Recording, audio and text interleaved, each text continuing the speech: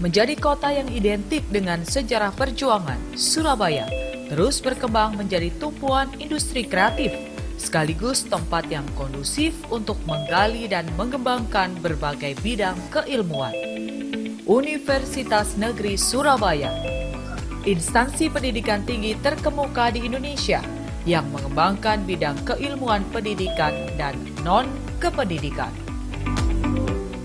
Berkomitmen untuk mencetak insan-insan unggul, menyiapkan lulusan yang tangguh, serta siap menghadapi kemajuan dunia. Fakultas Matematika dan Ilmu Pengetahuan Alam UNESA memiliki komitmen dalam menyelenggarakan pendidikan berbasis ICT melalui metode pembelajaran inovatif dan berbasis riset sesuai dengan perkembangan zaman.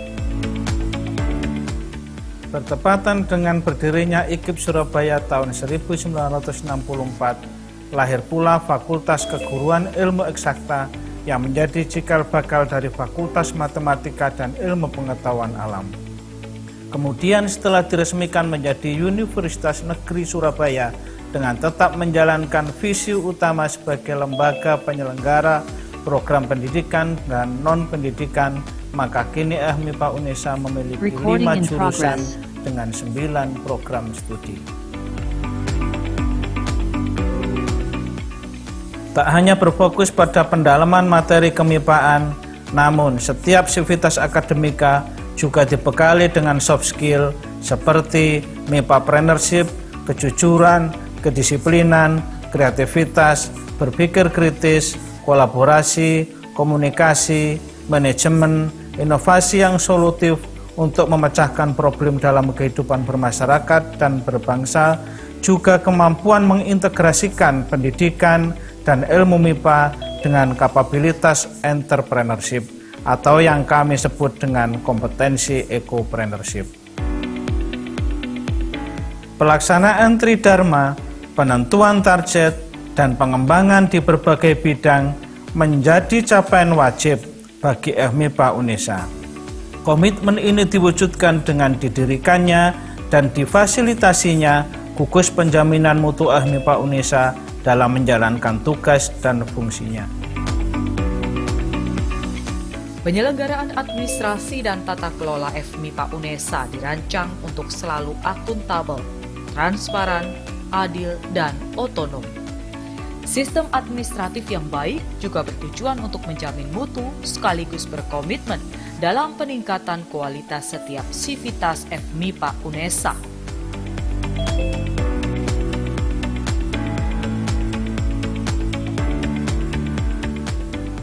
Demi terciptanya lingkungan pendidikan yang asri, Fakultas Matematika dan Ilmu Pengetahuan Alam UNESA mengimplementasikan program-program ekokampus. Di antaranya dengan menyediakan ruang publik yang bersih dan teduh, juga melaksanakan beberapa program lanjutan dengan menerapkan sistem pengolahan sampah metode 3R, reduce, reuse, recycle. Sekaligus menciptakan berbagai produk untuk memelihara dan menjaga keanekaragaman hayati. Kolaborasi memegang peranan penting dalam upaya menggali dan menemukan gagasan baru, berjejaring, memperluas relasi demi terbukanya berbagai peluang berkelanjutan. Fakultas Matematika dan Ilmu Pengetahuan Alam UNESA mewujudkannya melalui kerjasama dengan berbagai instansi, baik tingkat regional, nasional, hingga internasional. Berbagai sarana dan prasarana yang lengkap menjadi salah satu upaya Fakultas Matematika dan Ilmu Pengetahuan Alam UNESA. Upaya tersebut menjadi bentuk keseriusan UNESA dalam menciptakan ekosistem yang produktif bagi mahasiswa, menunjang kegiatan penalaran, hingga mewujudkan berbagai inovasi terbaru.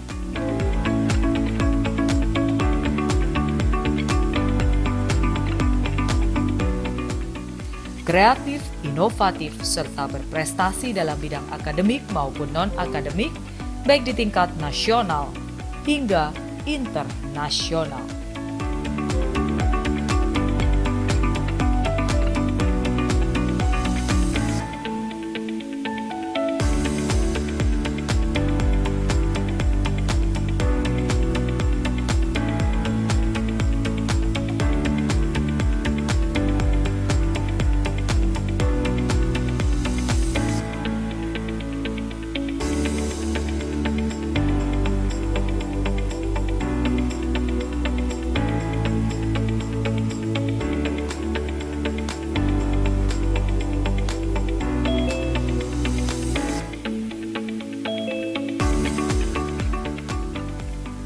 Dalam upaya memperbarui dan mengembangkan eksplorasi pembelajaran, FMIPA UNESA secara konsisten menghasilkan sejumlah riset hingga publikasi pada berbagai jurnal terakreditasi.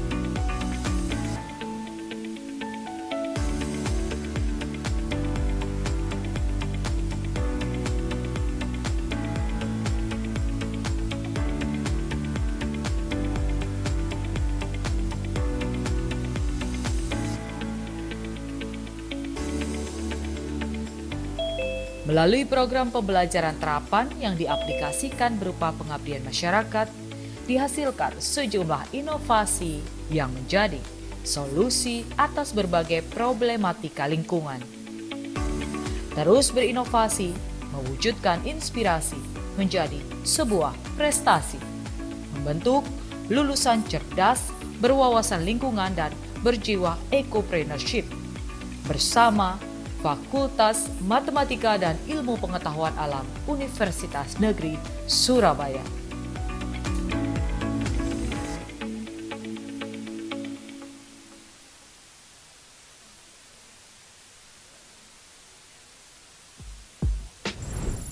Hello everyone, I would like to invite you all to join our upcoming international webinar.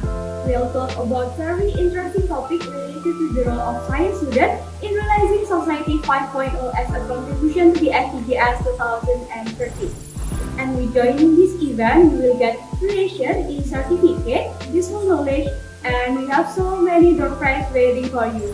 So go register yourself and I'll see you there. Hello everyone. Now we're open for donation. We accept the donation in cash only. All your donation will be given for helping our Indonesian children to become educated and healthy citizens. And how to donate? First step, you must visit link in unesa.com/donasi-pendidikan or scan our barcode in our pamphlet. Second step, fill in your amount, minimum 5,000 rupiah or 35 cents. You can make a message here, write your name, or you can be an anonym. And then enter your email for confirmation. The last step is choose your payment methods. We provide e-wallet, bank transfer, and credit cards, and then submit it. Your donation will be so useful for us, and then thank you. Good morning and welcome to the International Webinar Intergalactic 2021. This webinar with the theme The Role of Science Students in Realizing Society 5.0 as a Contribution to the SDGs 2030. This event is a series of intergalactic international event of technology and scientific 2021. Organized by Student Executive Board, Faculty of Mathematics and Natural Science, State University of Surabaya, by presenting reliable and extraordinary speakers. The first one, Dr. Helin Zainuddin, Associate Professor MARA, University of Technology. The second, Dr. Fatima Salim, Research Fellow Chemistry of UITM Malaysia. The third, Iqbal Ainur Rizki, Physics Student State University of Surabaya. Gold Medalist International Invention Competition of Young Muslim Scientists 2021. And also our great guest star today. The first one, Analisa Widyaningrum SPSI, MPSI, Clinical Psychologist, CIO of APDC Indonesia. The second, Jeremy Owen, Indonesian student in Netherlands and also content creator. Let's watch and enjoy the excitement of this international webinar. Ladies and gentlemen, next we will convey the rules for today's event. The first one, the webinar will start on time. The second, participants are requested to change the Zoom name with the format name_agency. The third, all participants are required to turn off the audio during the event. The fourth, all participants are advised to activate the camera during the event. The fifth, during the presentation, questions can be asked via room chat Zoom with the format name_question. The sixth, participants can ask questions by raising hand and waiting until the end of presentation to be called by the moderator. Participants will be invited by the moderator during their turn to speak and can ask directly to the speaker. The seventh, during the discussion, please maintain etiquette and manners, and it's not allowed to send anything outside the topic of discussion, either orally or in writing in the comment columns. Ladies and gentlemen, thank you for joining, and we will start today's event. Hello guys, we make a challenge for you guys to get our special door prize. First challenge, make Instagram story about today's webinar. Make it as interesting as possible because we will choose the most interesting to get the door prize. And the second challenge, we will choose one person who will make the best question during the speech of speakers or our guest star. So let's do it and good luck.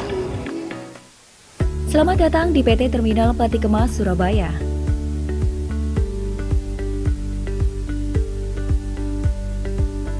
PT Terminal Peti Kemas Surabaya hadir sebagai pemain kunci dalam memfasilitasi perdagangan dunia.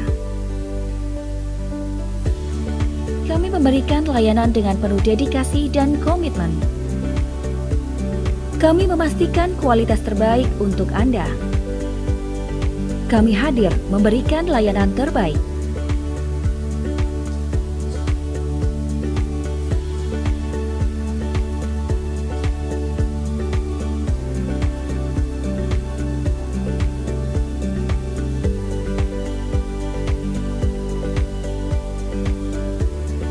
Terminal Peti Kemas Surabaya.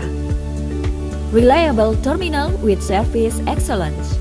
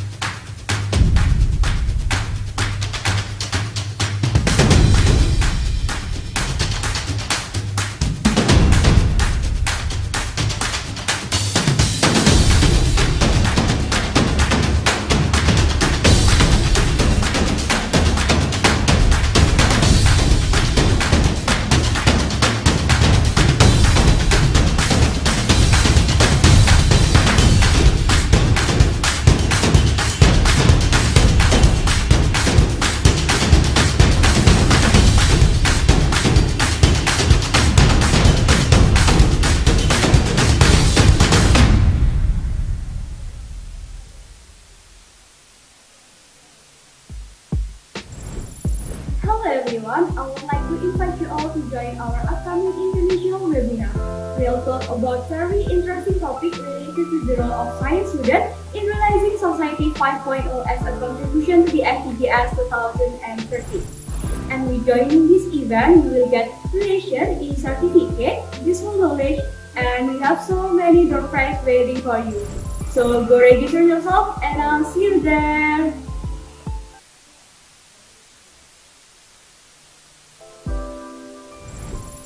Hello everyone. Now we're open for donation. We accept the donation in cash only. All your donation will be given for helping our Indonesian children to become educated and healthy citizens. And how to donate? First step, you must visit link in unesa.me/donasi pendidikan or scan our barcode in our pamphlet. Second step, fill in your amount, minimum 5,000 rupiah or 35 cents. You can leave a message here, write your name, or you can be an anonym. And then enter your email for confirmation. The last step is choose your payment methods. We provide e-wallet, bank transfer, and credit cards, and then submit it.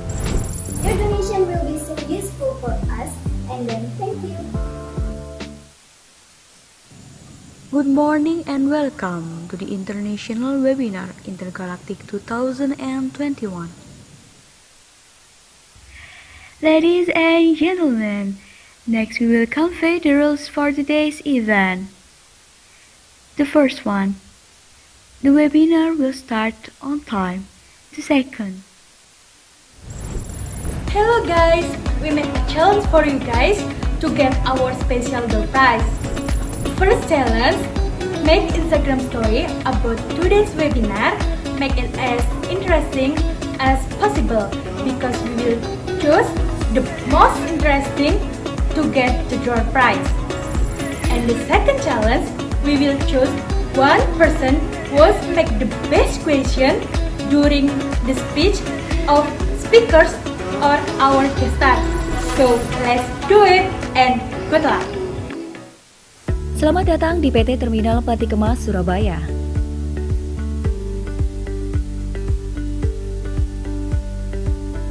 PT Terminal Peti Kemas Surabaya hadir sebagai pemain kunci dalam memfasilitasi perdagangan dunia. Kami memberikan layanan dengan penuh dedikasi dan komitmen. Kami memastikan kualitas terbaik untuk Anda. Kami hadir memberikan layanan terbaik.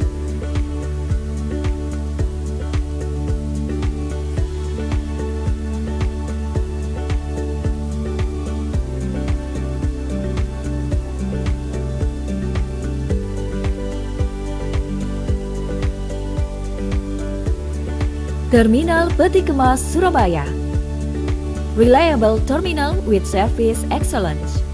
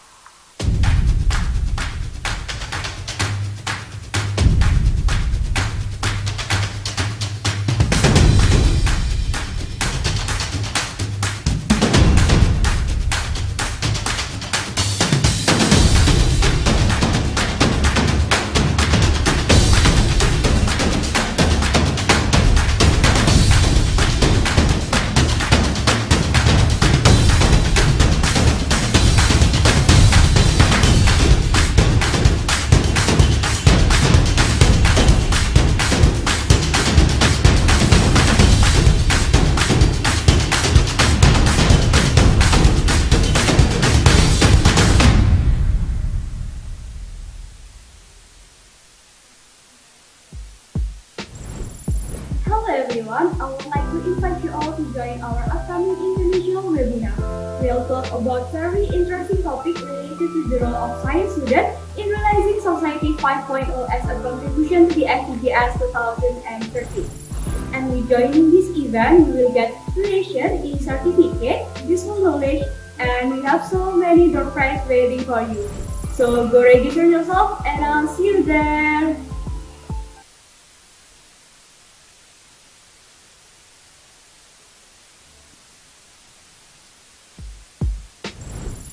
Hello everyone, I would like to invite you all to join our upcoming international webinar.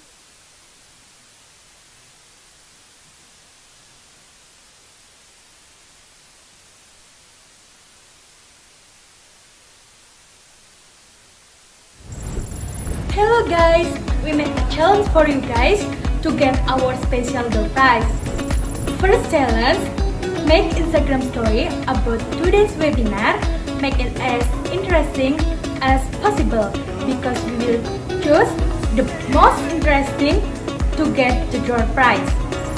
And the second challenge, we will choose one person who will make the best question during the speech of speakers or our guest star.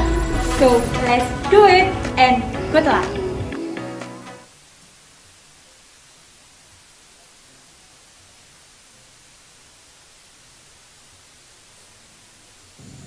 Good morning and welcome to the international webinar Intergalactic 2021.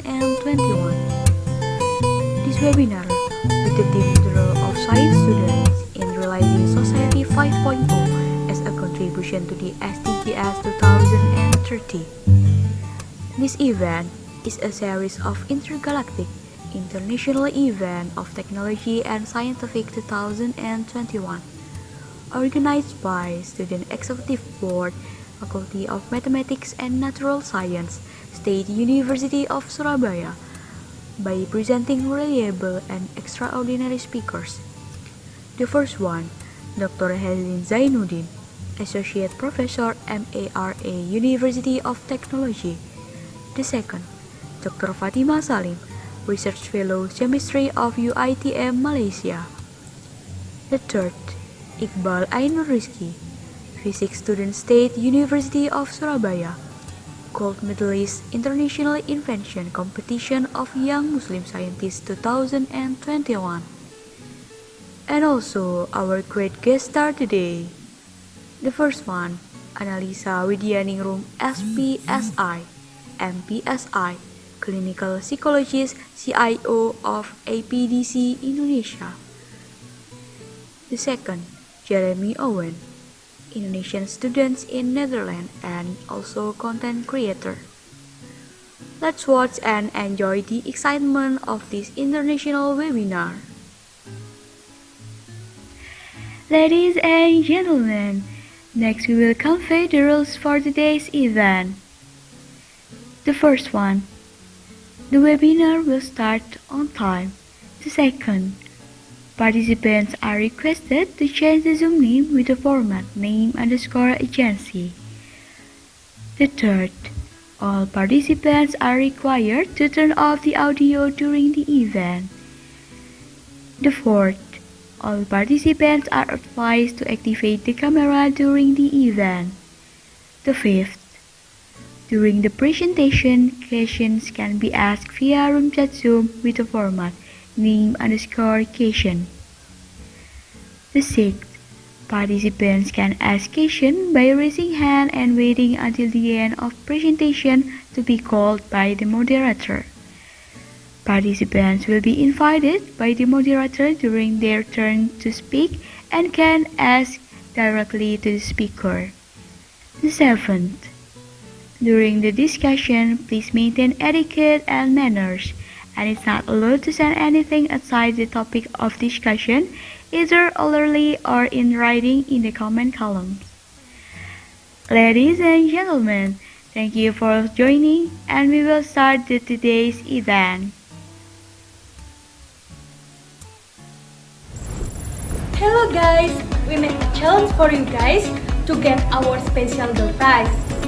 First challenge, make Instagram story about today's webinar.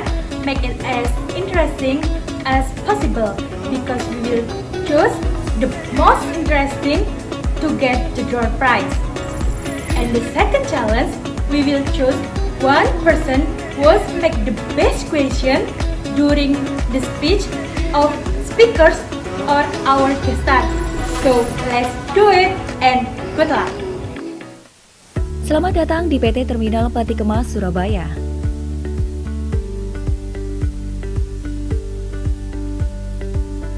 PT Terminal Peti Kemas Surabaya hadir sebagai pemain kunci dalam memfasilitasi perdagangan dunia. Kami memberikan layanan dengan penuh dedikasi dan komitmen.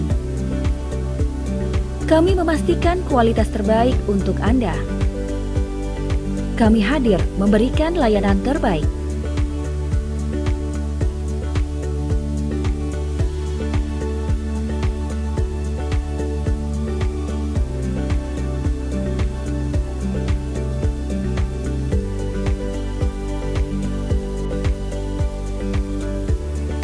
Terminal Peti Kemas Surabaya.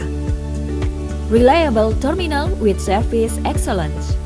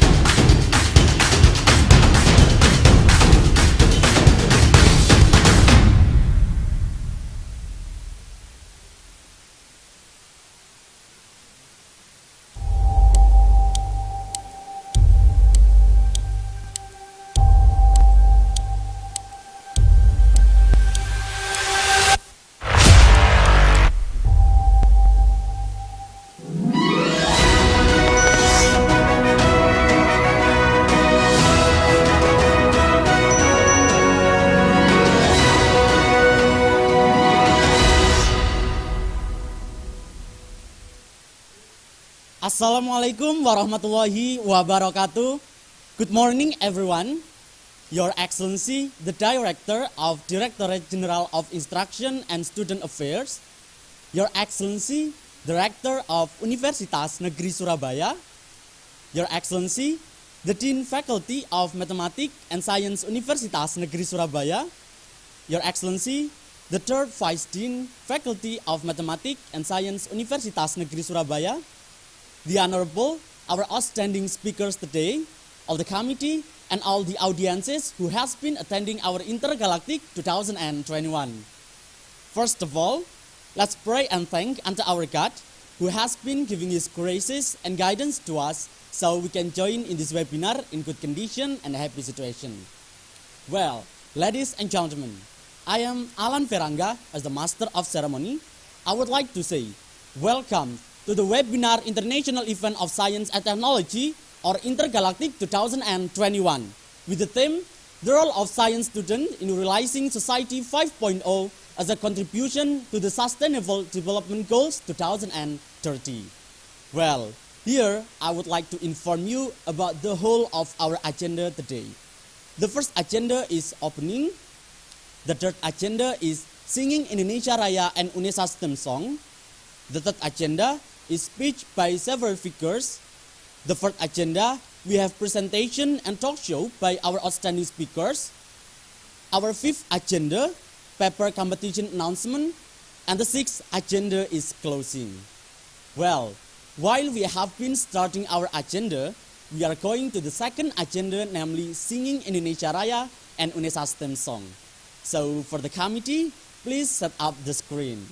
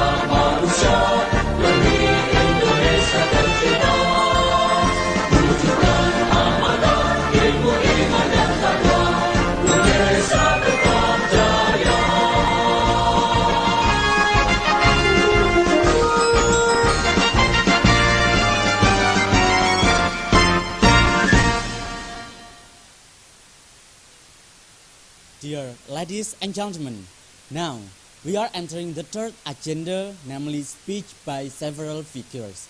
For the first speech will be given by the Chief of Intergalactic 2021. For Ahmad Misbah Khusururi, the screen is yours.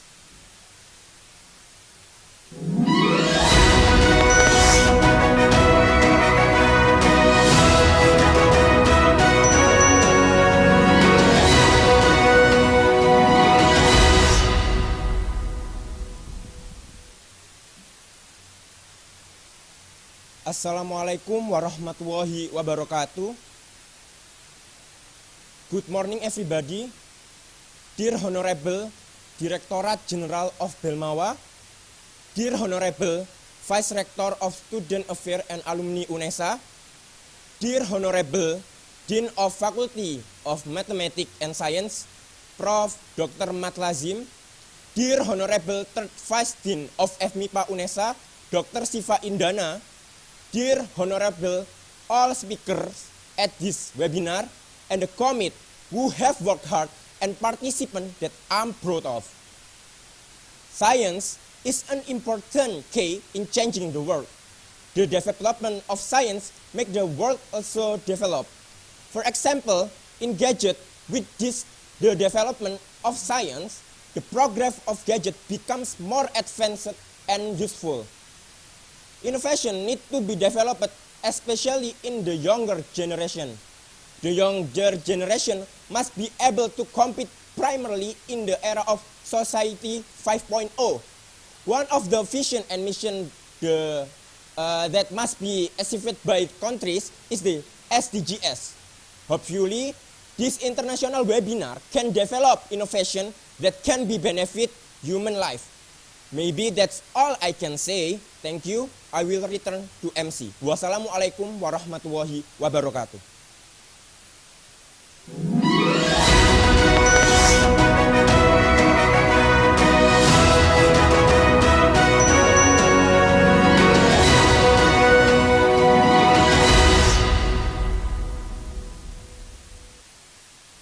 Thank you for your speech. The following speech will be given by the President of Student Executive Board, Faculty of Mathematics and Science, Universitas Negeri Surabaya. For Tony Pebita, the time is yours.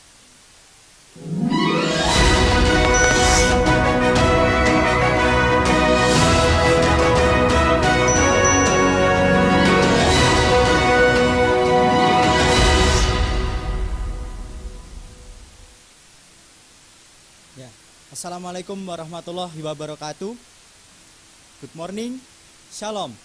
The Honorable Director General of Belmawa, the Honorable Vice Rector of Student Affairs and Alumni Universitas Negeri Surabaya, the Honorable Dean of Faculty of Mathematics and Science Universitas Negeri Surabaya, Profesor Dr. Matlazim MPD, the Honorable Vice Dean for Student Affairs and Alumni Faculty of Mathematics and Science Universitas Negeri Surabaya, Dr. Siva Indana MPD, the Honorable all speaker at this webinar event, and the committee who have worked hard and participant that I'm proud of. First, let me introduce myself.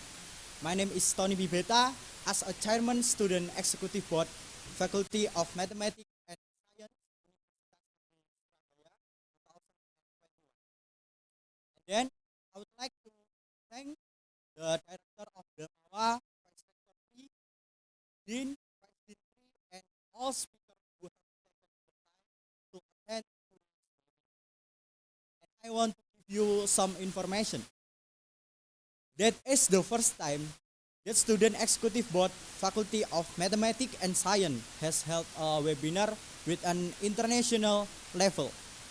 And I hope that with this international webinar, students can be more concerned about global issues and regarding the role of science student in realizing Society 5.0 as contribution to SDGs 2030. And at this webinar, we do not charge rates, and we open donation, which will distribute to UNICEF Indonesia, to help Indonesian children become educated and healthy children. And lastly, I would like to thank for all who have helped make this event happen. Thank you. Wassalamualaikum warahmatullahi wabarakatuh.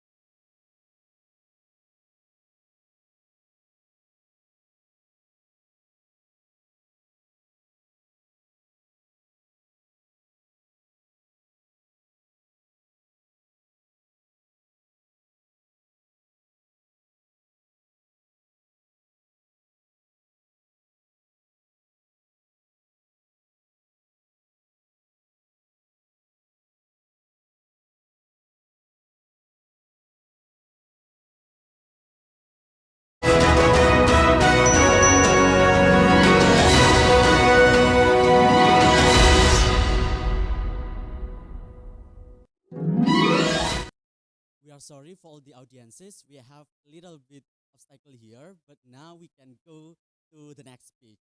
So, ladies and gentlemen, the last speech will be given by the third Vice Dean of Student and Alumni Affairs Faculty of Mathematics and Science. For Dr. Siva Indana, Master of Education, we please you to have the stage.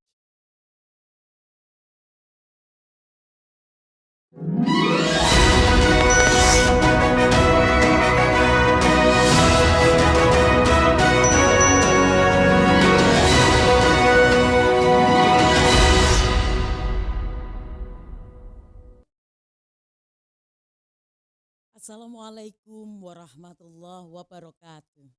Good morning, salam, swastiastu, namo buddhaya, salam kebajikan.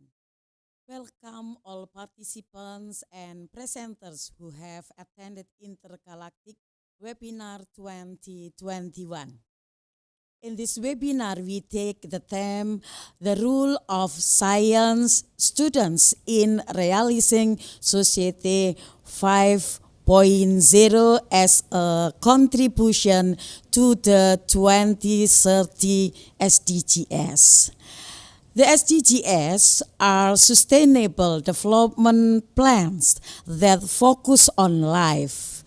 Through the Universitas Negeri Surabaya, students who are members of the Student Executive Board of the Faculty of Mathematics and Natural Sciences, or BEM-FMIPA, try to accommodate the potential of youth in Indonesia, especially science and technology.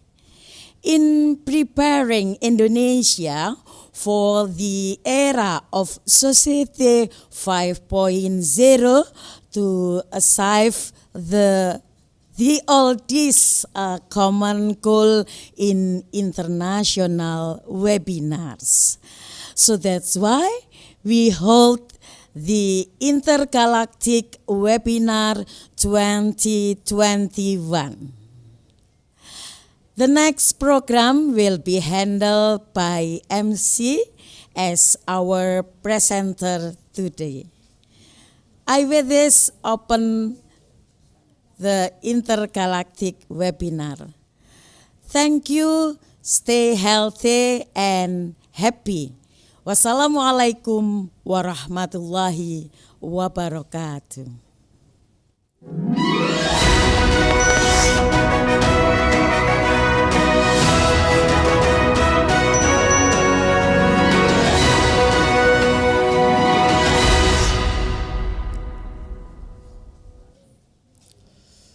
Well, ladies and gentlemen, that's all several figures that gives an opening speech in our agenda today. And right now, I have some agenda that I'd like to do with all of you, with all of the audience. The first is about our documentation. Here, I'd like to have documentation with all of you. So for all the audiences, please open your camera because we will screenshot our agenda today. So please open your camera. For all the audiences, please open your camera. We will have a documentation after this. All right, much more for the audiences. Please open your camera.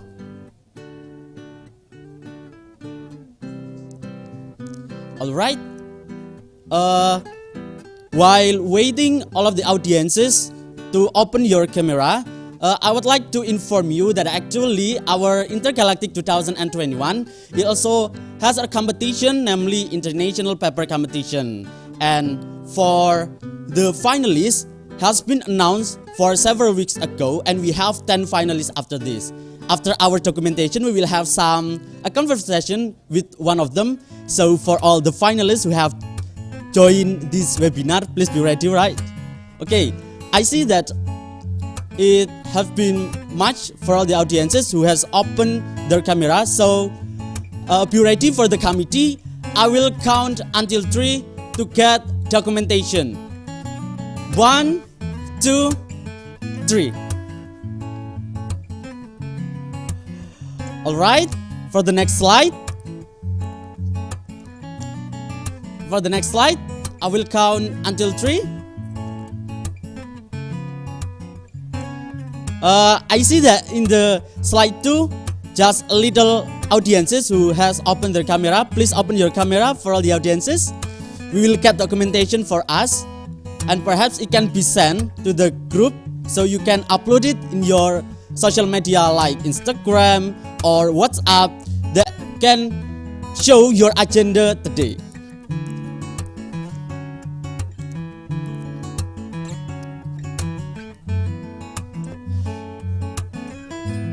Okay, while waiting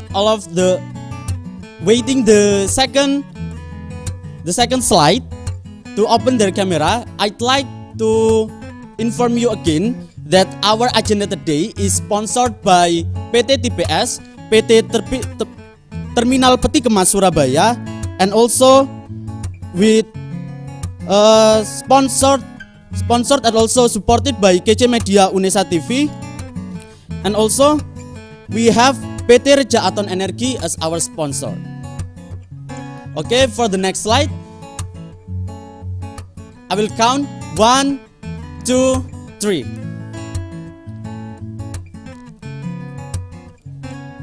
So, thank you for the audiences who have documentation with us. Now, I'd like to talk with one of our finalists in the international paper competition. So, I have a name right now, and the name is Fazlur Rahman Faisal. Hello, Fazlur Rahman Faisal, are you there?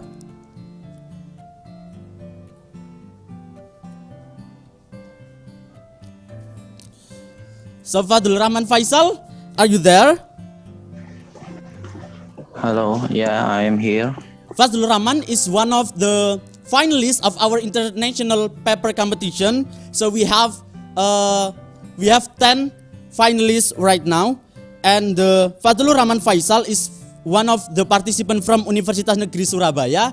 And here I see you, Fazlur Rahman. Hello.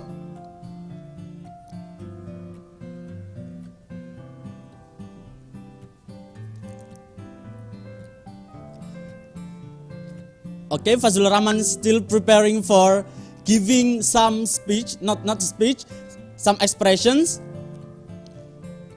to give their feeling, their information about our agenda. And also, okay, Fazlur Rahman, can you hear me? Yes, so clear. Okay.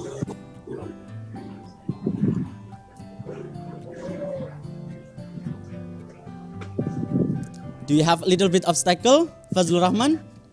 No, actually, already solved. Oh, we cannot hear your voice. Sorry, am I audible? Check. Test. Hello. Okay.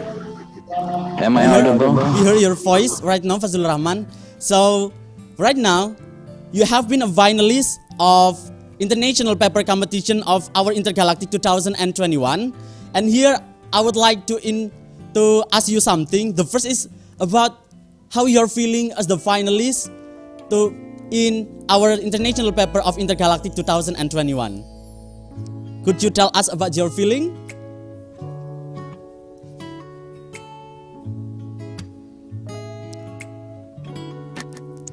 Okay, thank you for the attention.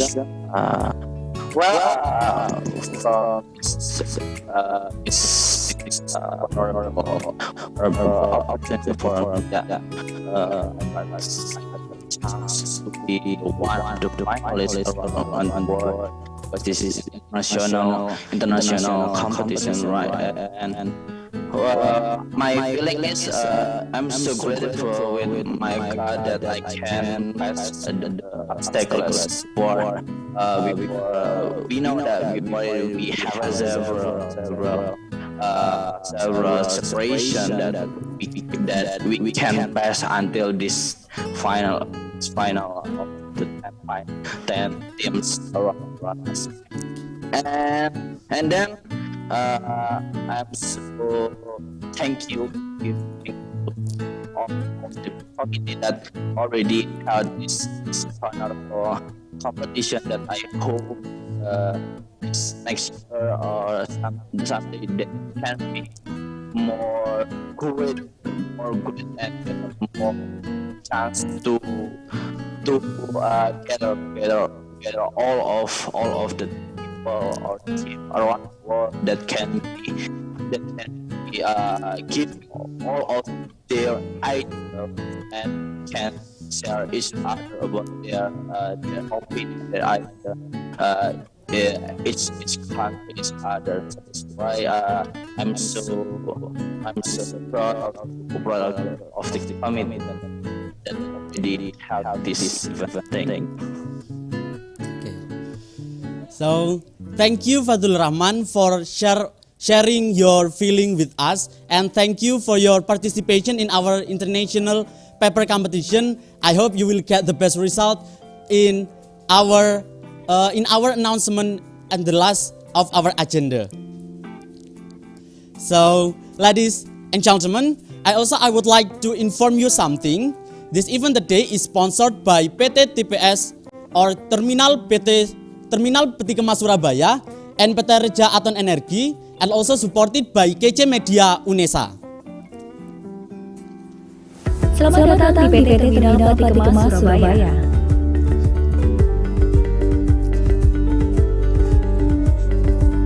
PT Terminal Peti Kemas Surabaya hadir sebagai pemain kunci dalam memfasilitasi perdagangan dunia.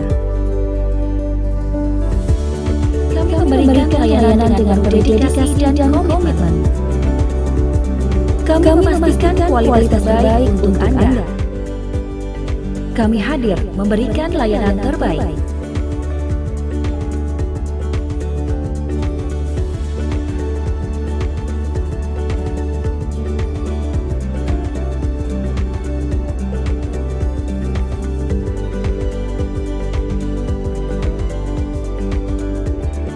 Terminal Peti Kemas Surabaya.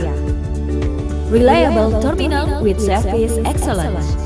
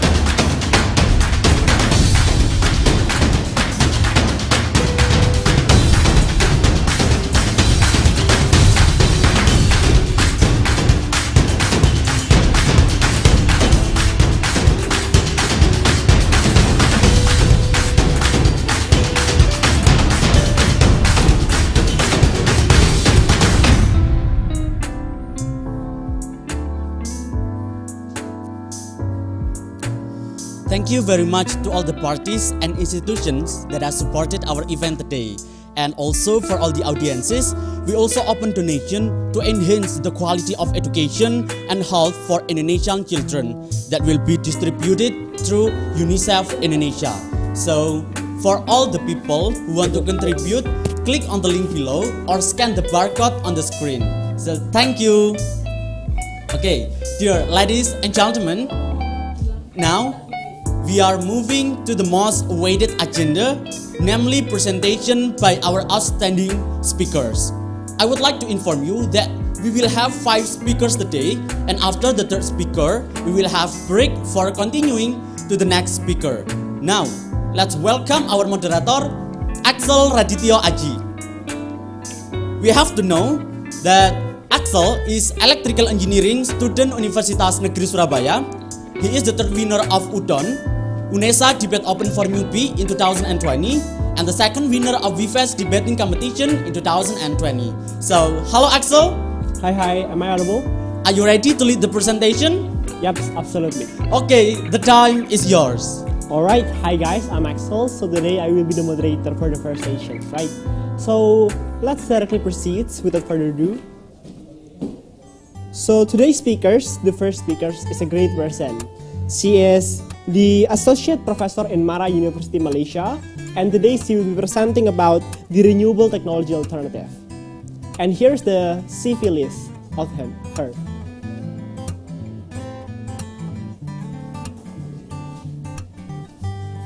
Dr. Hazlin Zainuddin. She is an Associate Professor of the Faculty of Applied Science at University Technology, MARA. Her last education was at University Technology MARA Shah Alam as Doctor of Philosophy Photovoltaic 2014. She often conduct research related to PV system. Has many competency certificates such as SEDA Malaysia Off-Grid Photovoltaic Technician Course 2018. Become a reviewer of 4 journals with 2 well-known journals, namely Scopus. In 2020, he will be the Malaysian Natural Research GCPV Design Course Trainer. In the same years, she also became head of IKE Spectra Tier 5. Has international and national linkage of more than 10 events. And she has qualified contribution, namely PhD work contributed to solar irradiation data for Malaysia book, SEDA Malaysia 2016. Alright, let's greet our first speaker today. Hi, Dr. Hazlin, are you here? Yes, hi. Mr. Alright, MC, cool. moderator for today. How are you today, Dr. Hazlin? Alhamdulillah, fine. It's a great day and honored to be here today, joining all of you in the Intergalactic 2021 event. Alhamdulillah. Okay, we are so honored to have you here right now. So are you ready for the presentations? Okay, inshallah. Alright, so the floor is yours. Here. Okay, let me set my time first.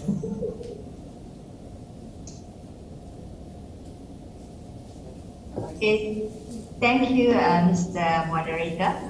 Okay, Bismillahirrahmanirrahim. Assalamualaikum warahmatullahi wabarakatuh to respected guests. We have here the President of SEB, Dr. Sifa Indana, Dean for Student Affairs and Alumni, FMNS, UNESA, the Dean of FMNS, Prof. Dr. Malazin, and then Rector, Student Affairs and Alumni, Dr. Agus, and then we have Mr. Nadim, and then my colleague, Dr. Fatima Salim, and then Mrs. Tasha, Kamila, and other respective students. And to our dear future generation students, particularly science students. So I'm Dr. Hazlin Zainuddin from University of Technology Mara, Malaysia, okay, under the research group of Spectra, Solar Photovoltaic Energy Conversion Technology and Research Application. So without further ado, I would like to share my screen.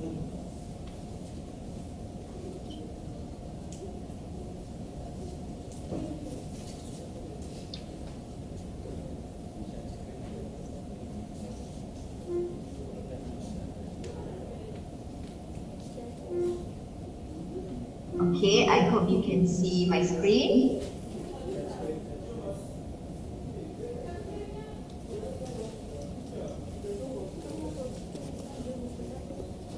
Excuse me, Dr. Hazlin, it's not visible yet. So yeah, probably some technical issues. So we're going to wait for a while. Okay. All right, right now you can share your screen. Okay, thank you. Yep, it's visible now. Visible now, thank you. Okay. Okay, so is it in presentation mode right now? Yep, it's completely visible.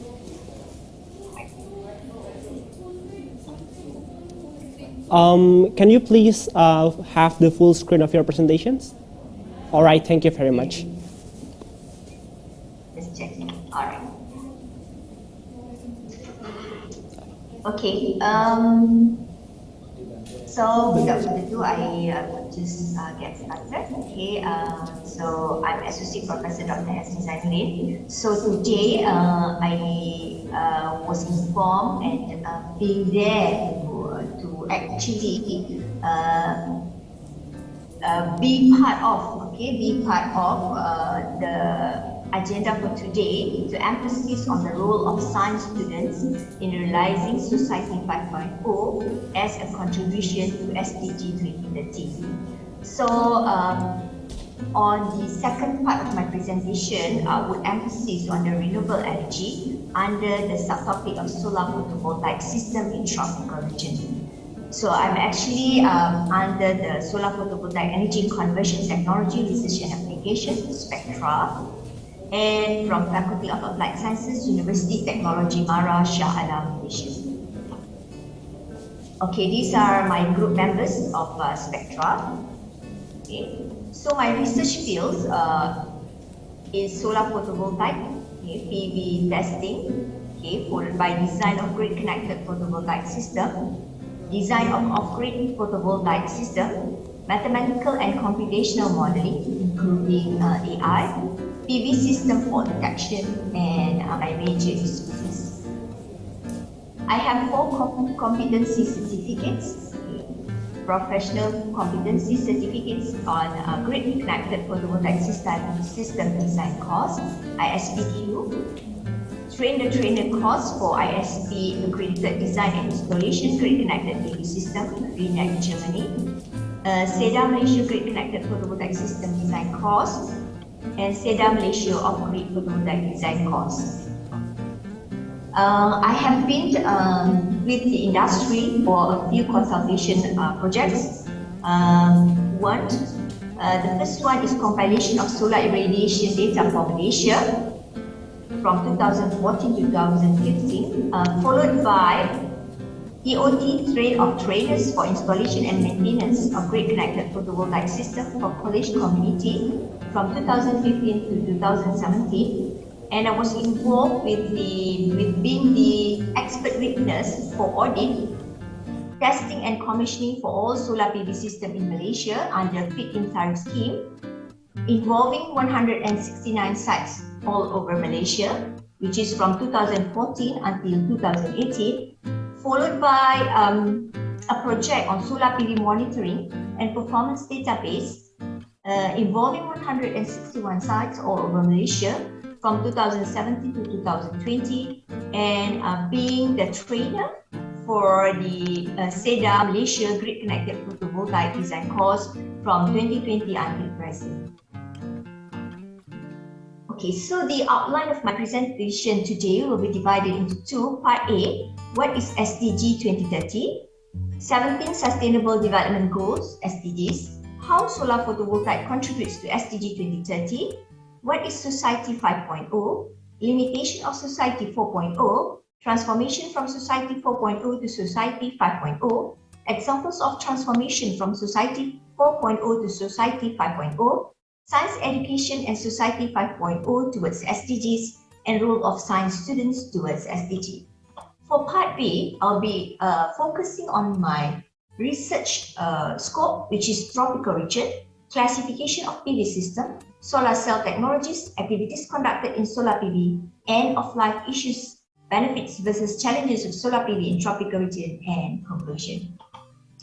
So without further ado, we will start with the part A on the what is actually SDG. So as refreshment, right? In 2015, all the United Nations member states provide a shared blueprint with the aim of peace and prosperity for people and the planet, now and into the future. There are 17 Sustainable Development Goals, SDG, which are an urgent call for action by all countries. So what are the 17 SDGs goals? Okay, we have number 1, no poverty. Second, zero hunger. Third, good health and well-being. Fourth, quality education. 5, gender equality. 6, clean water and sanitation. 7, affordable and clean energy. 8, decent work and economic growth. 9, industry innovation and infrastructure. 10, reduce inequalities. 11, sustainable cities and communities. 12, responsible consumption and production. 13, climate action. 14, life below water. 15, life on land. 16, peace, justice, strong institution. And 17, partnership goals. So how solar photovoltaic contribute to SDG? Under SDG goal number 7, 8, and 13. 7 is affordable and clean energy. 8, decent work and economic growth, because it provides new employment opportunities in the solar sector that makes a positive impact on the growth of economy. And climate action, because electric power sector is among the largest contributors of greenhouse gases, so we can reduce the dependency on fossil fuel by implementing a clean technology that is called solar photovoltaic.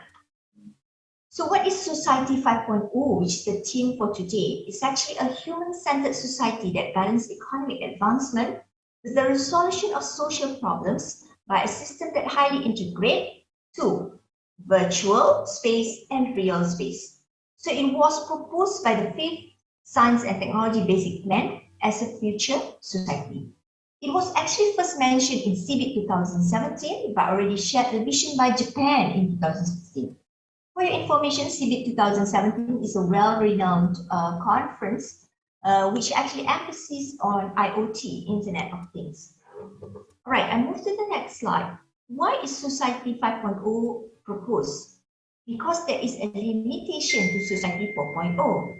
So social innovation in Society 5.0 will achieve a forward-looking social that breaks down the existing sense of stagnation, so members have mutual respect for each other. So what is actually the transformation from Society 4.0 to Society 5.0? In Society 4.0, people would access database via the network and then analyze the data themselves. But in Society 5.0, the analysis on the data themselves will be replaced with AI, artificial intelligence analysis, which in turn will return to the real world in physical form through robots, machine, and motor vehicles. This is very much associated with smart technologies. Okay, Science Education Society 4.0 and how they contribute to SDG. Science education plays a dominant role in providing students with sufficient knowledge and understanding of the complexity that causes the global challenges. Through the emergence of Society 5.0, it contributes to the SDG by addressing social challenges and enabling the peaceful coexistence. Peaceful coexistence between machines and nature. Therefore, science students should play their roles by being aware of the Society 5.0. So the emphasis on Society 5.0 is to make yourself known with IoT, Internet of Things, and get yourself involved with artificial intelligence or smart technologies. So I would summarize what are the role of science students in achieving SDGs 2030. One is to get yourself educated, and then you can educate your families and friends. Sorry. Okay, right. So I have to move back. Sorry, there's technical problem. Okay, hold on.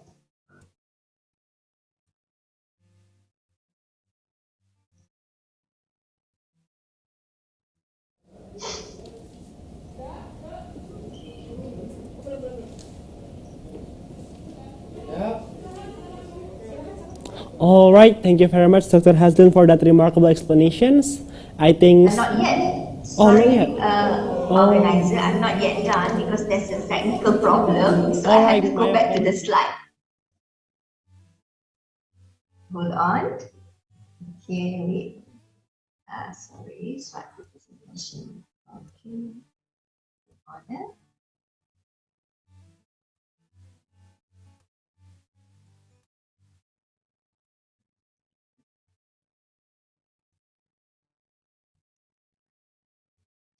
Something wrong somewhere. On.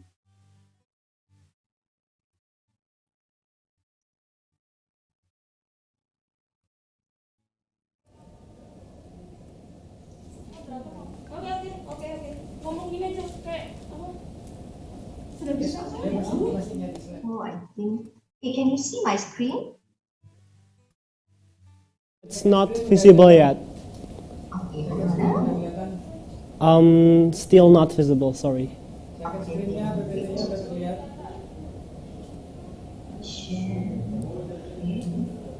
All right, it's visible now. Okay, hold on. Share.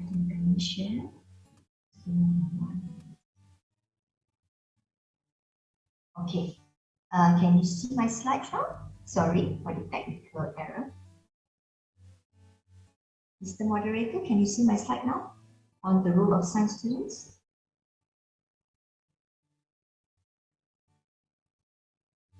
Hello?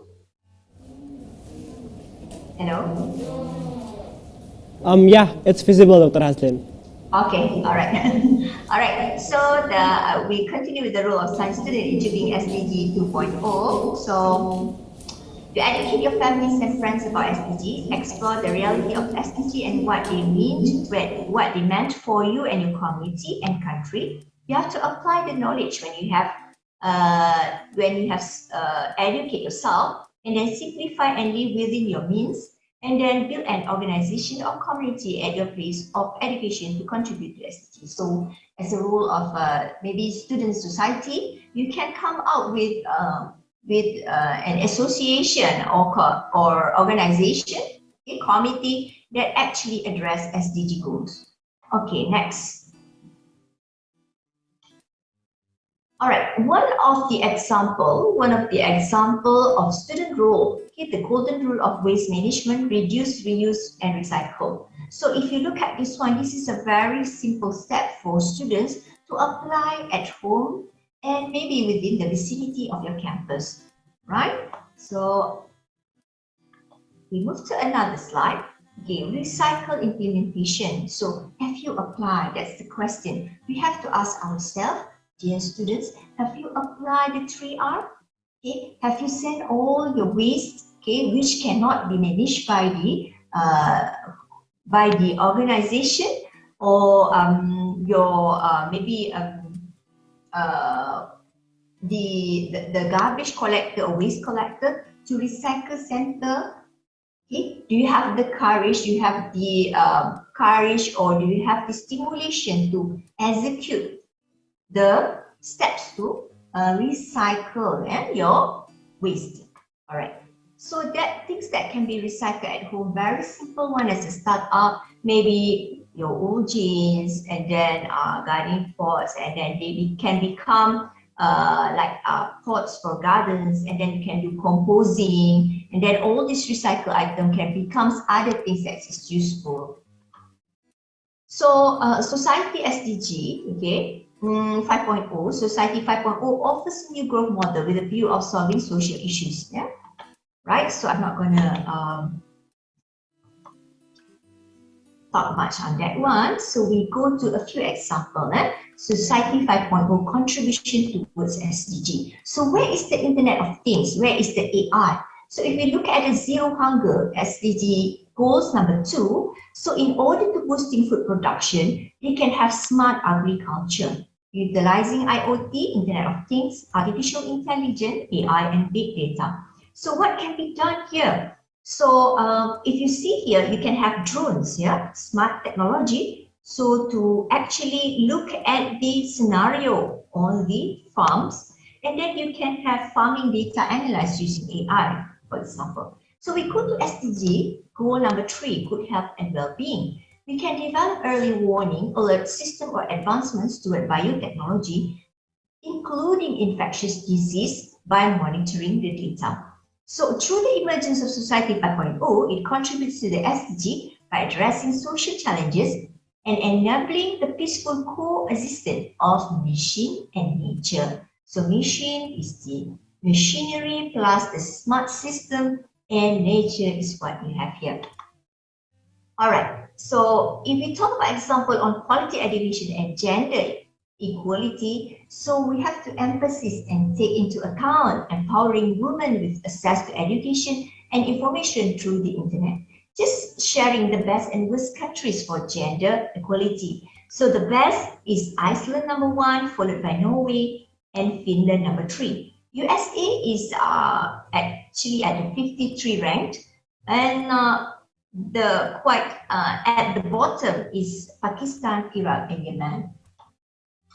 Okay, clean water and sanitation. So regulate paddy field water management remotely using smartphones. So what can you achieve from that? So you are able to reduce number of working hours required for water management by nearly 80% and amount of water consumed by about 50%. Affordable and clean energy. Now we are imposing into smart grid system. So you have the smart energy system where the Internet of Things or the AI will actually monitor the data for demand and supply. Okay, next.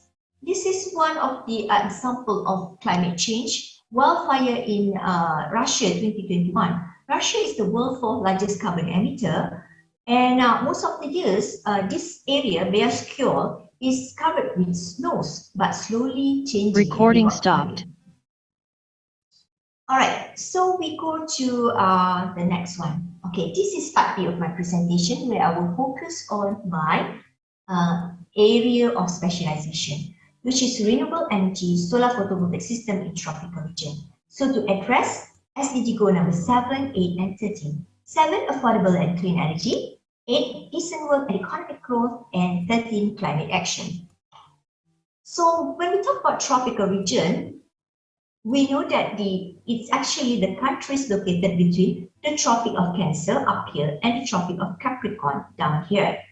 And we encounter this Universitas Negeri Surabaya here and Malaysia here. We are within the tropical regions. So tropic experience the sun perpendicular rays more frequent compared to other countries outside the tropical region. So we are blessed with that sounds from God. Okay, classification of PV system. So PV system is divided into 3 types: standalone PV system, hybrid PV system, and grid-connected PV system. For standalone PV system, it can be with battery or without battery. Hybrid PV system, you can hybrid with DC, wind turbines, and also fuel cell.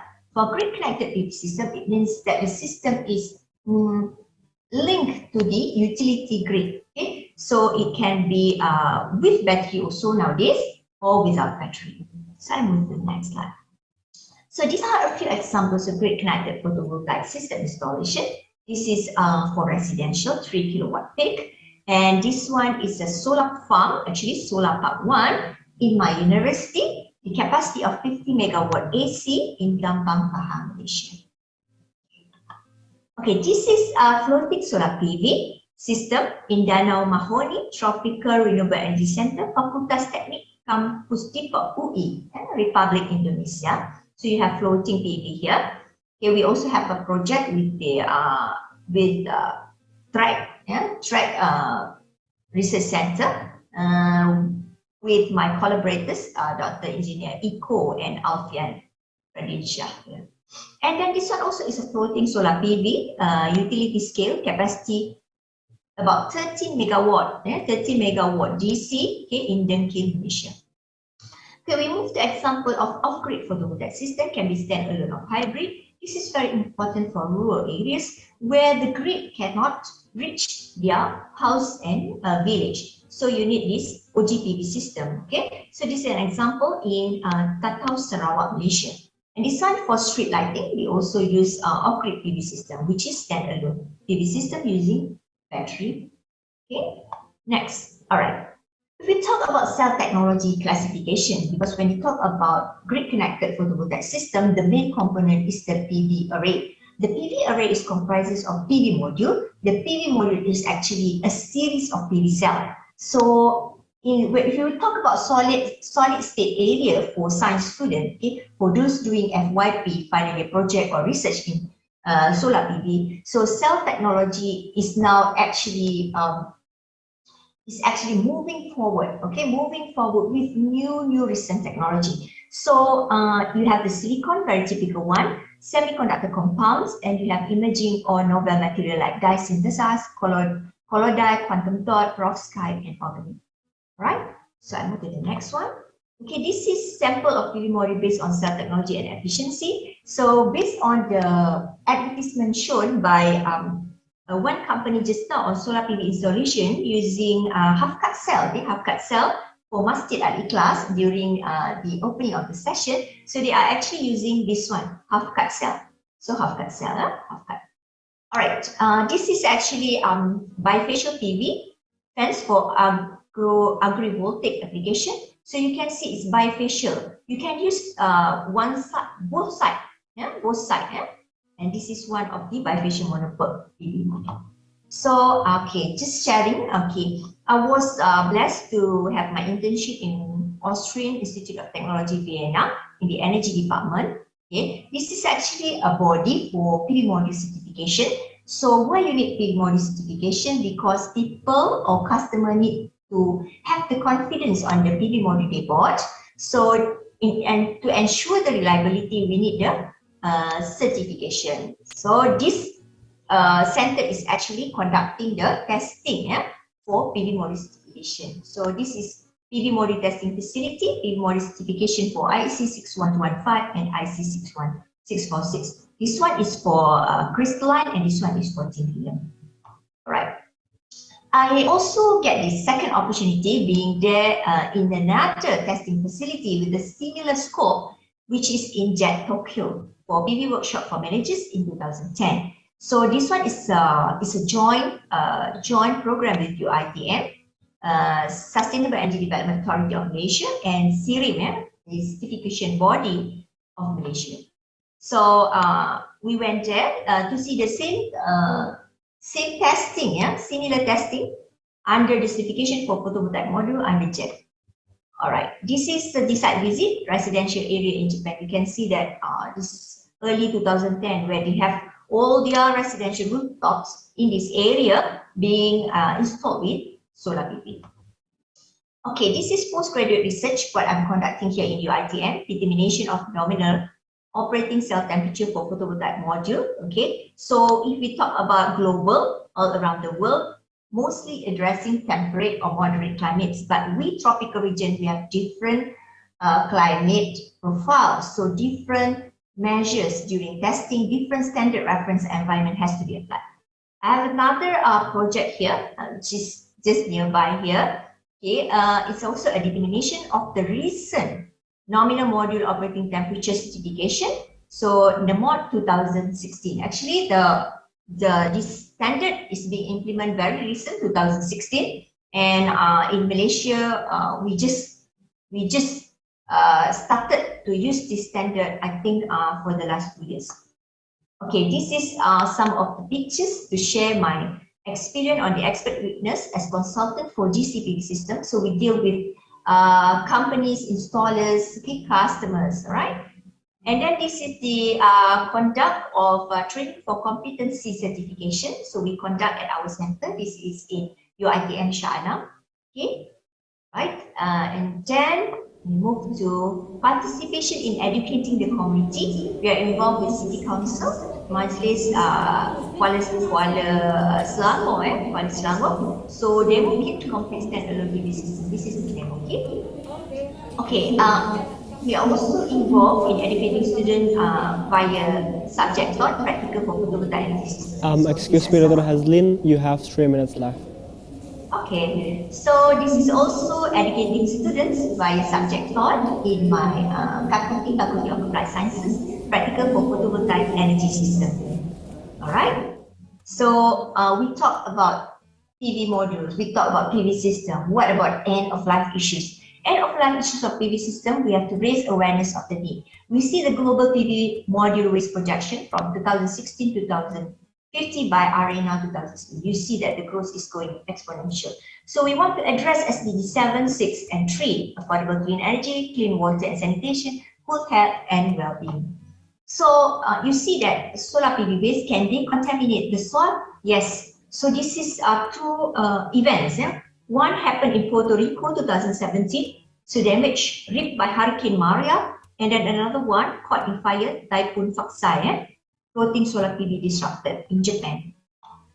So how that this solar PV disaster, if not properly managed, can actually affect the clean water and sanitation. So toxic material from landfill contaminate the soil groundwater. Some PV module contain lead, cadmium, toxic chemical. So this e-waste should not go to regular landfills. So if the PV module breaks, what happens? The toxic material will leach and contaminate the soil or underground water. So concept of recycling of PV module, end of life solar panels, separation, plumber removal and adjuvant recovery, wafer recovery, wafer recycling, cell manufacturing, and plumber free. So existing waste reduction principle 3R. 3R is not actually the favorite because they aim to do tremendous capacity installation. So proper recycle framework needs to be placed. So this is the benefit and challenge of PV usage in practical. Okay, for conclusion and future prospect, I think my last slide. Excuse me, Dr. Haslin, I think we're running out of time. Yes, this is the last slide. Okay, thank you very much.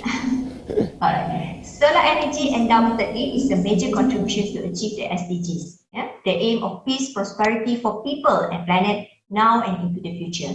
The SDG as well have been proposed as a motivational guideline for projects and policies in the energy sector to achieve their sustainable goals. In the future, we hope that developing nations, especially the areas those experiencing a low quality of life, could manufacture clean and affordable energy with proper management of the e-waste, so they can live healthy and convenient life. So let us all, my dear students and respected guests, together hand in hand starts to contribute to SDG with skills to support Society 5.0, integrate virtual space, IoT and AR, and physical space in whichever area you are involved. The role of science student in realizing Society 5.0 as a contribution to the SDG 2030 is significant. With that, I end my presentation. Thank you. I pass over to the moderator. All right. Thank you very much, Dr. Hasdan, for that remarkable explanations. Deeply apologize for the inconvenience because we are running out of time. So now we are going to directly proceed towards our second speakers. All right, our second speakers.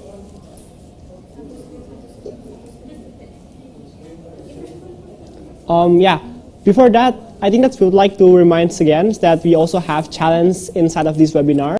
For you guys, the audiences, if you have like Instagrams, you can post Instagram story and tag our Instagrams right now, so that at the end of the events, you will get rewards from the committees. All right, so now let's directly proceed towards our second guest. Our second guest is also as great as the previous speakers. She is becoming the research fellow in the Department of Chemistry UITM Malaysia. And today, she's going to be presenting about density functional theories. All right, so let's greet our second guest. For Dr. Fatima, are you here? Yes, I'm here. Hi, Mr. Moderator. All right, thank you very much for the confirmations. Before that, let's roll the CV. CHM Dr. Fatima Salim, Research Fellow Chemistry of UITM Malaysia, has studied education up to postdoctoral fellowship at Taur Rahman Institute for Nature Product Discovery, University Technology, MARI, Puncak Alam graduate in 2015. She has more than 5 years research supervision for doctorate, master, ongoing postgraduate, and ongoing PhD supervision. She also received funding for more than 15 research findings. One of his ongoing research is ongoing PhD supervision.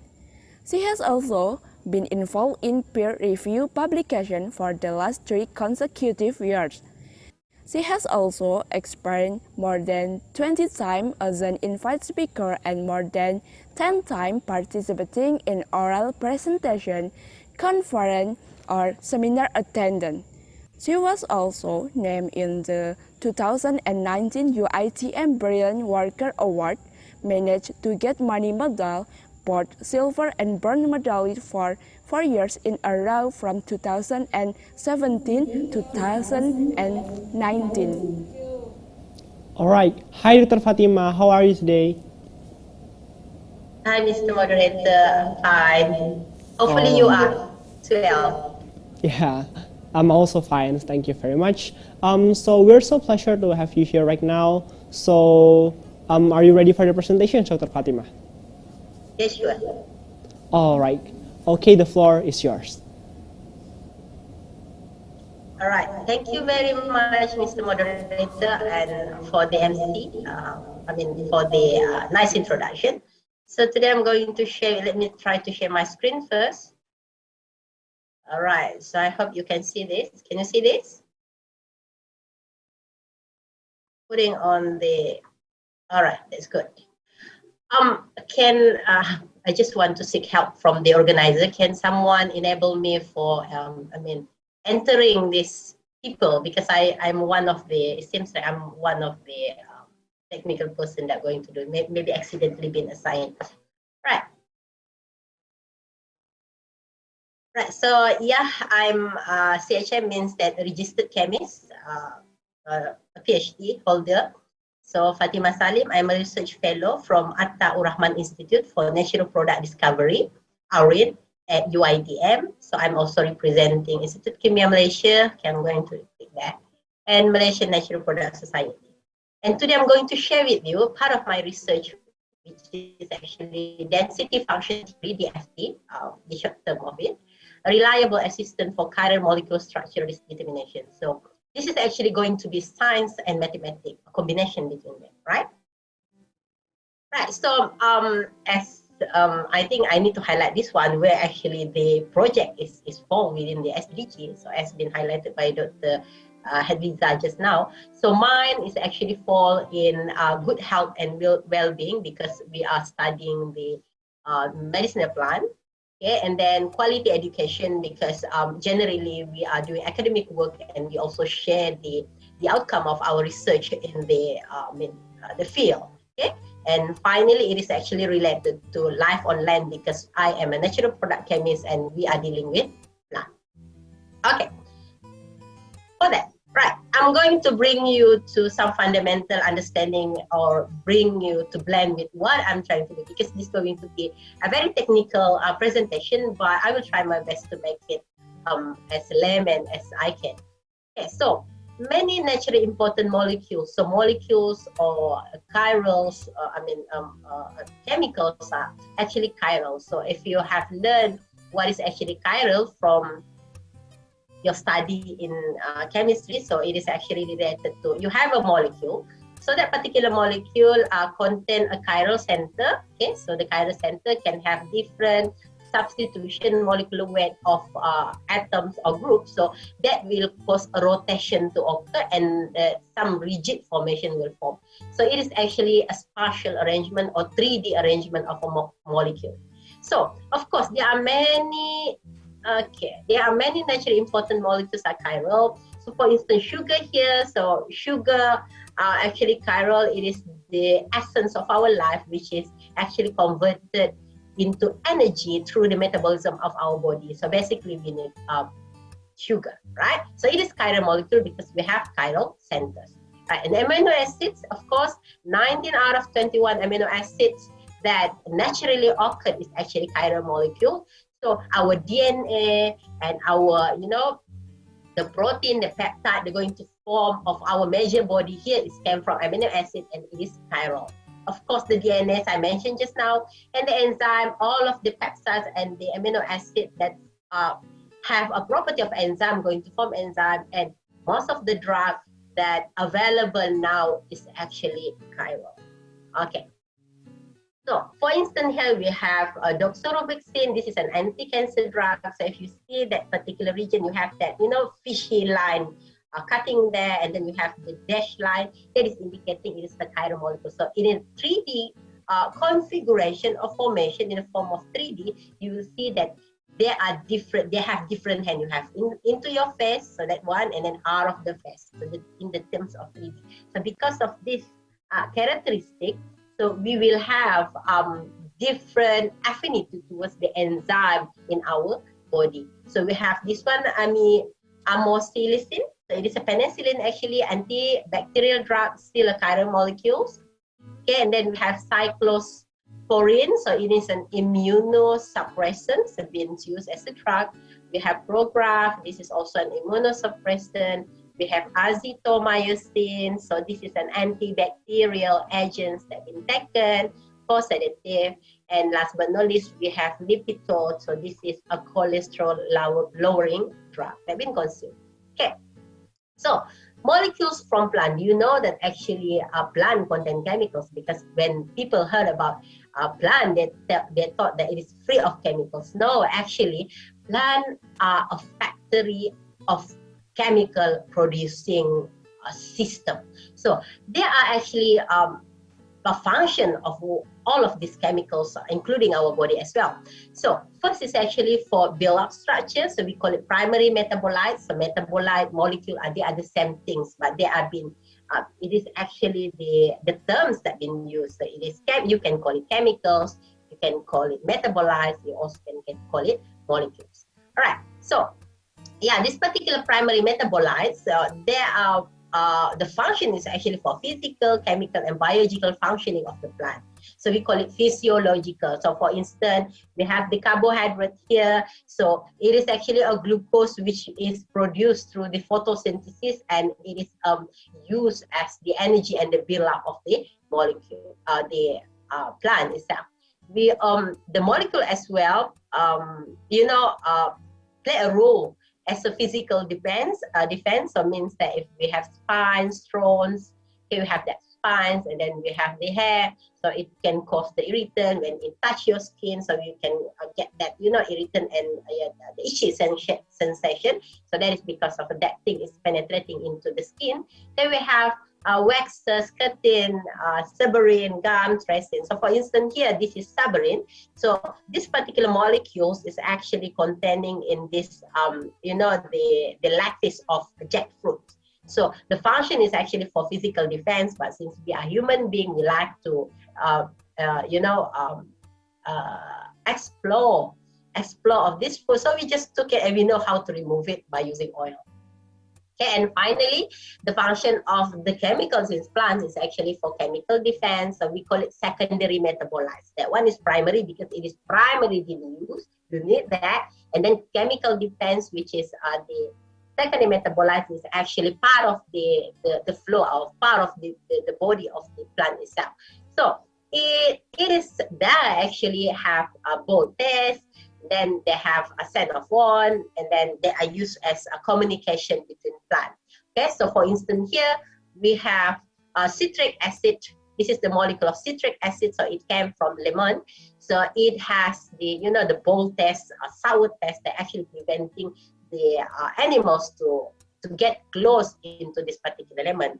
Okay, and then we have polygon. This is the structure of polygon. It is also chiral because you have that chiral center there. This is not chiral. Okay, and it is a sense to warn actually from the male to prevent again the predator to come close. and we also have tannin. So this is the structure of tannin.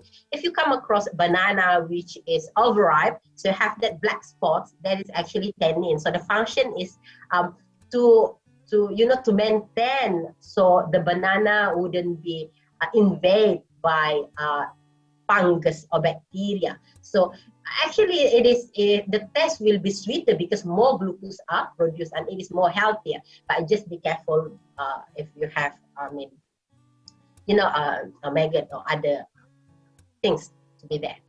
Right. So why are we, as a natural product chemist, we are so keen to learn about plant? Because history has shown that more than 50% of the drug available commercially now is actually derived from plant. So we have this Kemunting Cina, and this is a common, ornamental plant that been commonly planted. So it gave us vimblastin. So this is a structure of vimblastin isolated from the plant. So it is used for chemotherapy drug.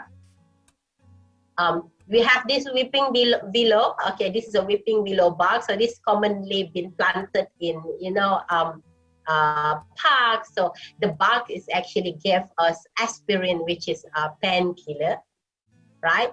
And then we have pilocarpet. So this is a natural stimulant. So it is stimulating saliva and sweat. So it is initially isolated from Marantan jaborandi. Okay, we have quinine. So this is the structure of quinine. It is an anti-malarial drug. So it is isolated from fever tree plant. And last but not least is cocaine. So it is a numbing agent, right? Numbing agent, and it is isolated from cocoa leaves. Okay. So how actually we as a natural product chemist, because some people, they just cannot relate. I mean, how actually the chemical are there in the plant. So we as natural product chemists, we targeted on certain plants. So this will be based on our interest, okay? Whether plants been said that it has a traditional value, means that someone said that this particular plant documented been used traditionally to treat diabetics. So we as natural product chemists, we're going to take the plant and then try to study to see whether it is actually justifiable as anti-diabetic plant, or actually it's just a hearsay, right? So what we did, we dried first. So the drying will be depends on what are you targeting, what type of chemical, because you need to know by doing some literature review, okay? If the compound there are volatile, so you cannot dry in the oven, we just have to dry it in the ambient way. Okay, and then after that we ground it. So grinding will give us this powder. The purpose is actually to reduce the size, so the interaction between the solvent that going to extract with this particular powder will be very high. So this is an example of conventional way of extracting.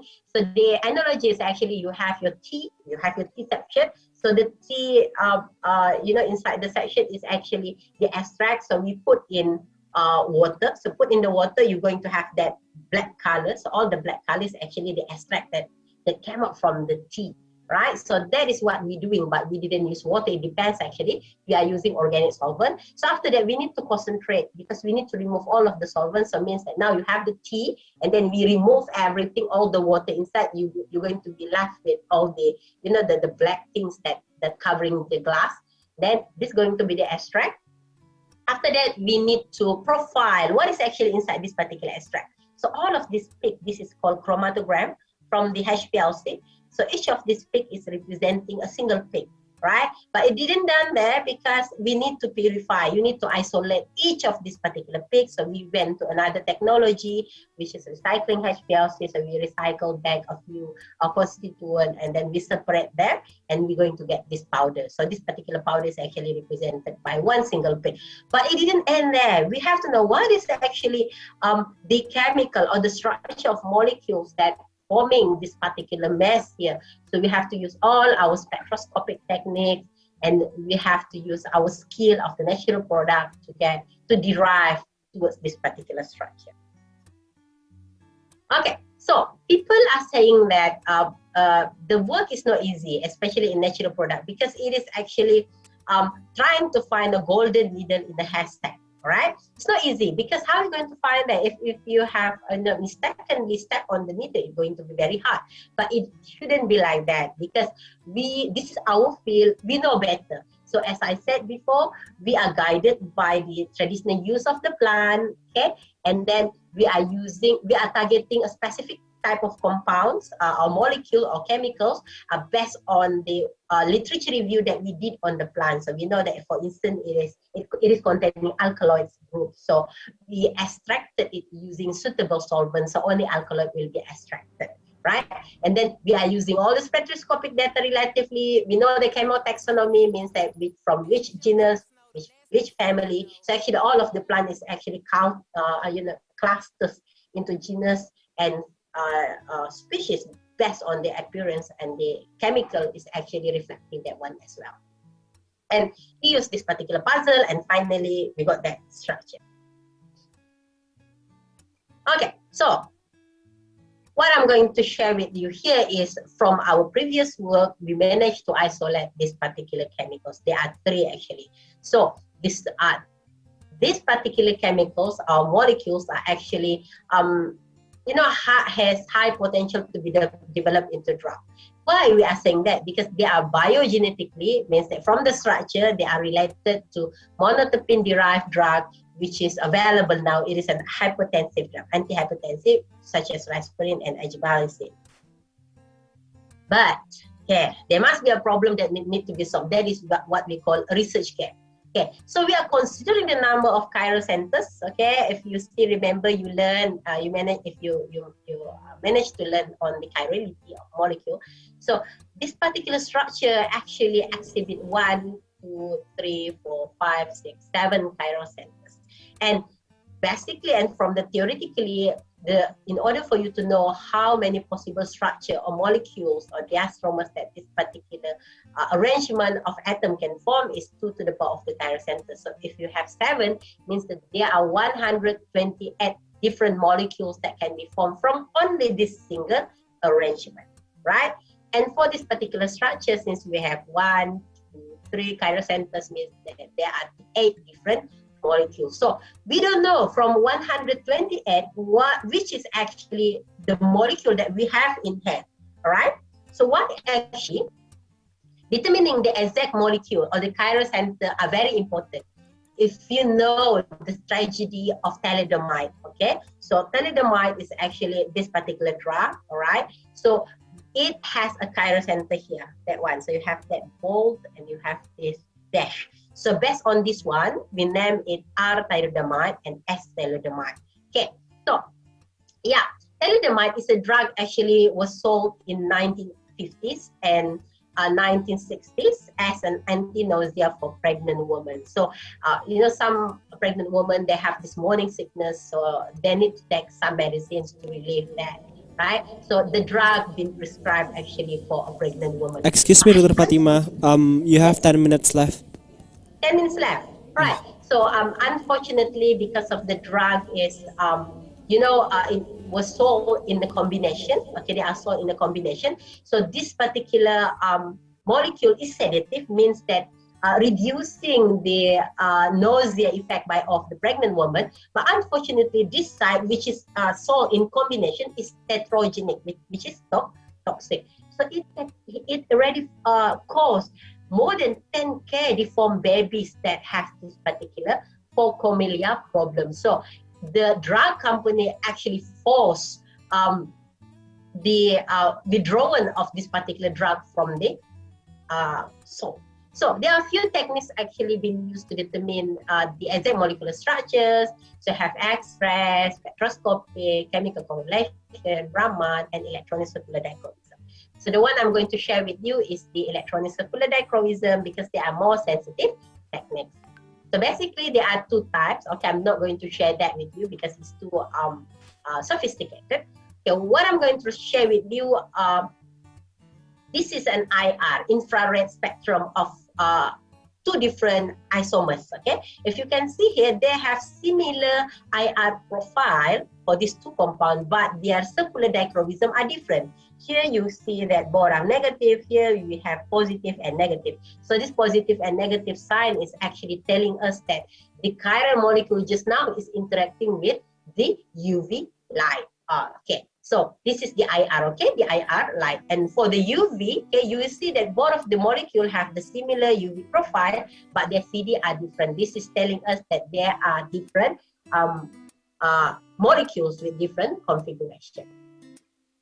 Okay, however, the CD as well have limitation, right? So there are empirical techniques. That means that we need to come out with a more reliable technique. So it comes into the computational chemistry. Okay, so computational chemistry is actually quantum mechanics techniques. It's used for calculation. So here comes the mathematical part. So we are actually embedding mathematical formula, and then we put actually inside the computer. So the idea is just like this. We have the experimental data just now, the CD data, and then we have the proposed structure. We put in a computer command so it can calculate or predict a property that can derive the exact molecular structure. Okay, so this is actually the idea of the research. Okay, we have three parts. We need to make sure the sample is pure, and then we have to come out with a computational method.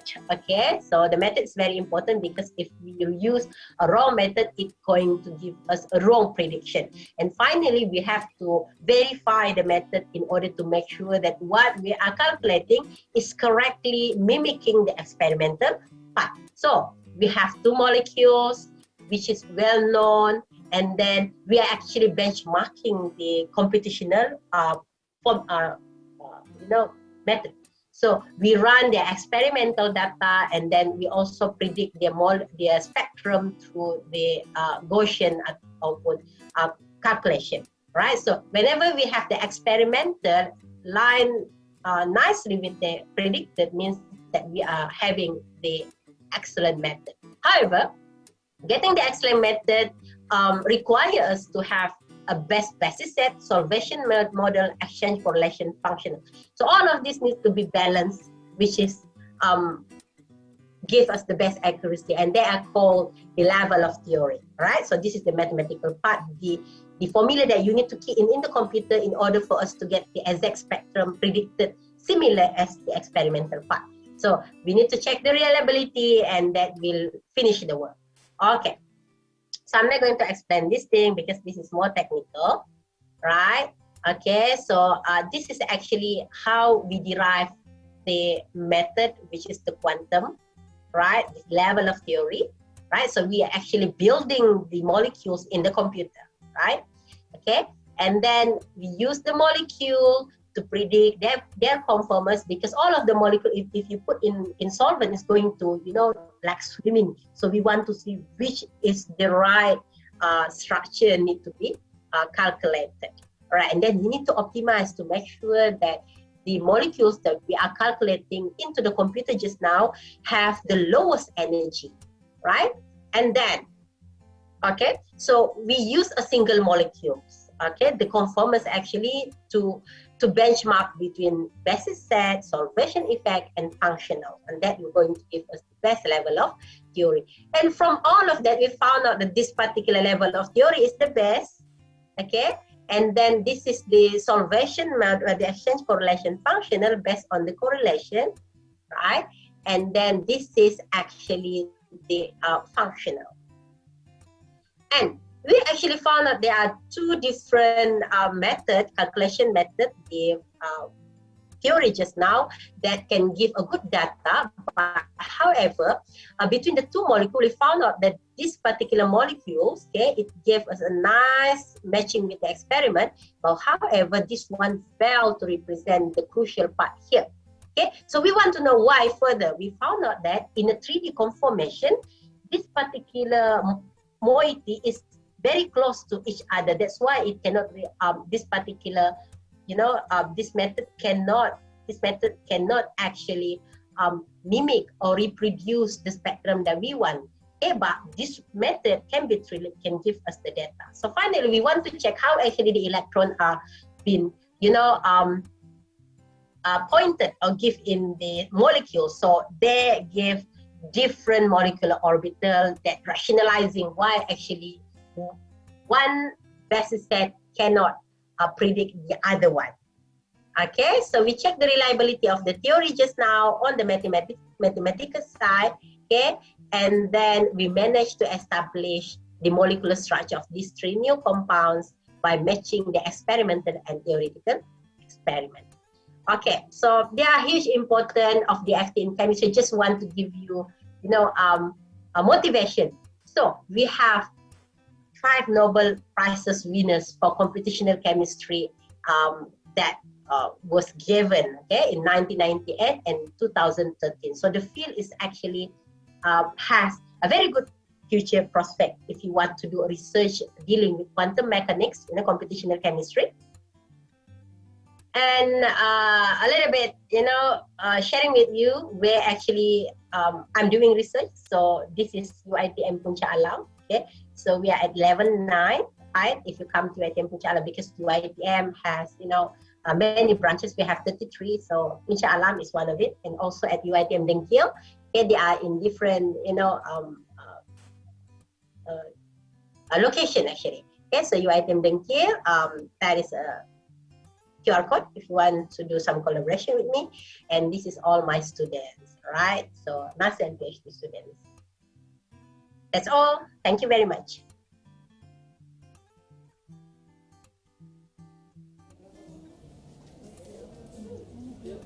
Thank you, moderator. All right, thank you very much, Dr. Fatima, for that great explanations.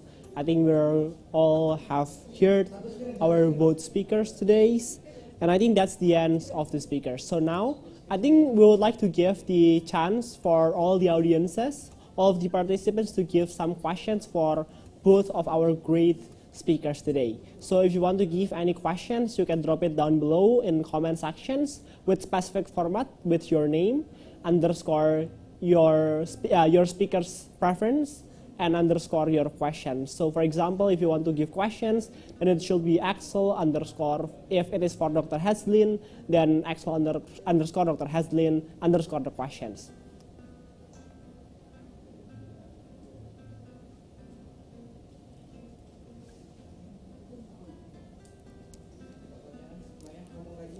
All right, so far we found 2 questions in.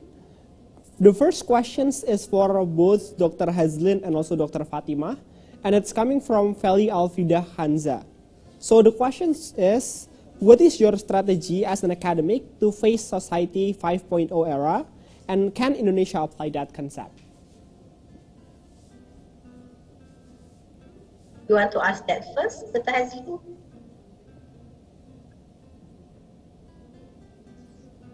Okay, I can start first, and then we will continue with Dr. Fatima. Okay, so Feli asked about what is your strategy as an academician in realizing 5.0 era, and how Indonesia will take the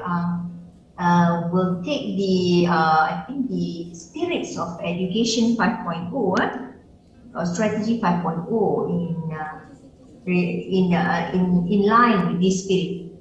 Okay, so if we look at education 5.0,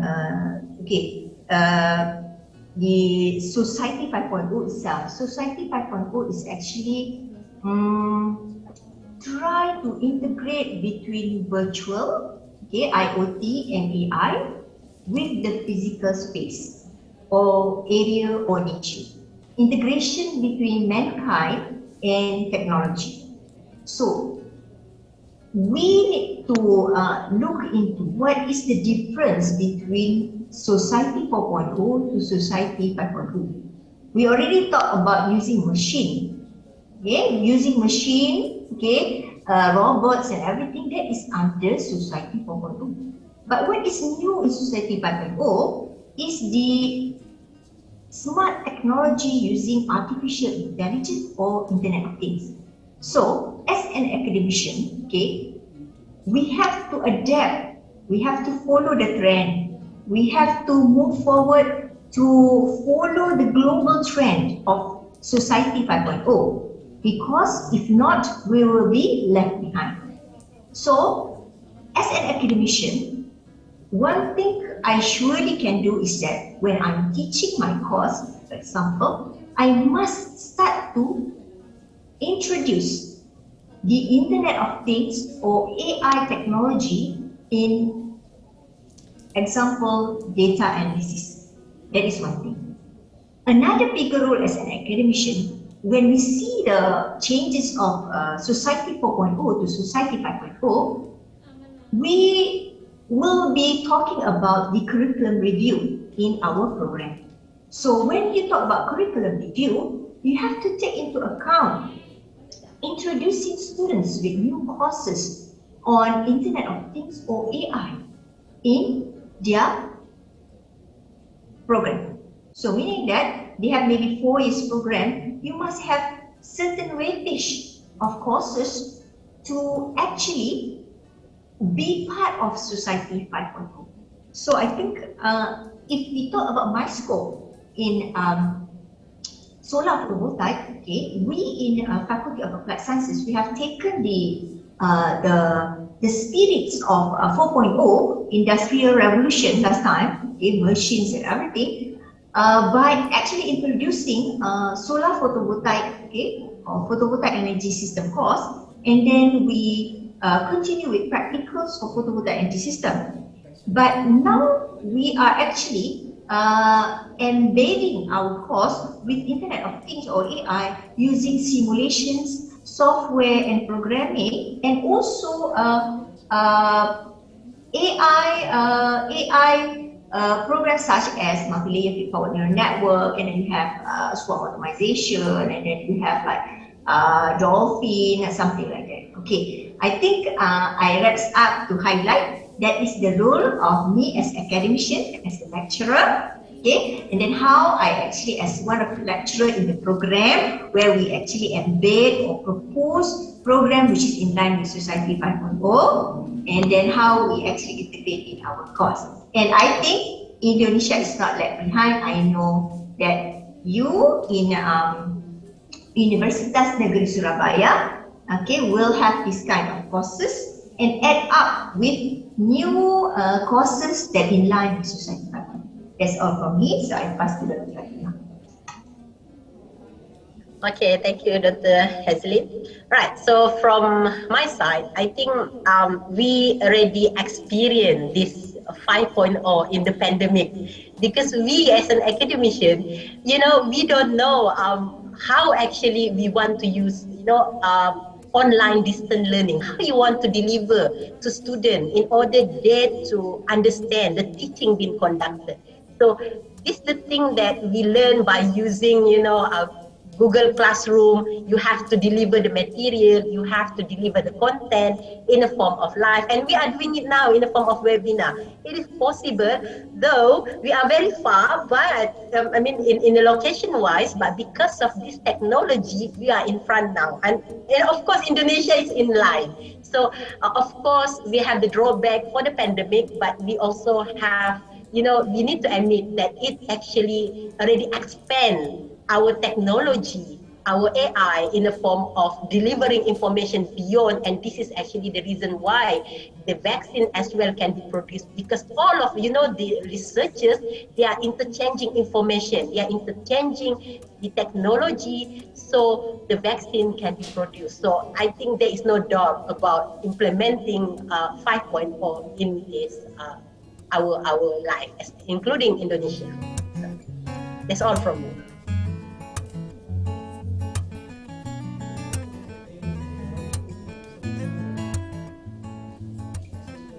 All right, thank you very much, Dr. Hazan and Dr. Fatima, for that answers. I think that's pretty much good and answer the questions properly.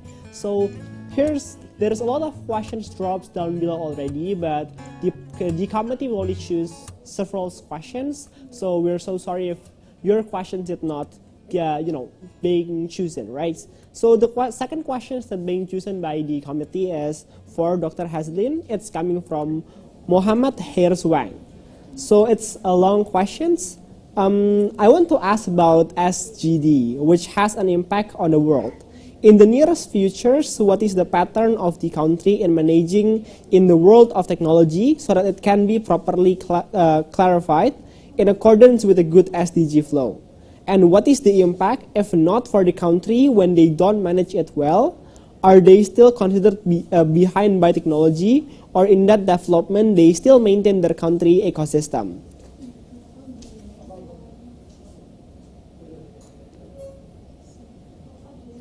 Okay, thank you for the question from Mr. Haswan.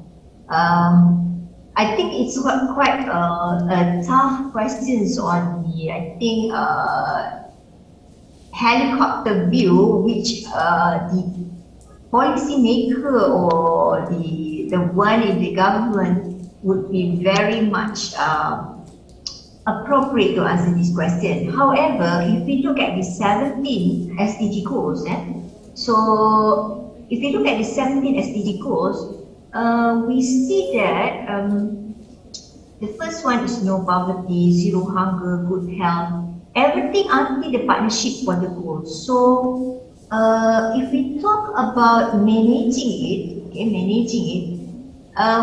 if we don't have a kind of proper management of mechanism, we might be left behind. But however, I think with education and awareness of everybody, each one of us should start from ourselves.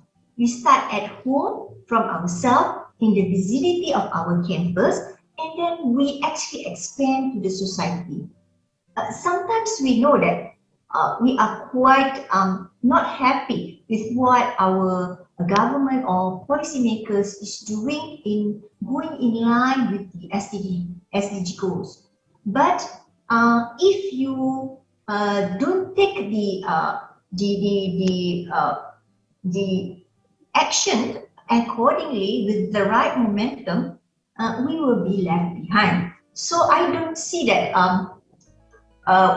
we should take the positive side of it. So the sustainable development goals are there, and we each one of us should take the responsibility to apply in whichever area you are in. If you are a student, then in your area, you try to fulfill any one of the 7 SDGs. So if everyone starts with that, as a whole, the aura, the aim of the SDG, 17 goals, with the, I think with the aim of having peace and prosperity for people and the planet now and into the future will happen in phase that is acceptable for our country, and then we move to another phase, and then go to another phase, and will be in line with the nations. Okay, I think that's all from me. I hope Mr. Hazwan is satisfied, because I'm not the policymaker. I just can give from a point of view. Thank you.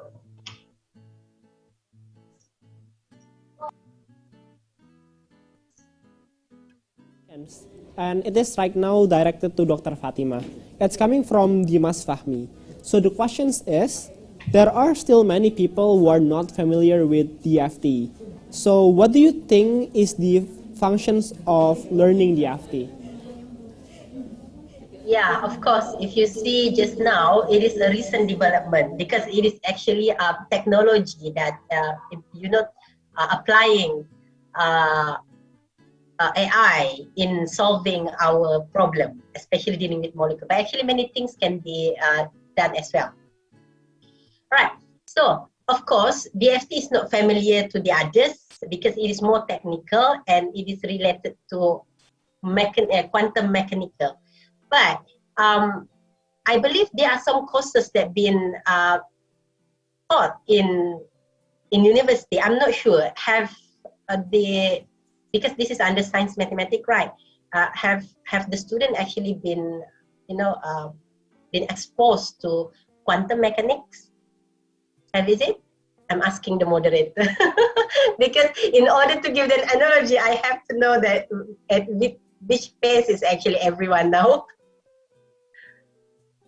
Physics should have a quantum mechanics. So I'm from physics background. Physics should have quantum mechanics. Yeah. So if you have the quantum mechanics, what is actually DFT doing? We are actually using all the subatomic particle, which is using up initio method. So we are creating orbitals and molecules by using computer. We are commanding the computer by using all of the mathematical formula just now. You're commanding the computer, the system or the software to create the molecule for you. Right? So how you do that is by understanding actually the fundamental behind the molecular theory. So you have to know more, as Dr. Hazlin just said just now. So you are physicist, you're supposed to know that your atom has an electron, has a proton, and then has a neutron. All right. So we as a chemist, we actually want to know the interaction between these atoms. So we are using the DFT in a form of electron density surrounding the atom to execute the property in terms of what. So what I did is actually, we want to know how actually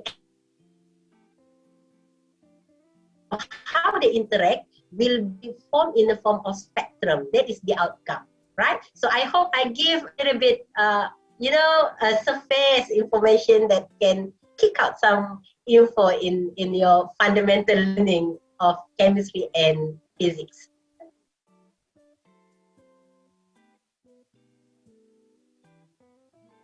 Back to you, moderator. That's answered pretty well. So there is another questions for Dr. Fatima, and it's coming from Muhammad Haris Bang again. So the question is, I want to ask about the growth that is happening in developed country like Malaysia, whereas many tropical countries are experiencing difficulties in managing growth and progress, which can hinder the progress of the countries. Actually, I cannot catch the question because my line is not in a good condition. I want to search the question. Is it from Harris Wang just now? Yeah? Yeah, it's from Harris Wang. Okay, so I think the best answer for this is actually because of ecological zones and per capita income. Okay, and if you want to compare, we need to compare apple to apple. So now we are comparing apple to to banana, perhaps with the different country. But if you want to compare Malaysia and Indonesia, another things that we have to consider is actually the population. Okay, I just searched just now, a minute to search. So Malaysia now we have 33 million, population, and Indonesia is 277 million. So that is far, to control the people. So again, I believe that although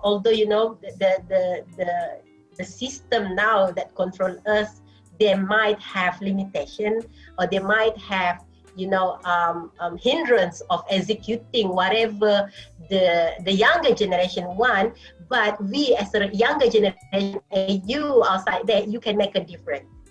Okay, you know where to improve, you know where actually the gap that can be further make it in a better way. So everyone have their own responsibility. Though you are a student, so if you can contribute to the development, they go to the lecturers and to the higher level. So if the upper level cannot do it now, we as the younger generation can probably correct some to certain extent in developing the country, because we are the generation. All right, thank you very much, Dr. Fatima, for that. For the next questions, it's coming from Gurit Wulan and is directed to Dr. Hazlin. So the question is, many areas in Indonesia don't have access yet to electricity. According to Ms. Hazlin, would Indonesia be better off if it is developed electricity from renewable sources? Okay, thank you for the questions. Okay, if I'm not mistaken, the question is addressing the the source of electricity in rural areas without connection to the grid. Is it correct?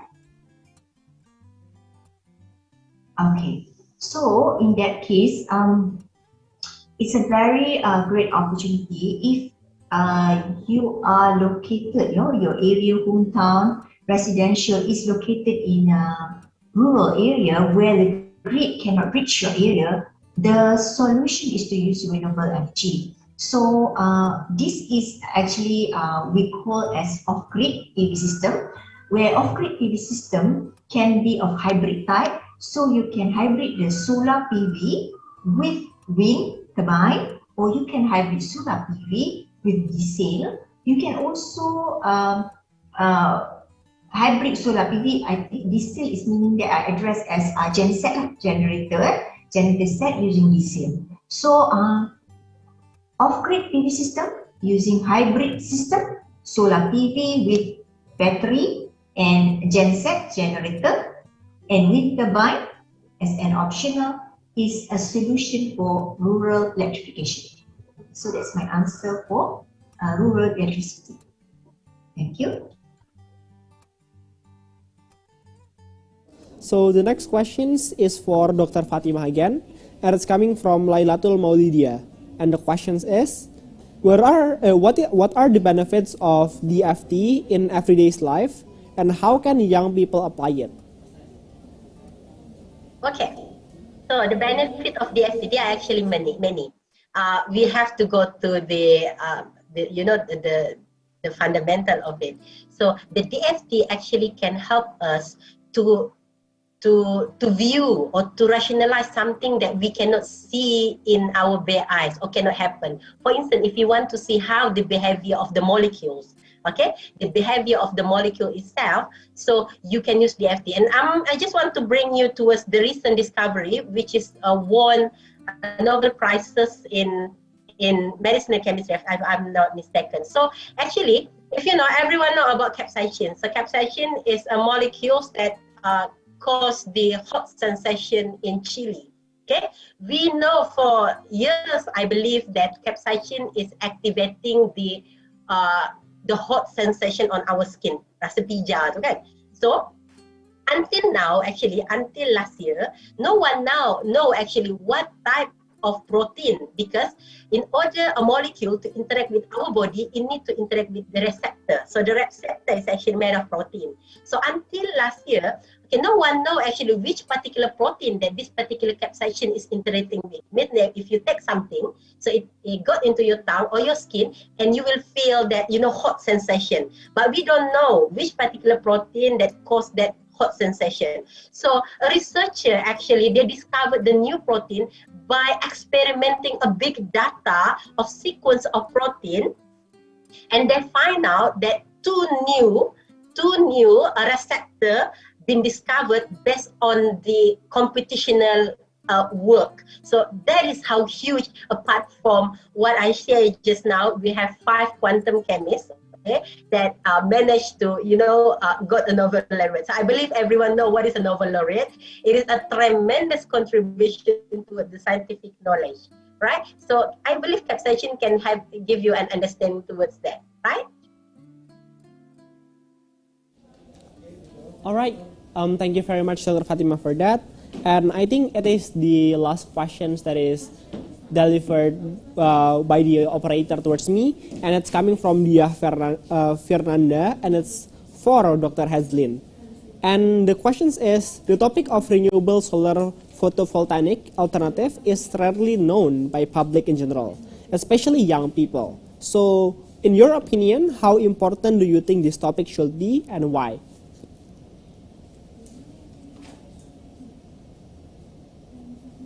Okay, thank you for the question, Dia. Okay, so the first question is asking whether it's important or not, renewable energy topic. So I should say it's very important. Why? Because it is aligned with the Sustainable Development Goals for clean energy. And if you see the global trend, okay, most of the countries without oil resources, they are actually moving forward very fast towards using renewable energies, especially solar photovoltaics. And solar photovoltaics technology is moving very fast with the recent technology of bifacial, half-cut cell, and then you have shingles, you have popcorn, and then we have many other technologies, the inverter itself. So everything is going together and the price is going down. The market is very high.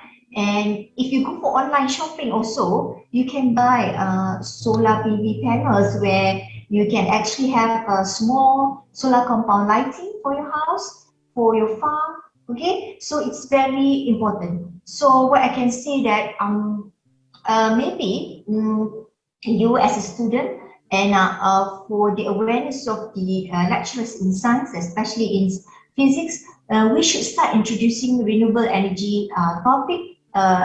Maybe start with a special topic because it's very contemporary. The world is moving towards renewable energy. And for example, if you talk about Hawaii, Hawaii Island is going for zero dependence on fossil fuel because they cannot do that, and they are going for 100% renewable energy, hybrid between wind and solar PV. They are really doing it in a very great momentum. So I hope I answered your question. Very much, Dr. Hasdan, for that. So I think that's all for the Q&A sections.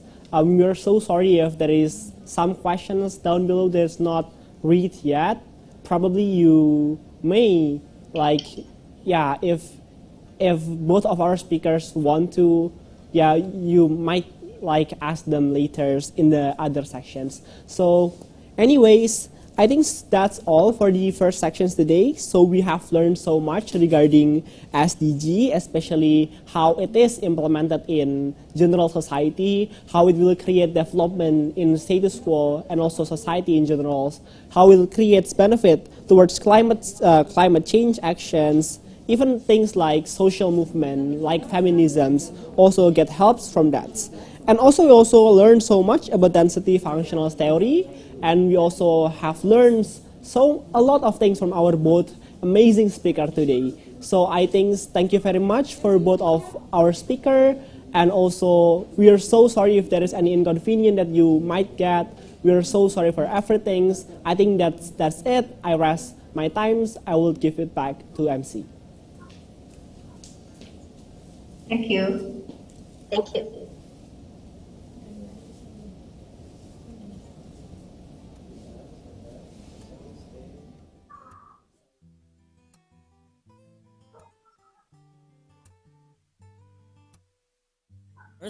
And now, ladies and gentlemen, I would like to inform you again that our webinar here is also open for charity, open for donation.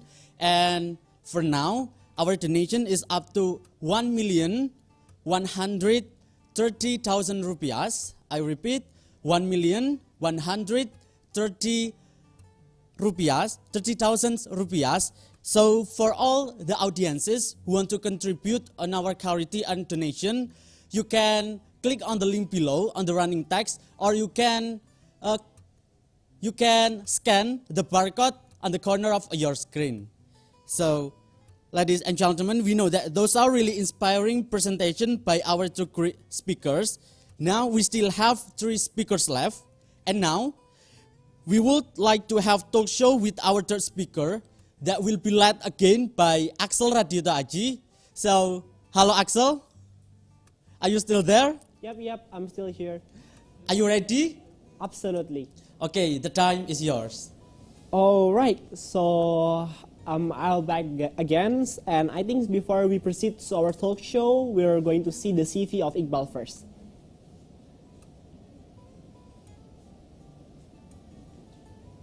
Iqbal Ainuriski.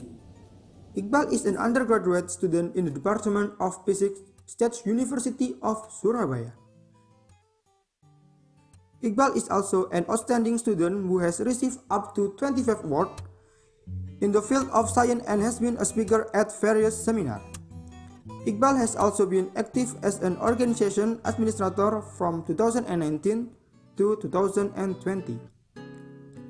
Various awards and championships on writing have been won by Iqbal, and won the gold medal at the International Invention Competition for Young Muslim Science International, Indonesian Young Scientists Association, Bandung, Indonesia.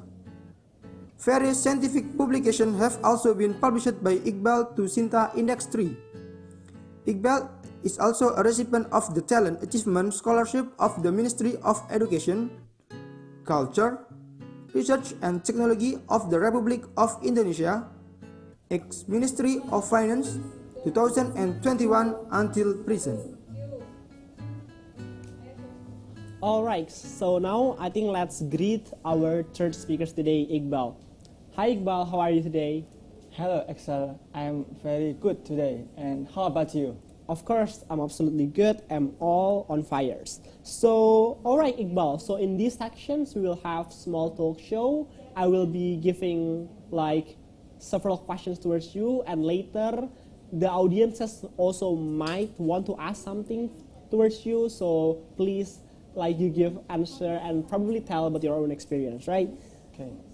Okay, so the first question that I would like to ask, I think most of the audiences, including me of course, probably have sort of curiosity towards how old are you actually, Iqbal, if you may answer.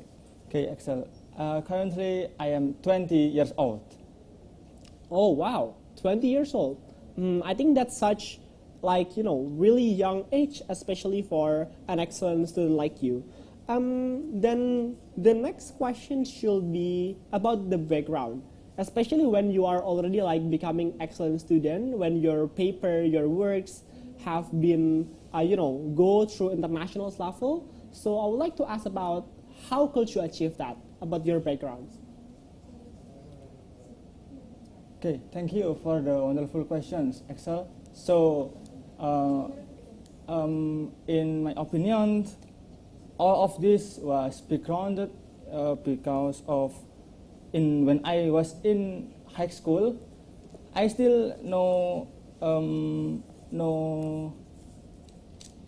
talent that can be superior. But in the high school, I have joined the scientific group, and I was interested in the scientific field. And finally, currently, I am still continuing my passion because myself are already now how the tips and tricks to making a scientific paper. And besides that, I also want to revenge with my friends in the elementary high school, because in the elementary high school I have not the talent that I can be proof in them, whereas also my friends have an ability to play a guitar, to play sports, and art, and whereas I have no talent to be proud of. So I want to take revenge on them. That's all. Oh, I see. That's quite an interesting background to hear.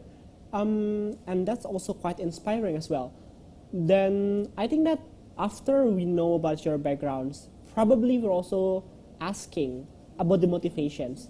I mean, before you jump into this field, like go into paperworks, presentations or something, what is the thing that motivates you so much? Probably you have certain figure that you like the most, or probably any sort of motivations, please. Okay, thank you for the wonderful questions, Excel.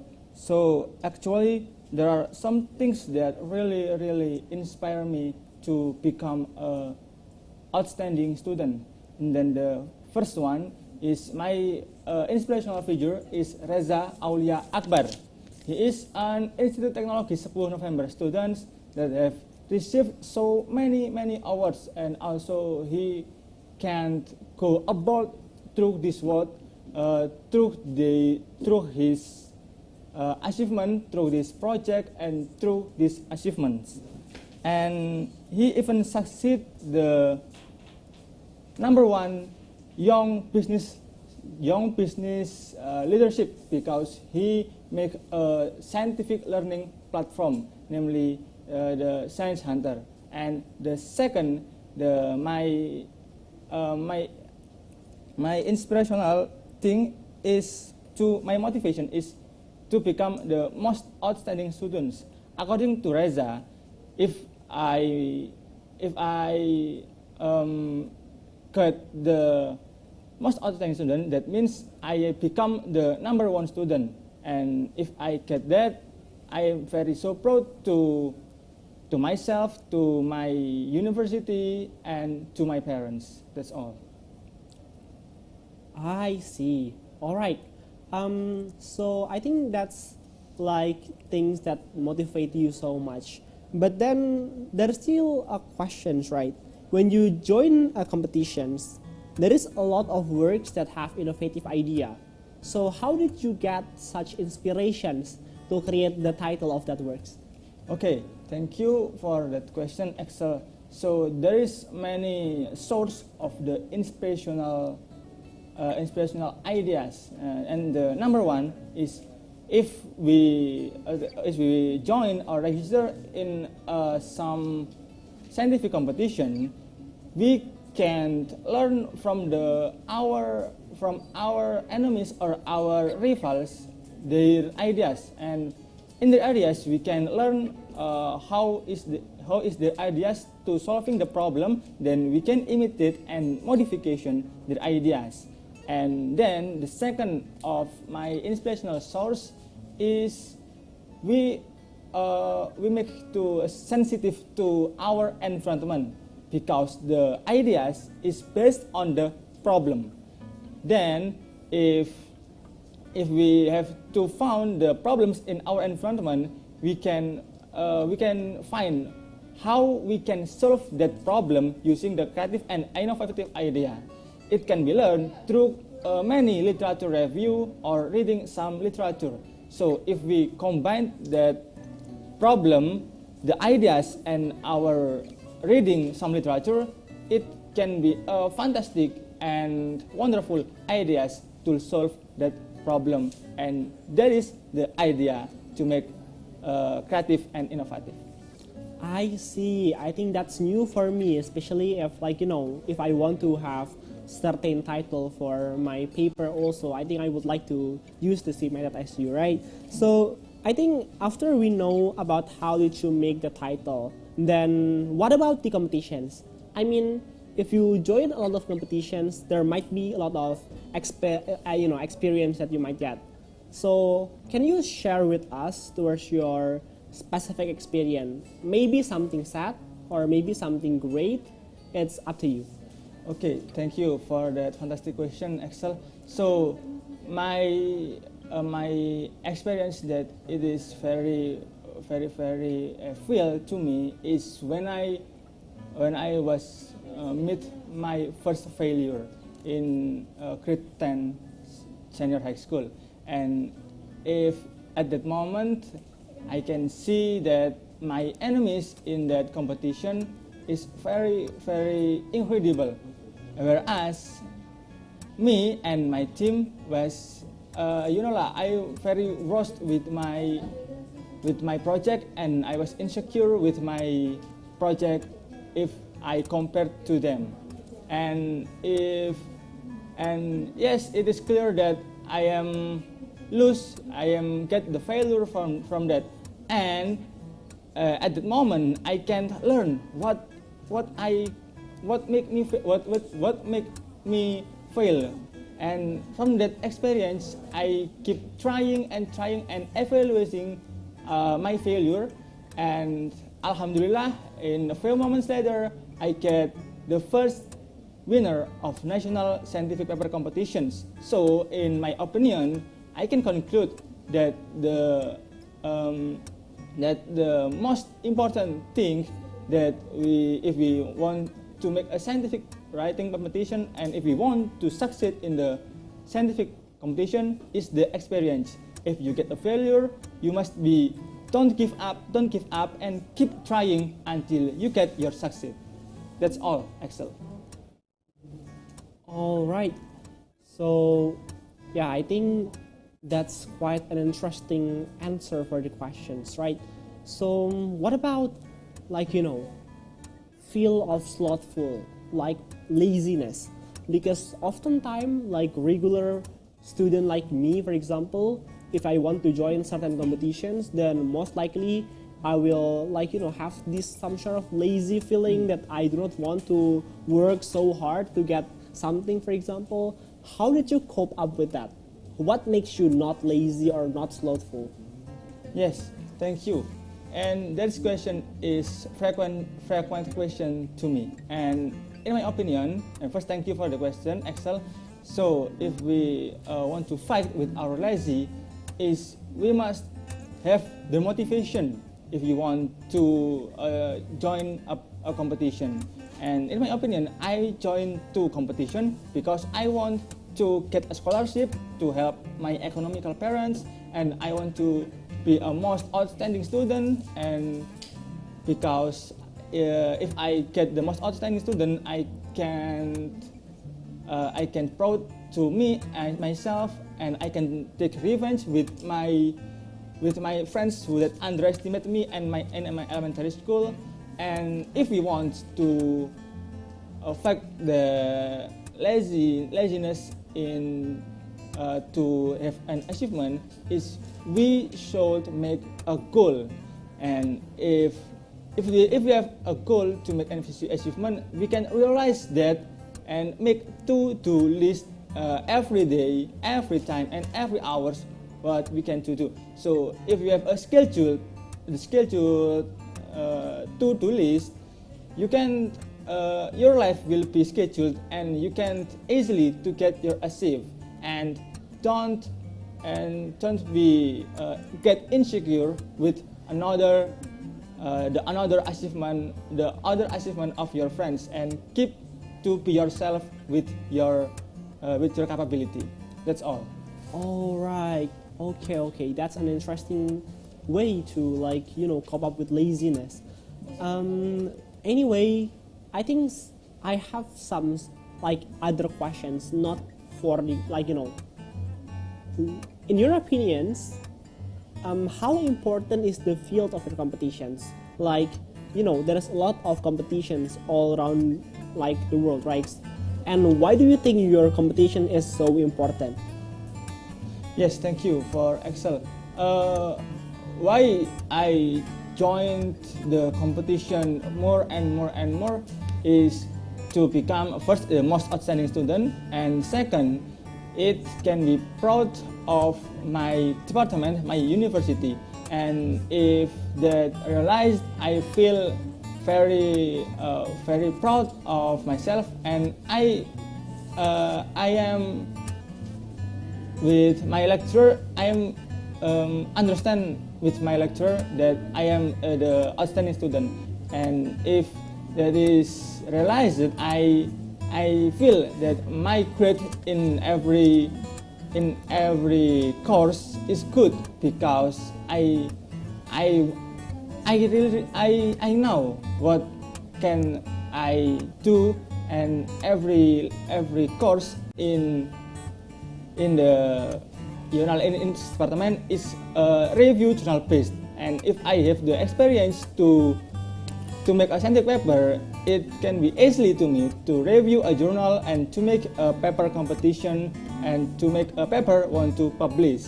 And it is relevant to us if we as undergraduate student is in the last of our study is make a thesis, and in the thesis we also make the scientific paper, and I have experience in that. So this is the importance why we should learn the scientific paper, and we can implement it with joining a scientific competition.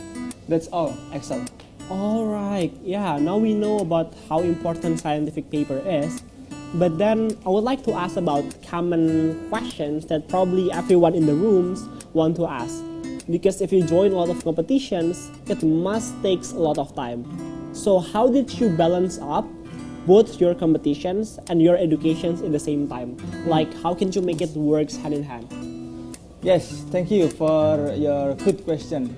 So if we want to balance our education and our achievement or competition, is we should have a priority scale between them.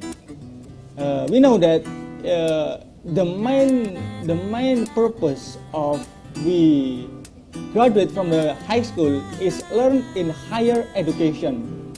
Yeah, we know that if we become the undergraduate student, we should learn and learn. Then the first that we should prioritize is to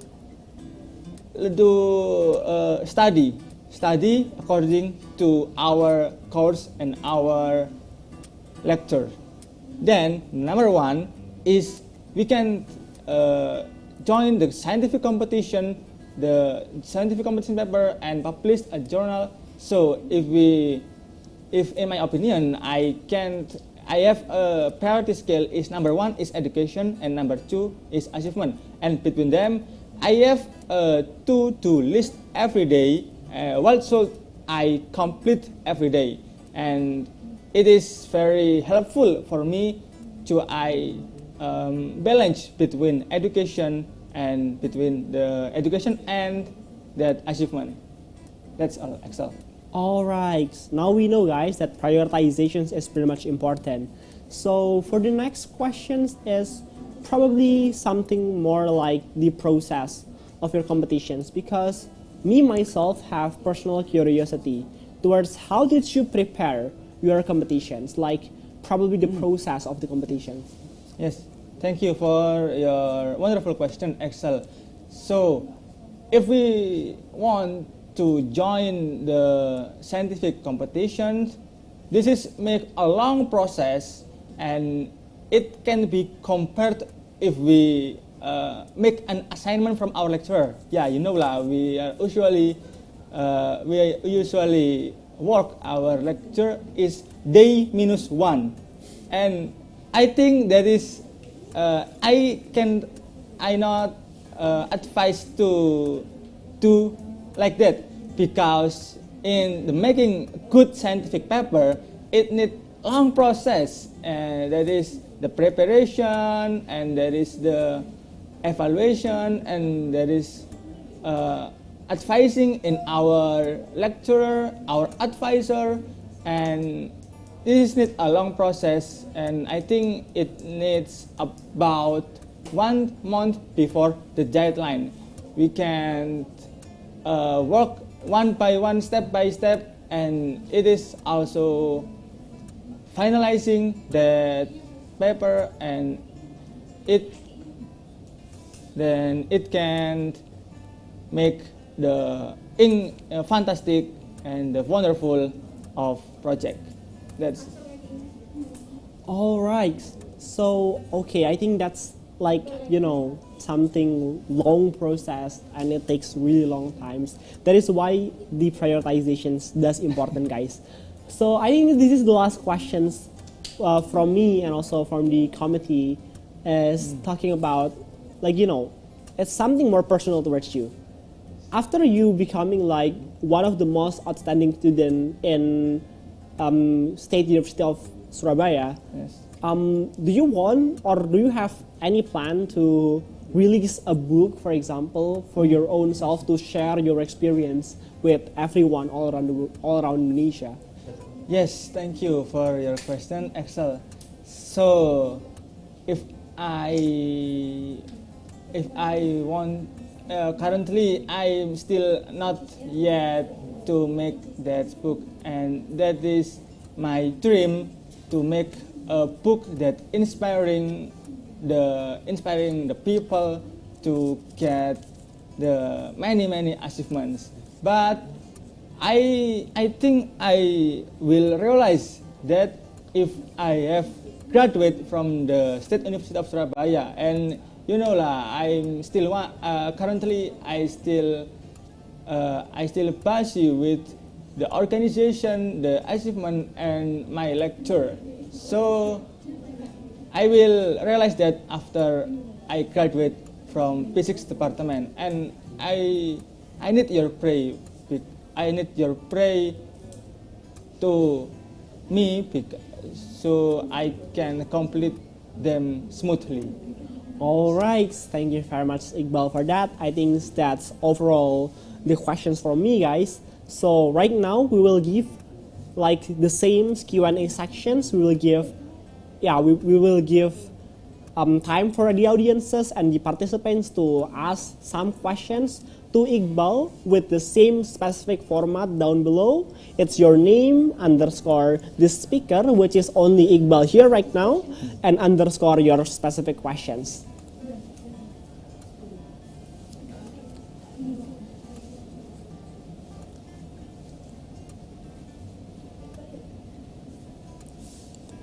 All right, there is one question here already. So it's coming from Reza Suci Rahmadani.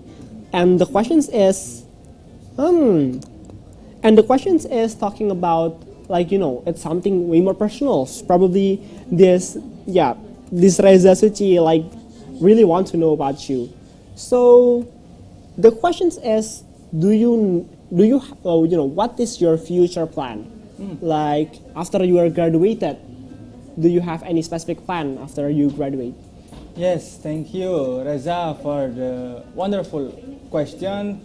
So, my future plan after graduated from the Universitas Negeri Surabaya is take advanced study or doctoral study through the PMDSU scholarship. So after that, I can be a lecturer that I can share my experience, share knowledge, and can be work with another various scientific paper. And I think I also want to travel abroad around this world with free through some many achievement and scientific competition. That's all, Reza.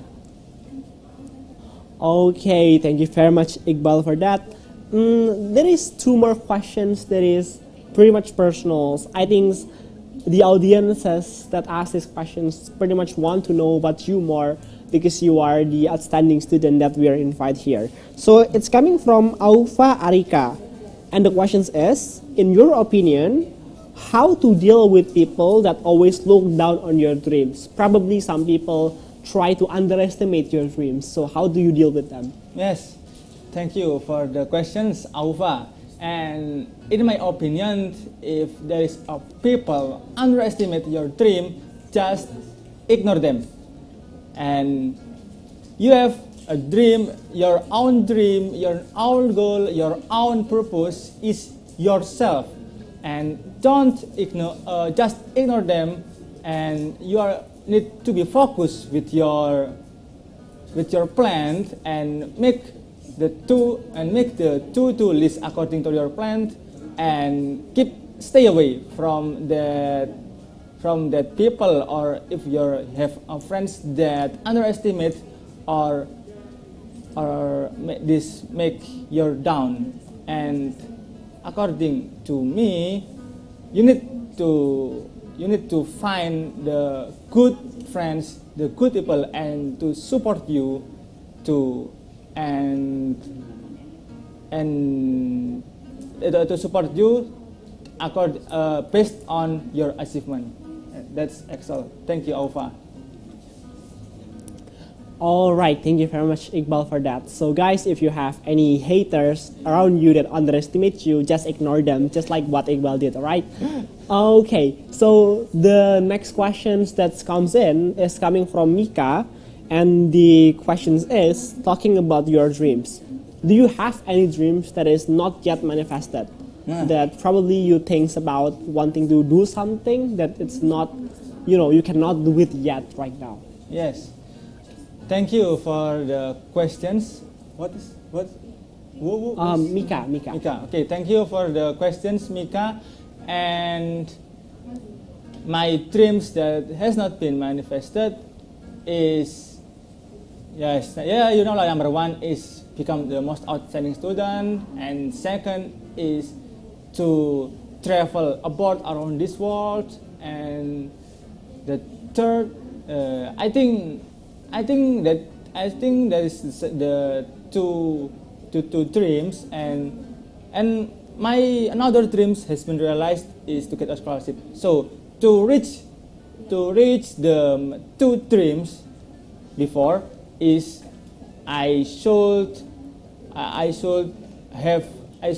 join and I should achieve the more achievements, so I become the most outstanding student. And I hope in next year this pandemic is completely removed, and we can join the scientific competition offline, and this is give a chance to us to join that offline and to travel abroad with funny and to proud our alma mater. That's all. Alva, thank you. What? Mika, it's Mika, coming yes. from Mika. Yeah. Mika, thank you, Mika. All right. So there is another question. It's coming from Savannah, and the question is: in your opinion, how important is friendship in educations, and how does it affect our educational progress?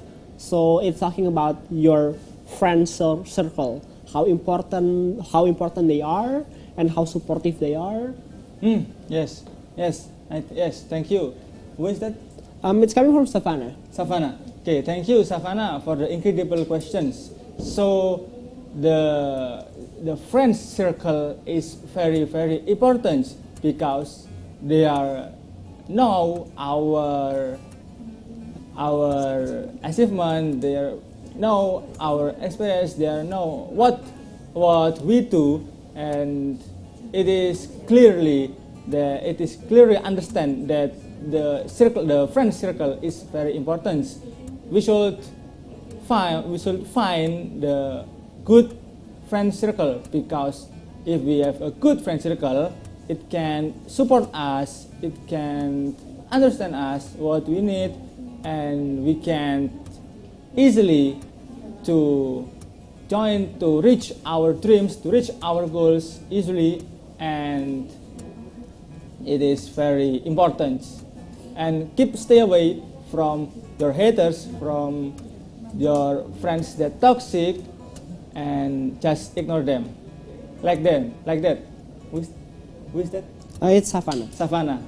Thank you, Savannah. Okay. I think it will be the last questions. If I'm sorry for the audiences if your question is not read yet. So the last questions that is chosen by the committee is coming from Lailatul Maulidia, and the question is: if you need to choose between working in your current major, which is physics, and also working in your current competitive fields after graduations, which one that you pick? Yes, thank you for the question, Maulidia. Lailatul Maulidia. Lailatul Maulidia. Okay, thank you for the incredible questions. So, why we not take second of them? Because if I can't be a physics lecturer, I can also join scientific competition around the world. So I can get the second of them, and that is my dreams in the future, and I hope I can realize it in the future. That's Maulidia. Thank you. All right, thank you very much, Iqbal, for that remarkable explanations, remarkable answer, and also so inspirational story that you have told us. So, guys, I think that's the end of our talk show today with Iqbal. So, thank you, Iqbal, for coming here, right now, today. And that was such an amazing story that you tell toward us. And I think that's pretty much important to learn by everyone, the audiences, especially me, right here, right now, that has talk show with you. So, thank you very much, Iqbal, for the talk show. Yes, you are so welcome, Excel, and I very, very thank you to the participants in Zoom, and you are the next winner, you are the next achiever, and you are the next most outstanding student. And I very thank you for the questions, and see you next time, and goodbye all. All right.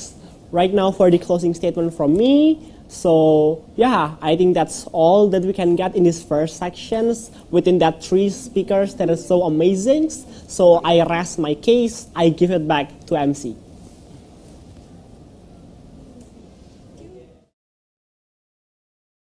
Axel.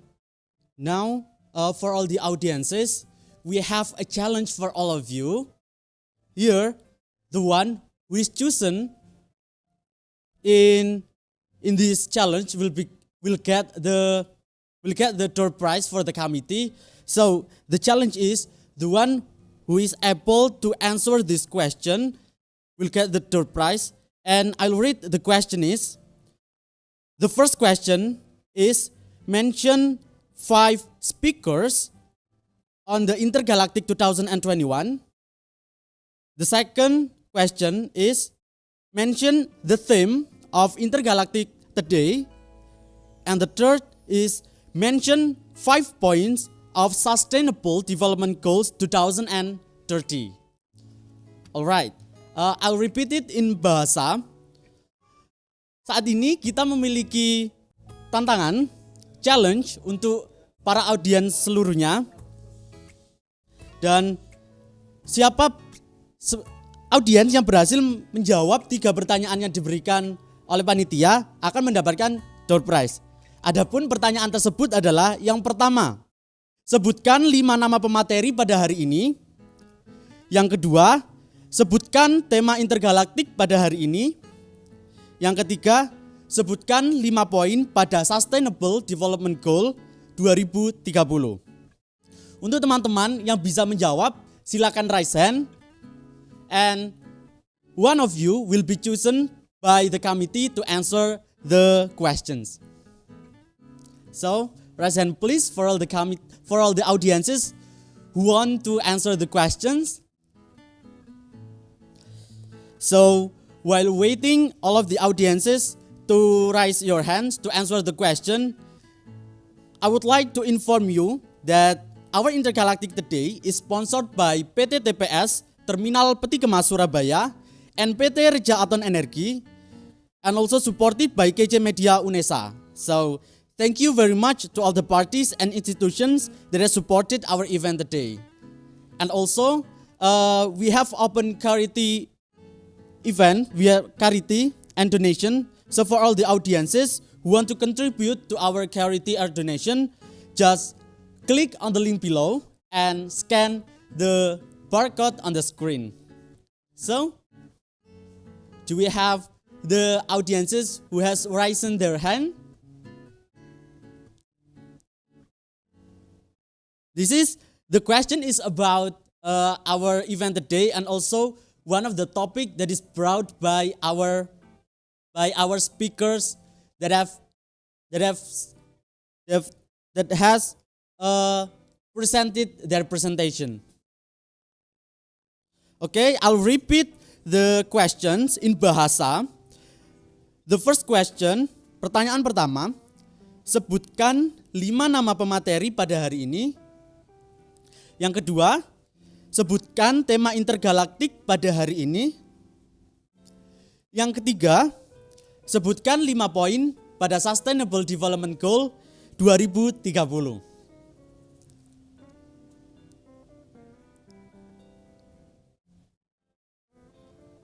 Alright, I think it is not a difficult question, but if we focus on our speaker today, we will be able to answer all the questions. So we have one of the audiences who has raised their hand. And halo, Dwi Maulidia.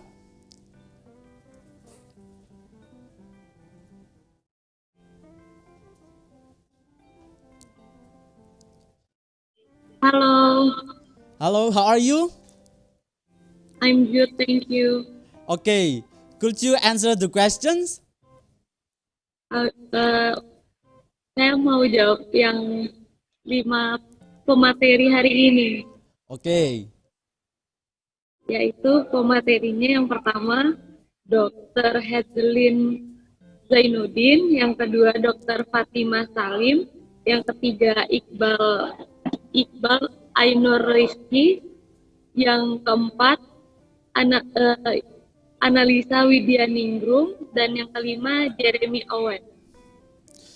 Okay, you have answered the first question correctly. Now, do you want to answer the second and the third question? Okay, no. So, Maulidia, where do you come from?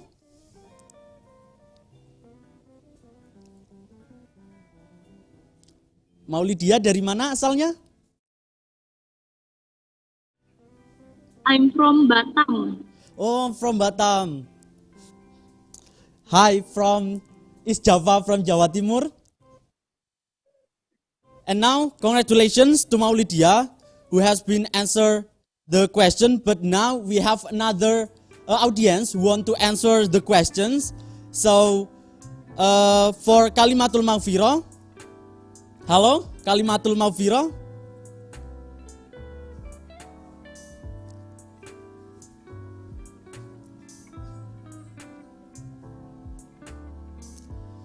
Okay, the Kalimatul Maghfirah is still preparing herself to join our screen. And now we have her. Hello, Kalimatul Maghfirah. Hello. How are you? Hello? How are you, Kalimatul Maghfirah?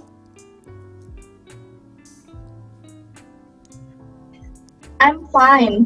Okay, where do you come from? I'm from Sidoarjo.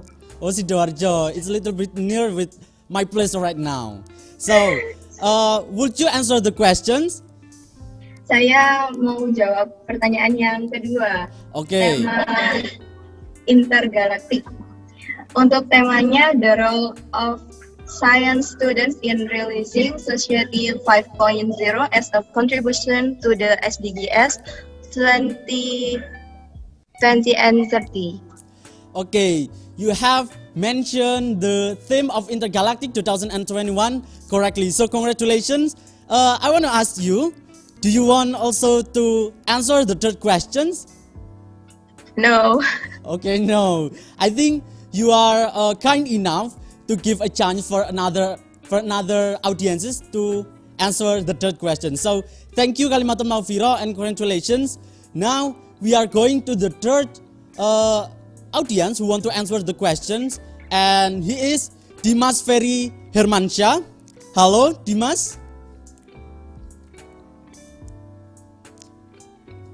Okay, I think Dimas is a little bit have obstacle there. So I will repeat the third question is about mention 5 points of Sustainable Development Goals 2030. So for Dimas Ferry Hermansyah, could you answer the question? If you want to answer the questions, please open your camera and open your mic.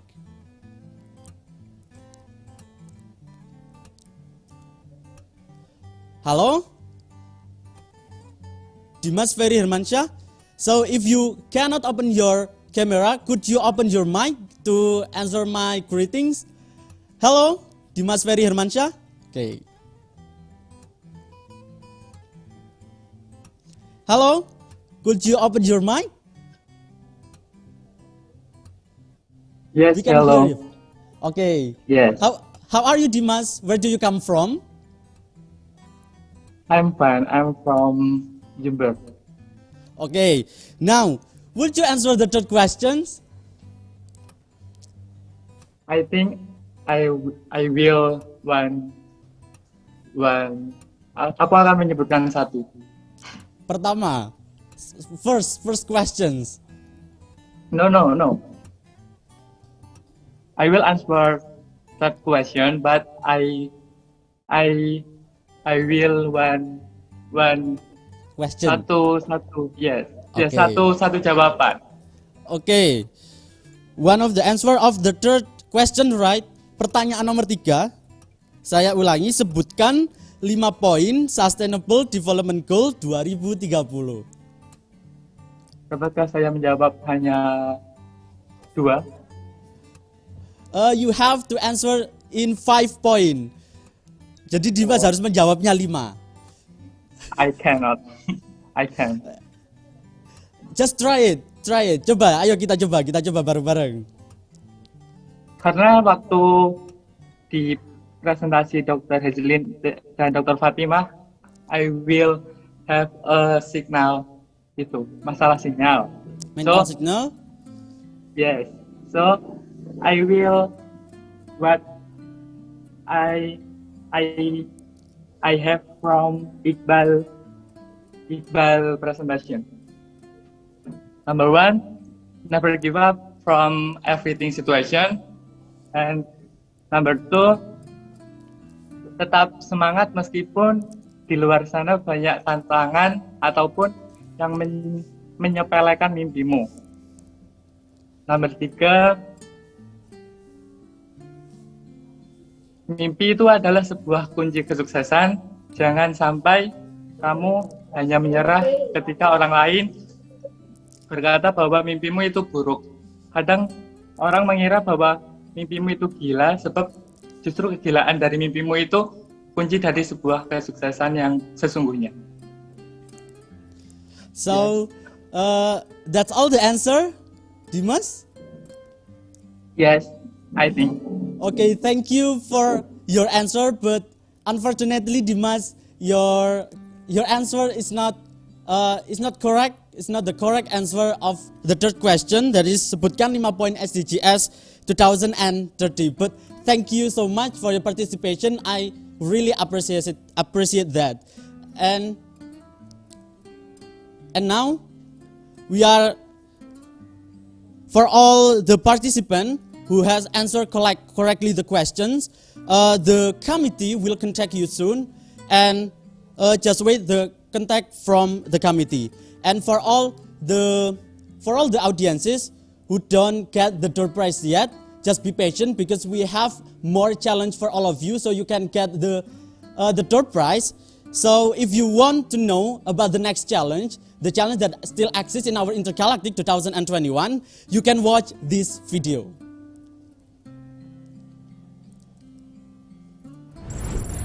Hello guys, we made a challenge for you guys to get our special door prize.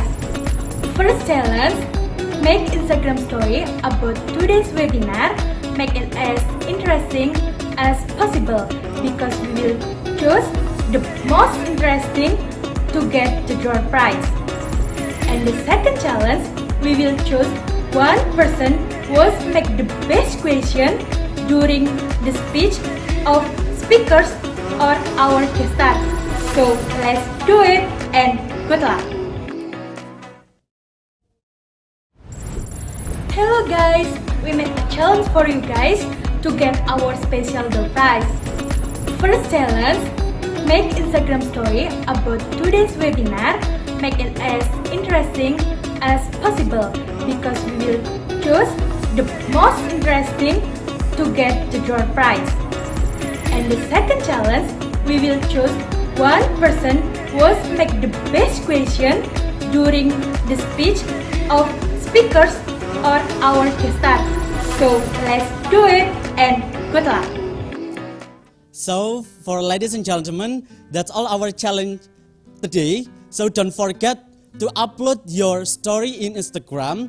The most interesting stories will be chosen by the committee and will be given our special top prize. And also for who have the best questions in our following 2 speakers will also get the door prize. So now, ladies and gentlemen, I would like to inform you that our agenda today is sponsored by PT TPS Terminal Peti Kemas Surabaya and PT Reja Aton Energi, and also supported by KC Media UNESA. So thank you very much to all the parties and institutions that have supported our event today, and also for all the audiences who want to contribute in our charity and donation. Just click on the link below and or scan the barcode in corner of your screen. So now, ladies and gentlemen, we have 2 speakers left, but before that, we will have breaks for 30 time. So you can turn off your camera but don't leave the Zoom, And please be ready again at 12:25 p.m.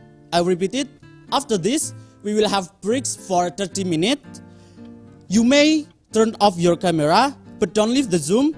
And please be ready again at 12:25 p.m. So, see you. Now you may turn off your camera.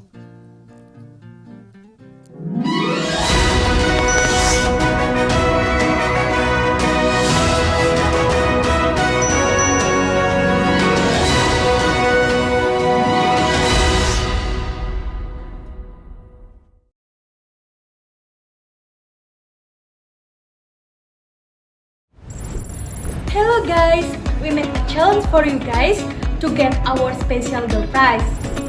First challenge, make Instagram story about today's webinar.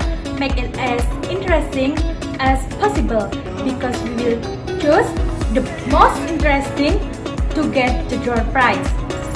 And the second challenge, we will choose one person who will make the best question during the speech of speakers or our guest star. So let's do it and good luck.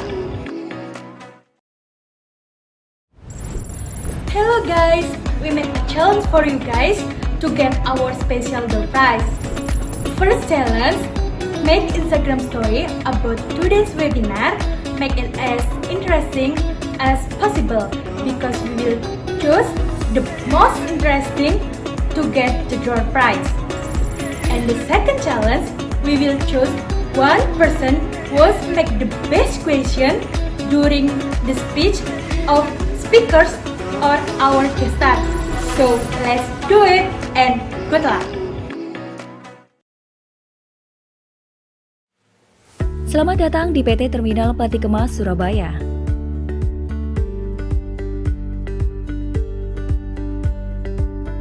PT Terminal Peti Kemas Surabaya hadir sebagai pemain kunci dalam memfasilitasi perdagangan dunia.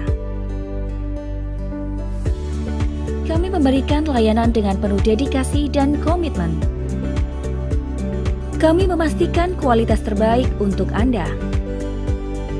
Kami hadir memberikan layanan terbaik.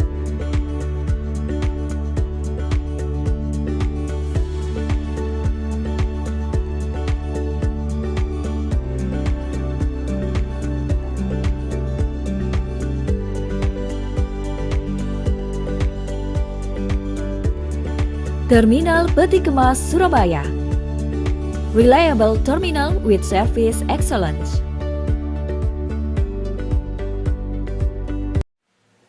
Selamat datang di PT Terminal Peti Kemas Surabaya.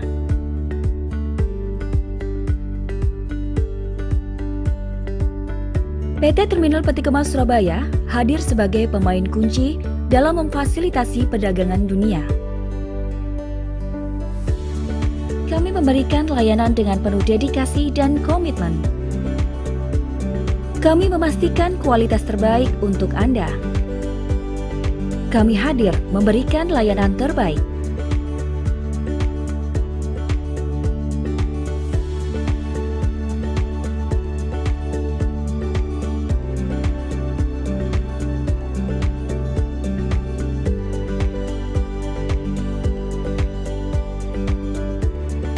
Terminal Peti Kemas Surabaya, reliable terminal with service excellence.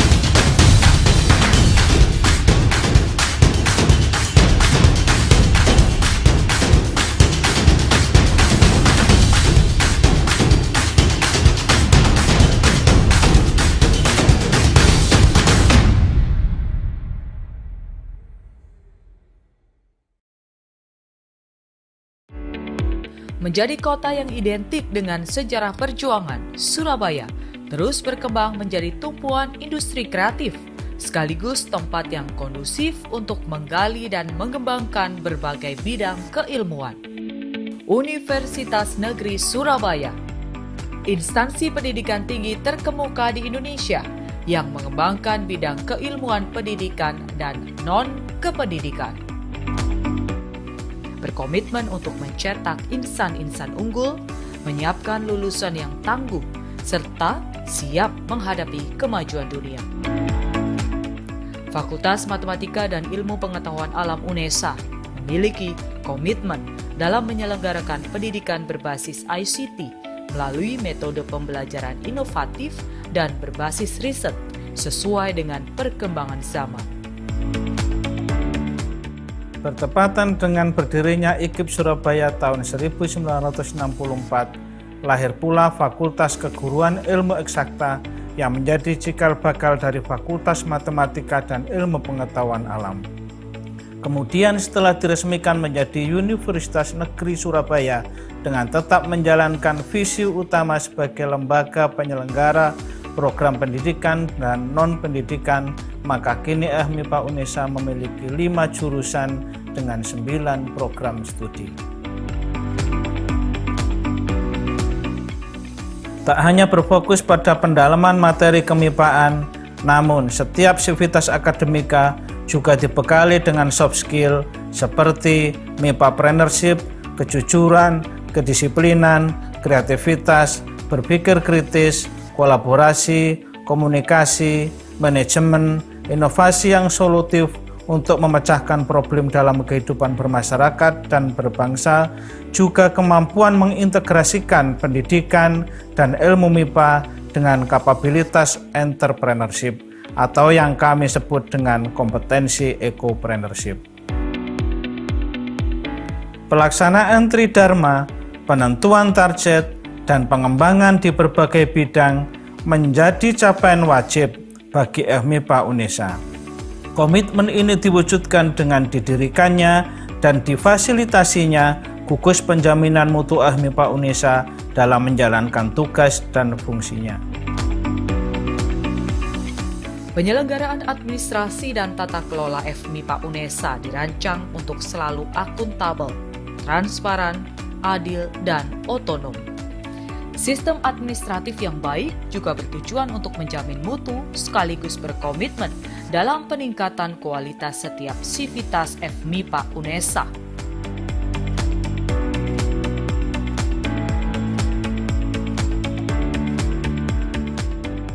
Demi terciptanya lingkungan pendidikan yang asri, Fakultas Matematika dan Ilmu Pengetahuan Alam UNESA mengimplementasikan program-program Eko Kampus.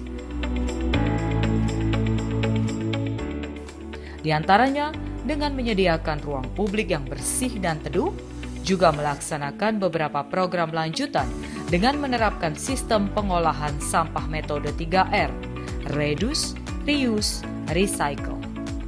Sekaligus menciptakan berbagai produk untuk memelihara dan menjaga keanekaragaman hayati. Kolaborasi memegang peranan penting dalam upaya menggali dan menemukan gagasan baru, berjejaring, memperluas relasi demi terbukanya berbagai peluang berkelanjutan. Fakultas Matematika dan Ilmu Pengetahuan Alam UNESA mewujudkannya melalui kerjasama dengan berbagai instansi, baik tingkat regional, nasional, hingga internasional. Berbagai sarana dan prasarana yang lengkap menjadi salah satu upaya Fakultas Matematika dan Ilmu Pengetahuan Alam UNESA. Upaya tersebut menjadi bentuk keseriusan UNESA dalam menciptakan ekosistem yang produktif bagi mahasiswa, menunjang kegiatan penalaran, hingga mewujudkan berbagai inovasi terbaru.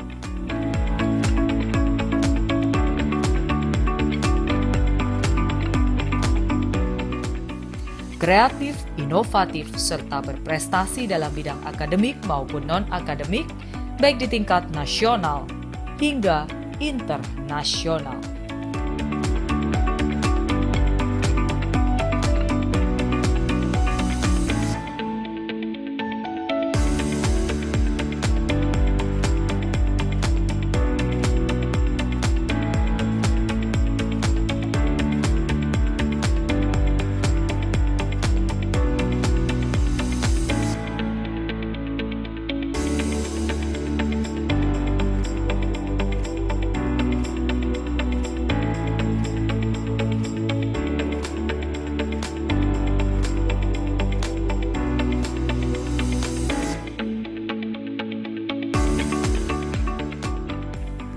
Dalam upaya memperbarui dan mengembangkan eksplorasi pembelajaran, FMIPA UNESA secara konsisten menghasilkan sejumlah riset hingga publikasi pada berbagai jurnal terakreditasi.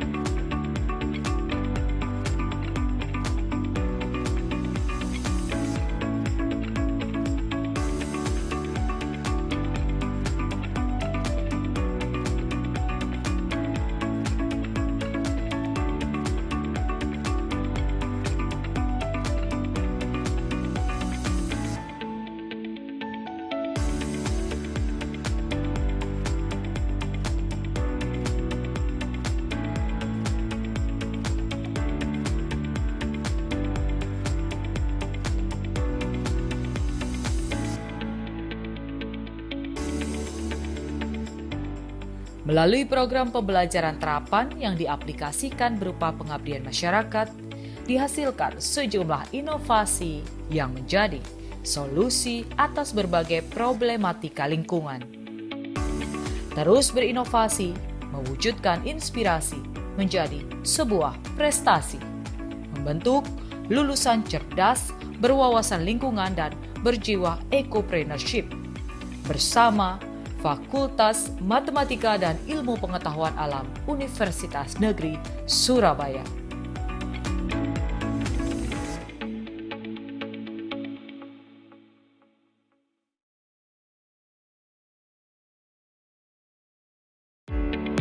Menjadi kota yang identik dengan sejarah perjuangan, Surabaya terus berkembang menjadi tumpuan industri kreatif, sekaligus tempat yang kondusif untuk menggali dan mengembangkan berbagai bidang keilmuan.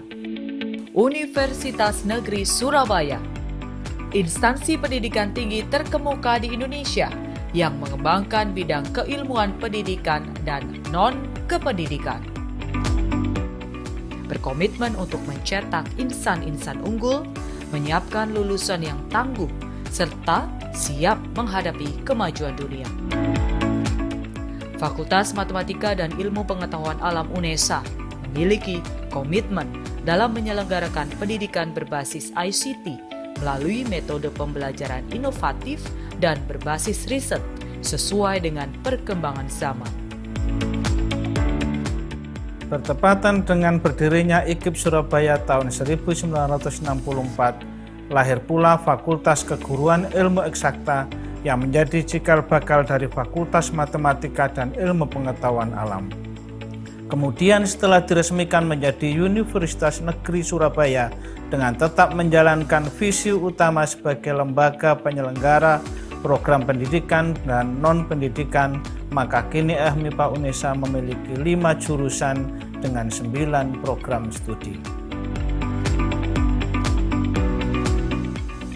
Tak hanya berfokus pada pendalaman materi kemipaan, namun setiap sivitas akademika juga dibekali dengan soft skill seperti mipapreneurship, kejujuran, kedisiplinan, kreativitas, berpikir kritis, kolaborasi, komunikasi, manajemen, inovasi yang solutif untuk memecahkan problem dalam kehidupan bermasyarakat dan berbangsa, juga kemampuan mengintegrasikan pendidikan dan ilmu MIPA dengan kapabilitas entrepreneurship atau yang kami sebut dengan kompetensi ecopreneurship.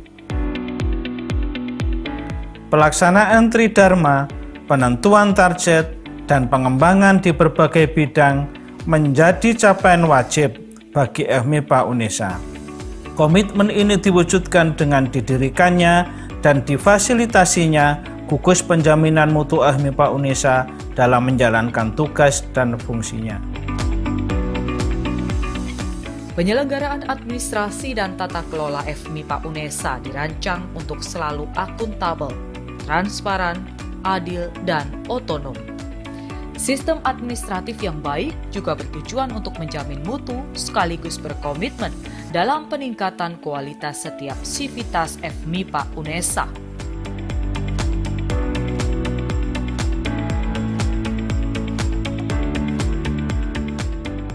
Demi terciptanya lingkungan pendidikan yang asri, Fakultas Matematika dan Ilmu Pengetahuan Alam UNESA mengimplementasikan program-program ekokampus. Di antaranya dengan menyediakan ruang publik yang bersih dan teduh, juga melaksanakan beberapa program lanjutan dengan menerapkan sistem pengolahan sampah metode 3R, reduce, reuse, recycle. Sekaligus menciptakan berbagai produk untuk memelihara dan menjaga keanekaragaman hayati. Kolaborasi memegang peranan penting dalam upaya menggali dan menemukan gagasan baru, berjejaring, memperluas relasi demi terbukanya berbagai peluang berkelanjutan.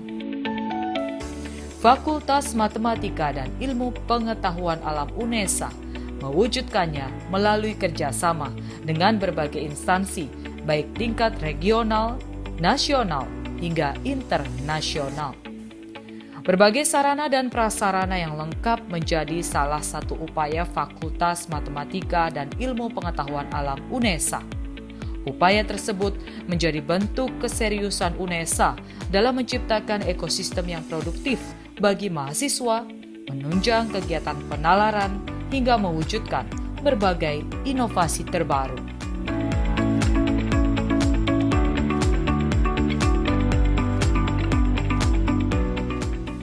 Kreatif, inovatif, serta berprestasi dalam bidang akademik maupun non-akademik, baik di tingkat nasional hingga internasional.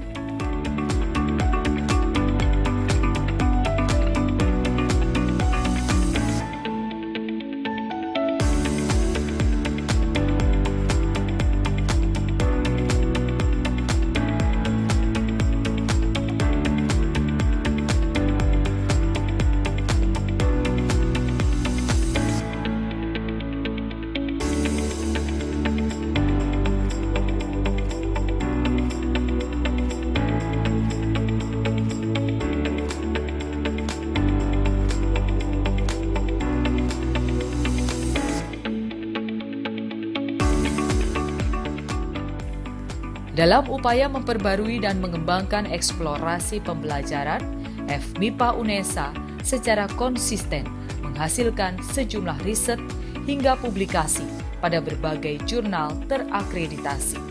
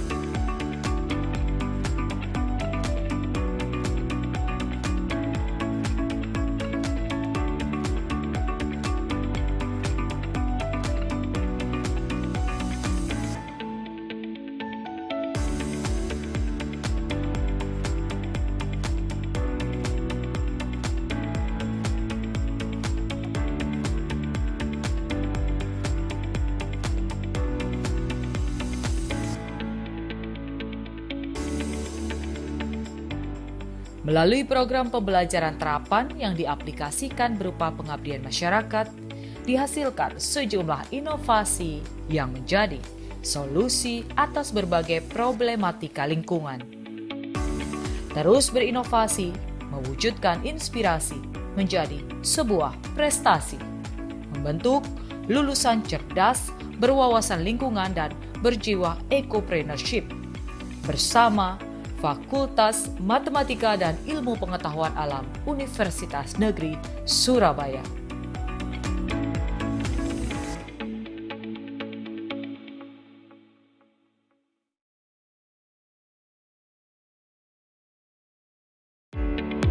Menjadi kota yang identik dengan sejarah perjuangan, Surabaya terus berkembang menjadi tumpuan industri kreatif, sekaligus tempat yang kondusif untuk menggali dan mengembangkan berbagai bidang keilmuan.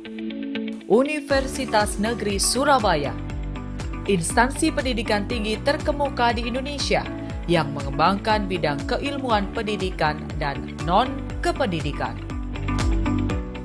Berkomitmen untuk mencetak insan-insan unggul, menyiapkan lulusan yang tangguh, serta siap menghadapi kemajuan dunia.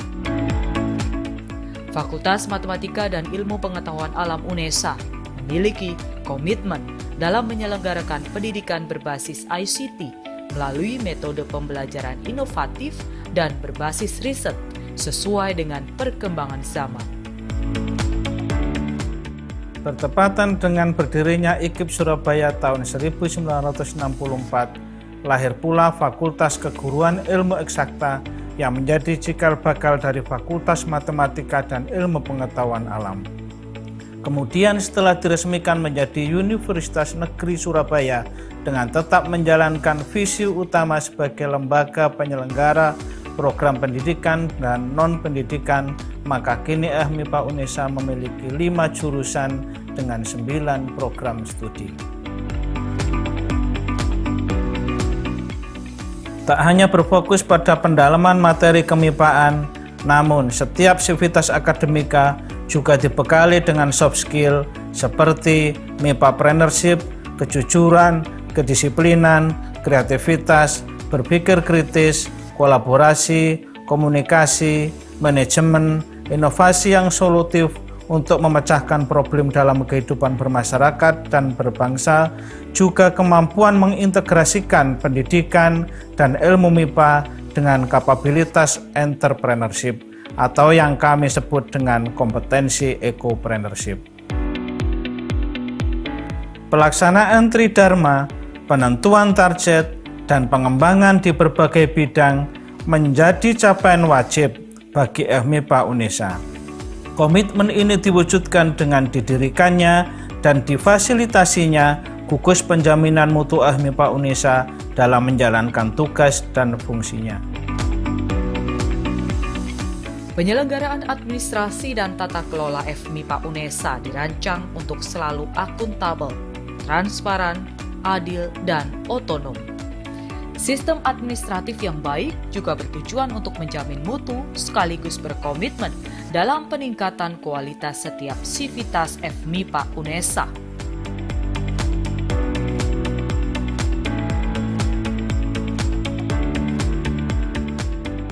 Demi terciptanya lingkungan pendidikan yang asri, Fakultas Matematika dan Ilmu Pengetahuan Alam UNESA mengimplementasikan program-program ekokampus. Di antaranya dengan menyediakan ruang publik yang bersih dan teduh, juga melaksanakan beberapa program lanjutan dengan menerapkan sistem pengolahan sampah metode 3R, reduce, reuse, recycle. Sekaligus menciptakan berbagai produk untuk memelihara dan menjaga keanekaragaman hayati. Kolaborasi memegang peranan penting dalam upaya menggali dan menemukan gagasan baru, berjejaring, memperluas relasi demi terbukanya berbagai peluang berkelanjutan. Fakultas Matematika dan Ilmu Pengetahuan Alam UNESA mewujudkannya melalui kerjasama dengan berbagai instansi, baik tingkat regional, nasional, hingga internasional. Berbagai sarana dan prasarana yang lengkap menjadi salah satu upaya Fakultas Matematika dan Ilmu Pengetahuan Alam UNESA. Upaya tersebut menjadi bentuk keseriusan UNESA dalam menciptakan ekosistem yang produktif bagi mahasiswa, menunjang kegiatan penalaran, hingga mewujudkan berbagai inovasi terbaru.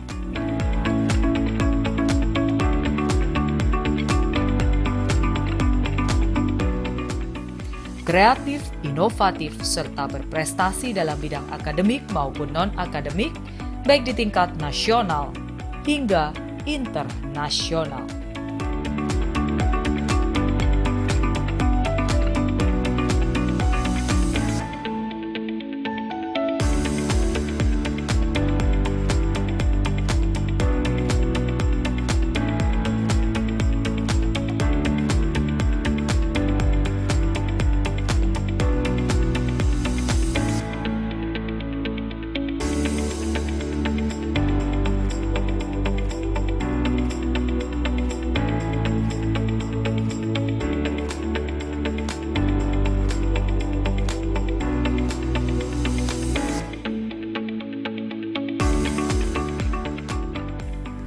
Dalam upaya memperbarui dan mengembangkan eksplorasi pembelajaran, FMIPA UNESA secara konsisten menghasilkan sejumlah riset hingga publikasi pada berbagai jurnal terakreditasi.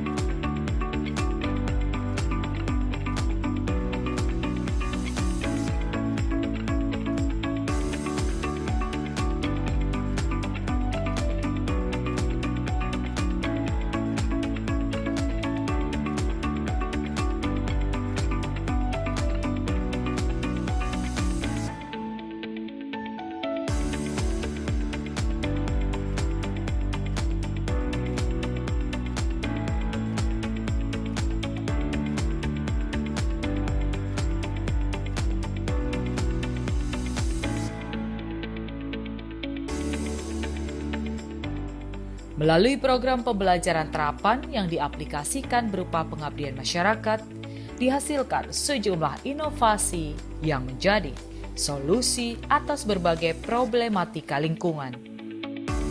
Terus berinovasi, mewujudkan inspirasi menjadi sebuah prestasi, membentuk lulusan cerdas, berwawasan lingkungan dan berjiwa ecopreneurship bersama Fakultas Matematika dan Ilmu Pengetahuan Alam Universitas Negeri Surabaya.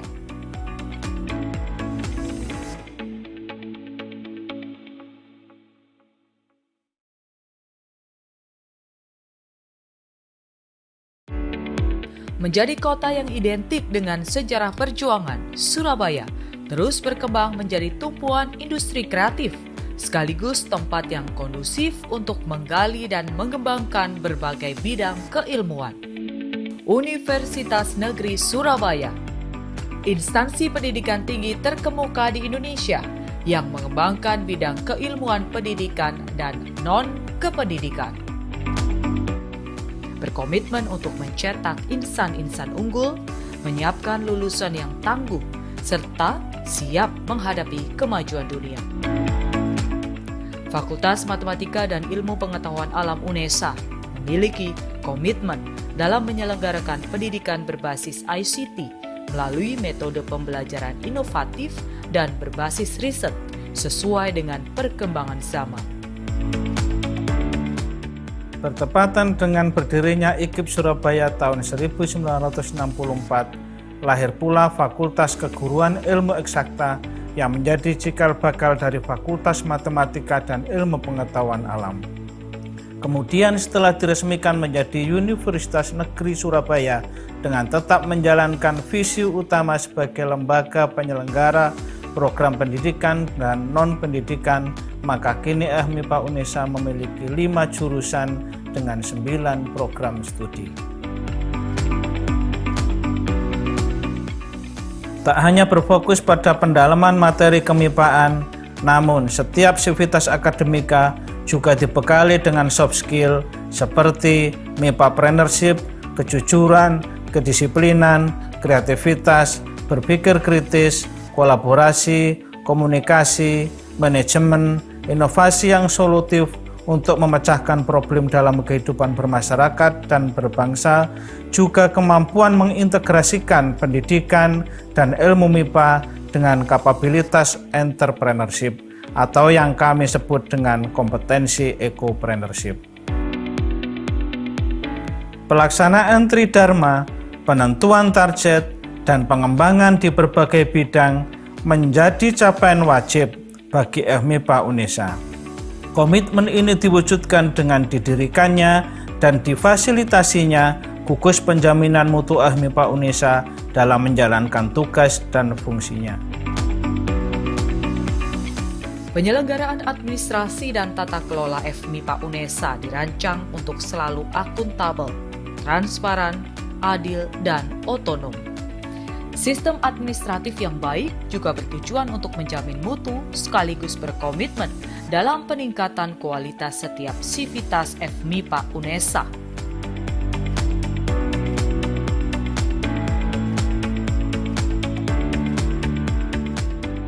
Demi terciptanya lingkungan pendidikan yang asri, Fakultas Matematika dan Ilmu Pengetahuan Alam UNESA mengimplementasikan program-program Eko Kampus.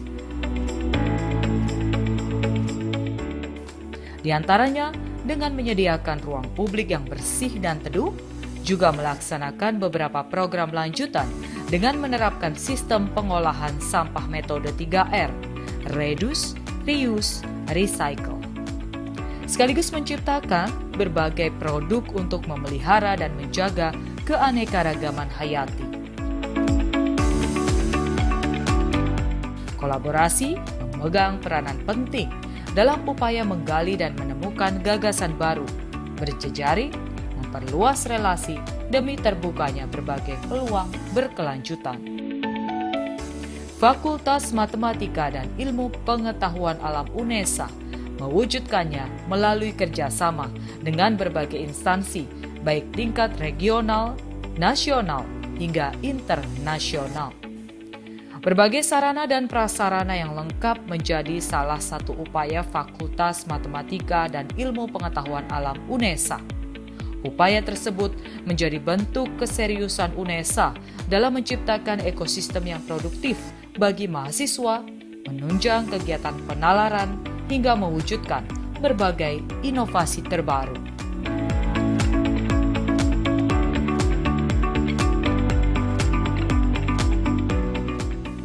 Kreatif, inovatif, serta berprestasi dalam bidang akademik maupun non-akademik, baik di tingkat nasional hingga internasional.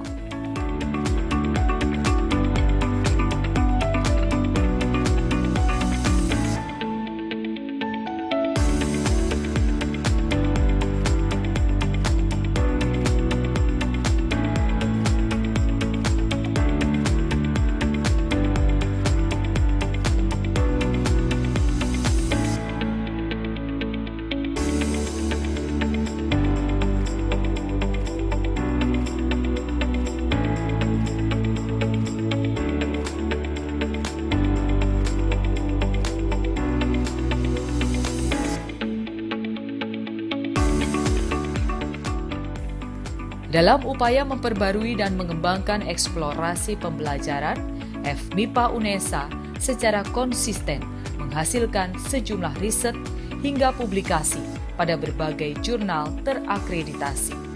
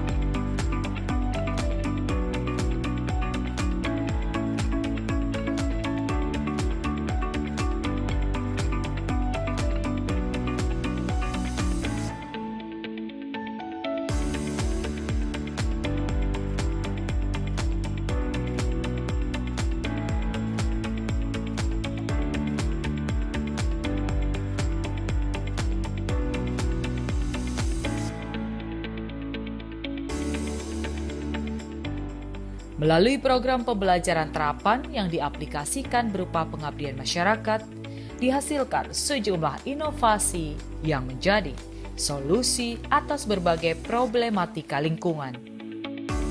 Terus berinovasi, mewujudkan inspirasi menjadi sebuah prestasi. Membentuk lulusan cerdas, berwawasan lingkungan dan berjiwa ekopreneurship bersama Fakultas Matematika dan Ilmu Pengetahuan Alam Universitas Negeri Surabaya.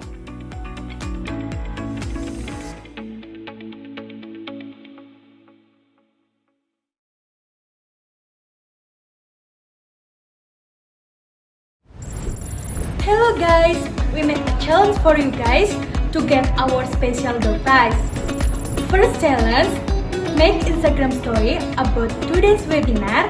Make it as interesting as possible because we will choose the most interesting to get the door prize. And the second challenge, we will choose one person who will make the best question during the speech of speakers or our guest star. So let's do it and good luck!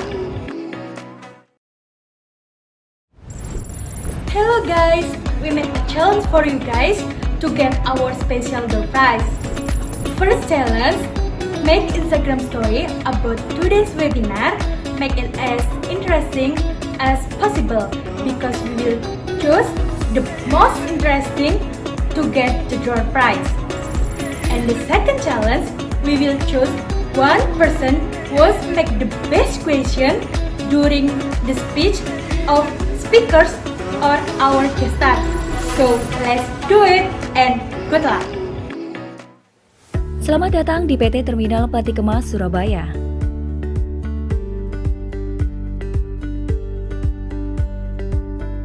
PT Terminal Peti Kemas Surabaya hadir sebagai pemain kunci dalam memfasilitasi perdagangan dunia. Kami memberikan layanan dengan penuh dedikasi dan komitmen. Kami memastikan kualitas terbaik untuk Anda. Kami hadir memberikan layanan terbaik.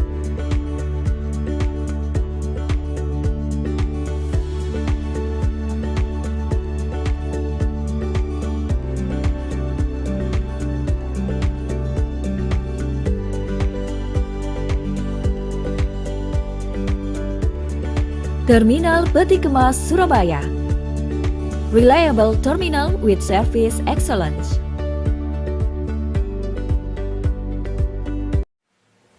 Selamat datang di PT Terminal Peti Kemas Surabaya.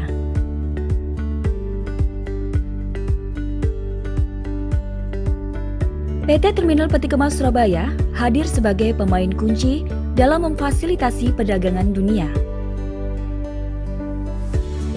Kami memberikan layanan dengan penuh dedikasi dan komitmen. Kami memastikan kualitas terbaik untuk Anda. Kami hadir memberikan layanan terbaik.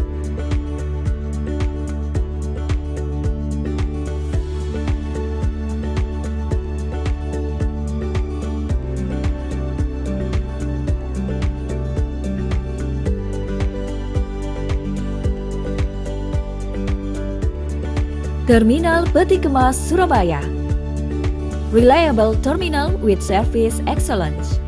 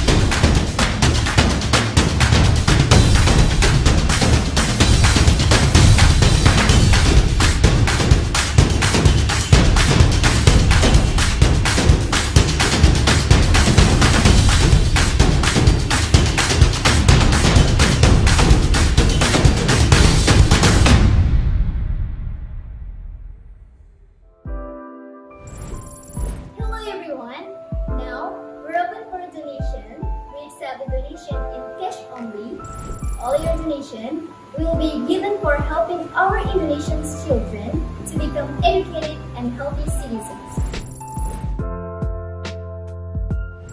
And how to donate? First step, you must visit link in unesa.me/donasi pendidikan or scan our barcode in our pamphlet. Second step, fill in your amount, minimum 5,000 rupiah or 35 cents. You can make a message here, write your name, or you can be anonym. And then enter your email for confirmation. The last step is choose your payment methods. We provide e-wallet, bank transfer, and credit cards, and then submit it.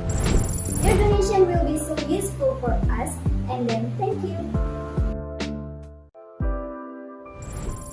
Hello everyone. Now we're open for donation. We accept the donation in cash only. All your donation will be given for helping our Indonesian children to become educated and healthy citizens.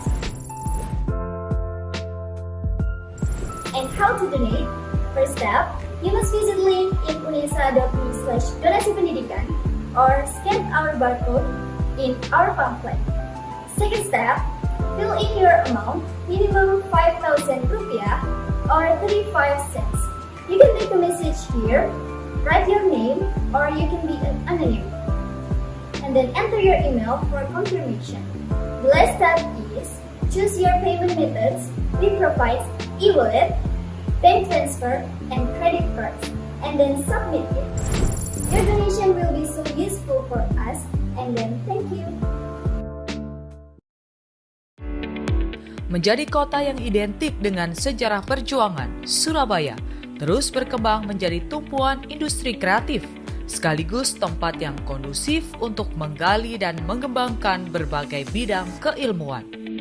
Universitas Negeri Surabaya, instansi pendidikan tinggi terkemuka di Indonesia yang mengembangkan bidang keilmuan pendidikan dan non-kependidikan. Berkomitmen untuk mencetak insan-insan unggul, menyiapkan lulusan yang tangguh, serta siap menghadapi kemajuan dunia. Fakultas Matematika dan Ilmu Pengetahuan Alam UNESA memiliki komitmen dalam menyelenggarakan pendidikan berbasis ICT melalui metode pembelajaran inovatif dan berbasis riset sesuai dengan perkembangan zaman. Bertepatan dengan berdirinya IKIP Surabaya tahun 1964, lahir pula Fakultas Keguruan Ilmu Eksakta yang menjadi cikal bakal dari Fakultas Matematika dan Ilmu Pengetahuan Alam. Kemudian setelah diresmikan menjadi Universitas Negeri Surabaya dengan tetap menjalankan visi utama sebagai lembaga penyelenggara program pendidikan dan non-pendidikan, maka kini MIPA UNESA memiliki 5 jurusan dengan 9 program studi. Tak hanya berfokus pada pendalaman materi kemipaan, namun setiap sivitas akademika juga dibekali dengan soft skill seperti MIPApreneurship, kejujuran, kedisiplinan, kreativitas, berpikir kritis, kolaborasi, komunikasi, manajemen, inovasi yang solutif untuk memecahkan problem dalam kehidupan bermasyarakat dan berbangsa, juga kemampuan mengintegrasikan pendidikan dan ilmu MIPA dengan kapabilitas entrepreneurship atau yang kami sebut dengan kompetensi ekopreneurship. Pelaksanaan Tridharma, penentuan target, dan pengembangan di berbagai bidang menjadi capaian wajib bagi MIPA UNESA. Komitmen ini diwujudkan dengan didirikannya dan difasilitasinya gugus penjaminan mutu MIPA UNESA dalam menjalankan tugas dan fungsinya. Penyelenggaraan administrasi dan tata kelola FMIPA UNESA dirancang untuk selalu akuntabel, transparan, adil, dan otonom. Sistem administratif yang baik juga bertujuan untuk menjamin mutu sekaligus berkomitmen dalam peningkatan kualitas setiap sivitas FMIPA UNESA.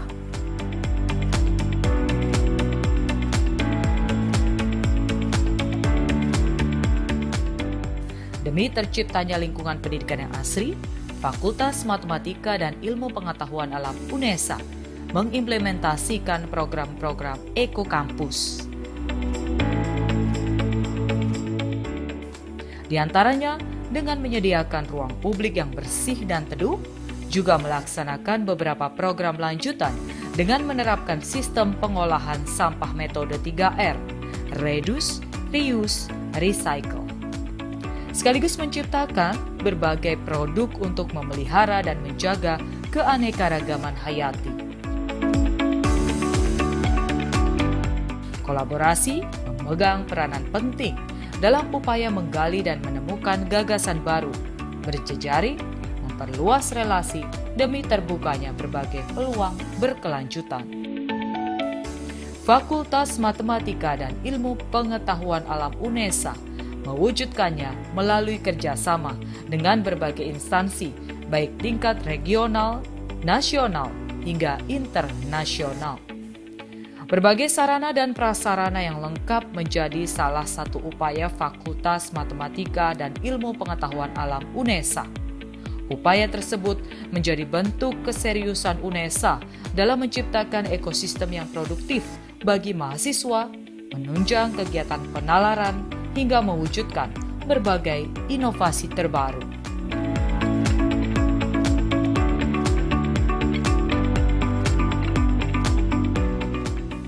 Kreatif, inovatif, serta berprestasi dalam bidang akademik maupun non-akademik, baik di tingkat nasional hingga internasional.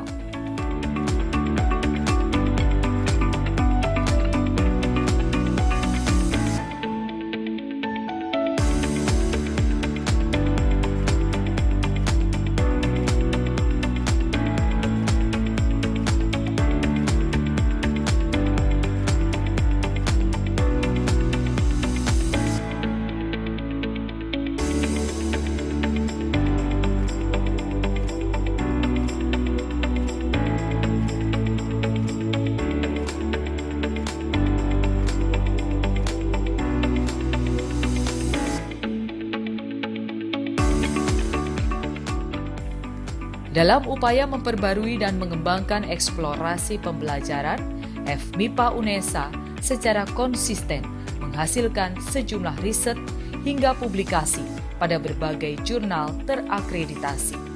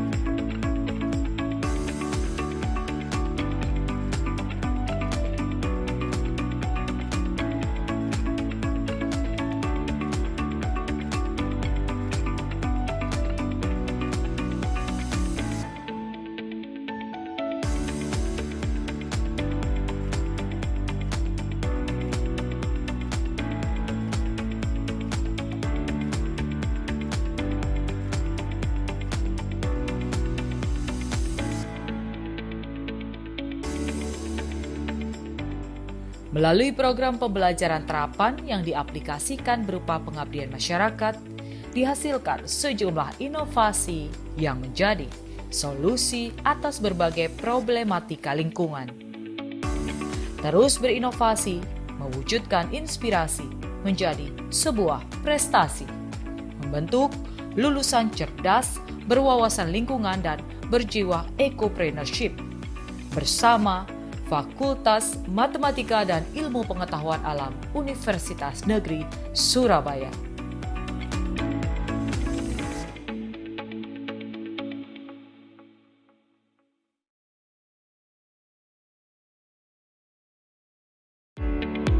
Menjadi kota yang identik dengan sejarah perjuangan, Surabaya terus berkembang menjadi tumpuan industri kreatif, sekaligus tempat yang kondusif untuk menggali dan mengembangkan berbagai bidang keilmuan. Universitas Negeri Surabaya, instansi pendidikan tinggi terkemuka di Indonesia yang mengembangkan bidang keilmuan pendidikan dan non-kependidikan. Berkomitmen untuk mencetak insan-insan unggul, menyiapkan lulusan yang tangguh, serta siap menghadapi kemajuan dunia. Fakultas Matematika dan Ilmu Pengetahuan Alam UNESA memiliki komitmen dalam menyelenggarakan pendidikan berbasis ICT melalui metode pembelajaran inovatif dan berbasis riset sesuai dengan perkembangan zaman. Bertepatan dengan berdirinya IKIP Surabaya tahun 1964, lahir pula Fakultas Keguruan Ilmu Eksakta yang menjadi cikal bakal dari Fakultas Matematika dan Ilmu Pengetahuan Alam. Kemudian setelah diresmikan menjadi Universitas Negeri Surabaya dengan tetap menjalankan visi utama sebagai lembaga penyelenggara program pendidikan dan non-pendidikan, maka kini FMIPA UNESA memiliki 5 jurusan dengan 9 program studi. Tak hanya berfokus pada pendalaman materi kemipaan, namun setiap sivitas akademika juga dibekali dengan soft skill seperti MIPApreneurship, kejujuran, kedisiplinan, kreativitas, berpikir kritis, kolaborasi, komunikasi, manajemen, inovasi yang solutif untuk memecahkan problem dalam kehidupan bermasyarakat dan berbangsa, juga kemampuan mengintegrasikan pendidikan dan ilmu MIPA dengan kapabilitas entrepreneurship atau yang kami sebut dengan kompetensi ekopreneurship. Pelaksanaan tridharma, penentuan target, dan pengembangan di berbagai bidang menjadi capaian wajib bagi FMIPA UNESA. Komitmen ini diwujudkan dengan didirikannya dan difasilitasinya gugus penjaminan mutu FMIPA UNESA dalam menjalankan tugas dan fungsinya. Penyelenggaraan administrasi dan tata kelola FMIPA UNESA dirancang untuk selalu akuntabel, transparan, adil, dan otonom. Sistem administratif yang baik juga bertujuan untuk menjamin mutu sekaligus berkomitmen dalam peningkatan kualitas setiap sivitas FMIPA UNESA.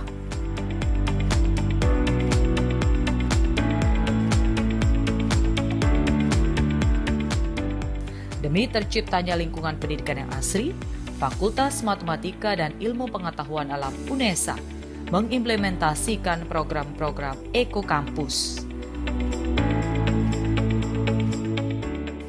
Di antaranya dengan menyediakan ruang publik yang bersih dan teduh, juga melaksanakan beberapa program lanjutan dengan menerapkan sistem pengolahan sampah metode 3R, reduce, reuse, recycle. Sekaligus menciptakan berbagai produk untuk memelihara dan menjaga keanekaragaman hayati. Kolaborasi memegang peranan penting dalam upaya menggali dan menemukan gagasan baru, berjejaring, memperluas relasi demi terbukanya berbagai peluang berkelanjutan. Fakultas Matematika dan Ilmu Pengetahuan Alam UNESA mewujudkannya melalui kerjasama dengan berbagai instansi, baik tingkat regional, nasional, hingga internasional. Berbagai sarana dan prasarana yang lengkap menjadi salah satu upaya Fakultas Matematika dan Ilmu Pengetahuan Alam UNESA. Upaya tersebut menjadi bentuk keseriusan UNESA dalam menciptakan ekosistem yang produktif bagi mahasiswa, menunjang kegiatan penalaran, hingga mewujudkan berbagai inovasi terbaru.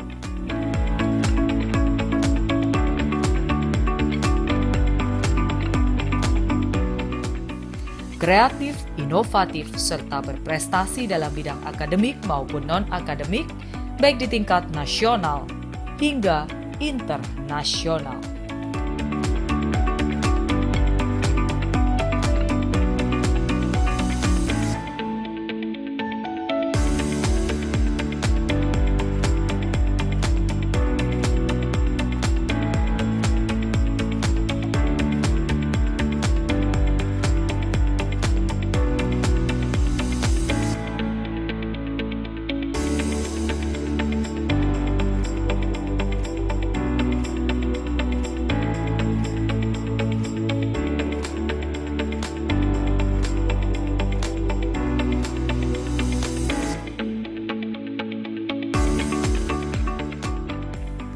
Dalam upaya memperbarui dan mengembangkan eksplorasi pembelajaran, FMIPA UNESA secara konsisten menghasilkan sejumlah riset hingga publikasi pada berbagai jurnal terakreditasi.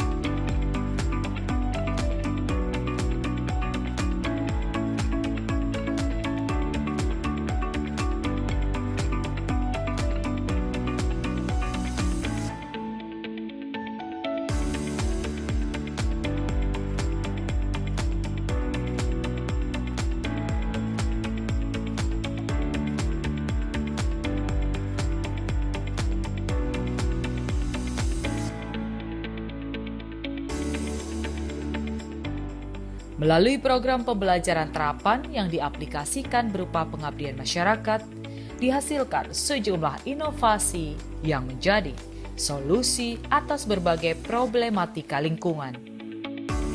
Terus berinovasi, mewujudkan inspirasi menjadi sebuah prestasi, membentuk lulusan cerdas, berwawasan lingkungan dan berjiwa ecopreneurship bersama Fakultas Matematika dan Ilmu Pengetahuan Alam Universitas Negeri Surabaya.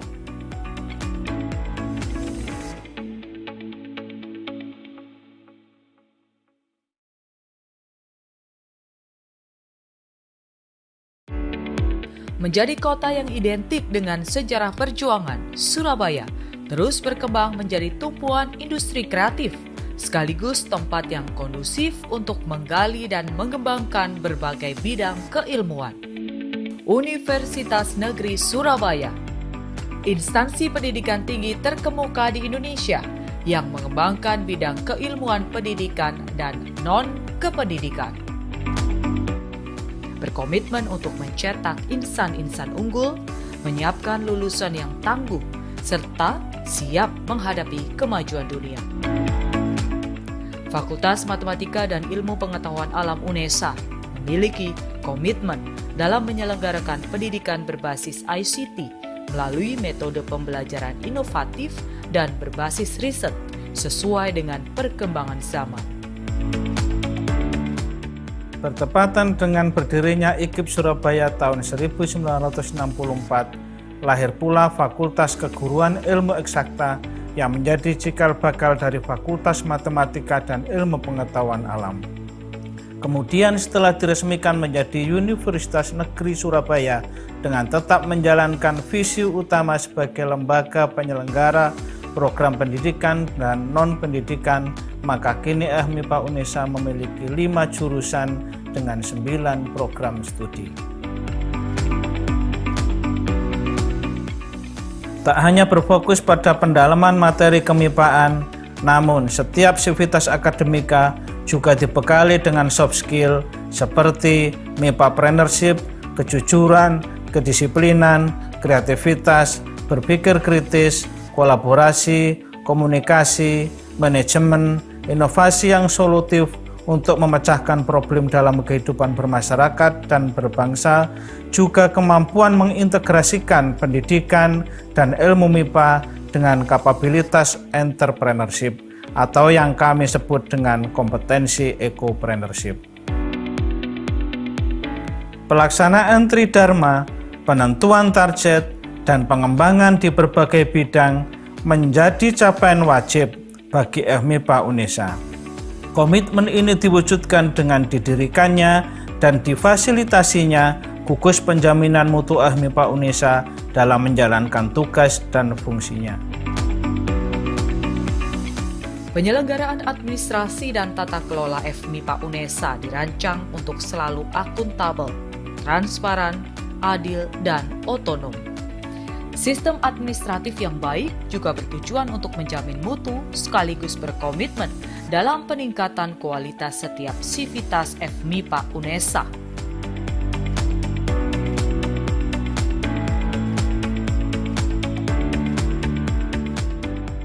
Demi terciptanya lingkungan pendidikan yang asri, Fakultas Matematika dan Ilmu Pengetahuan Alam UNESA mengimplementasikan program-program ekokampus.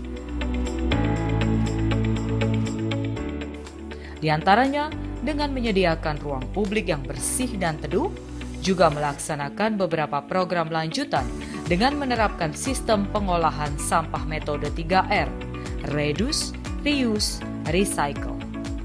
Sekaligus menciptakan berbagai produk untuk memelihara dan menjaga keanekaragaman hayati. Kolaborasi memegang peranan penting dalam upaya menggali dan menemukan gagasan baru, berjejaring, memperluas relasi demi terbukanya berbagai peluang berkelanjutan. Fakultas Matematika dan Ilmu Pengetahuan Alam UNESA mewujudkannya melalui kerjasama dengan berbagai instansi, baik tingkat regional, nasional, hingga internasional. Berbagai sarana dan prasarana yang lengkap menjadi salah satu upaya Fakultas Matematika dan Ilmu Pengetahuan Alam UNESA. Upaya tersebut menjadi bentuk keseriusan UNESA dalam menciptakan ekosistem yang produktif bagi mahasiswa, menunjang kegiatan penalaran, hingga mewujudkan berbagai inovasi terbaru.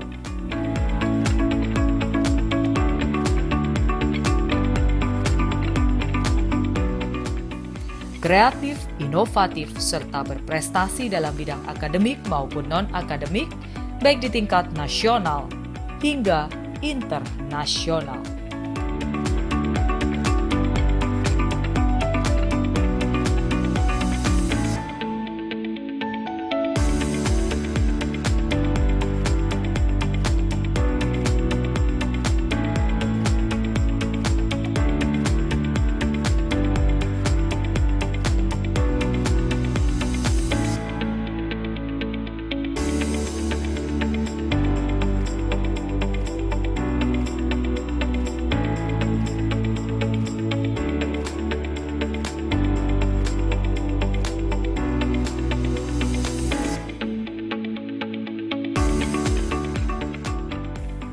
Dalam upaya memperbarui dan mengembangkan eksplorasi pembelajaran, FMIPA UNESA secara konsisten menghasilkan sejumlah riset hingga publikasi pada berbagai jurnal terakreditasi.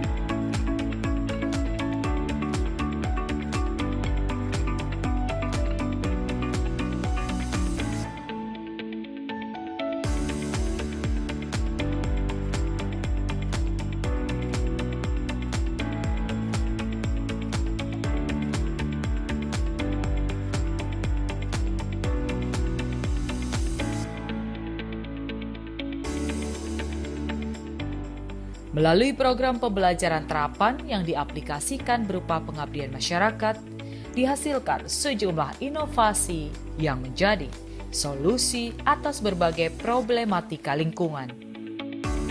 Terus berinovasi, mewujudkan inspirasi menjadi sebuah prestasi, membentuk lulusan cerdas, berwawasan lingkungan, dan berjiwa ekopreneurship. Bersama Fakultas Matematika dan Ilmu Pengetahuan Alam Universitas Negeri Surabaya.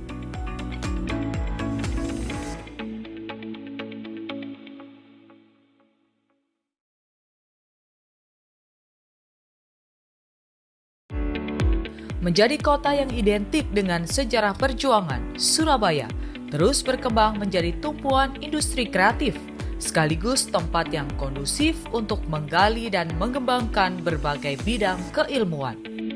Universitas Negeri Surabaya, instansi pendidikan tinggi terkemuka di Indonesia yang mengembangkan bidang keilmuan pendidikan dan non-kependidikan. Berkomitmen untuk mencetak insan-insan unggul, menyiapkan lulusan yang tangguh, serta siap menghadapi kemajuan dunia. Fakultas Matematika dan Ilmu Pengetahuan Alam UNESA memiliki komitmen dalam menyelenggarakan pendidikan berbasis ICT melalui metode pembelajaran inovatif dan berbasis riset sesuai dengan perkembangan zaman. Bertepatan dengan berdirinya IKIP Surabaya tahun 1964, lahir pula Fakultas Keguruan Ilmu Eksakta yang menjadi cikal bakal dari Fakultas Matematika dan Ilmu Pengetahuan Alam. Kemudian setelah diresmikan menjadi Universitas Negeri Surabaya dengan tetap menjalankan visi utama sebagai lembaga penyelenggara program pendidikan dan non-pendidikan, maka kini FMIPA UNESA memiliki 5 jurusan dengan 9 program studi.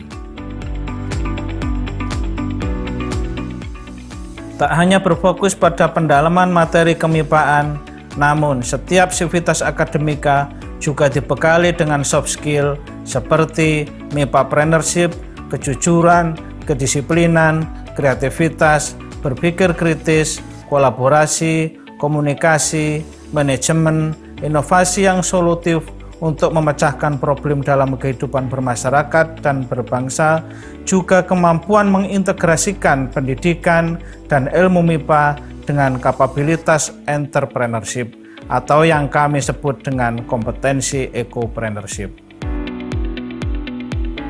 Pelaksanaan Tridharma, penentuan target, dan pengembangan di berbagai bidang menjadi capaian wajib bagi FMIPA UNESA.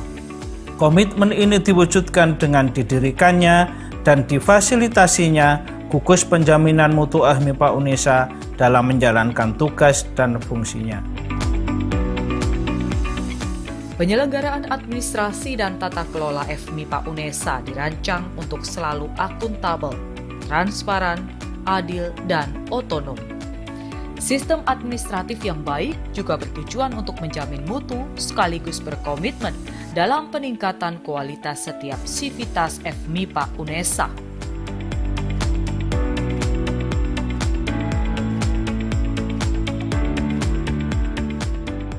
Demi terciptanya lingkungan pendidikan yang asri, Fakultas Matematika dan Ilmu Pengetahuan Alam UNESA mengimplementasikan program-program ekokampus.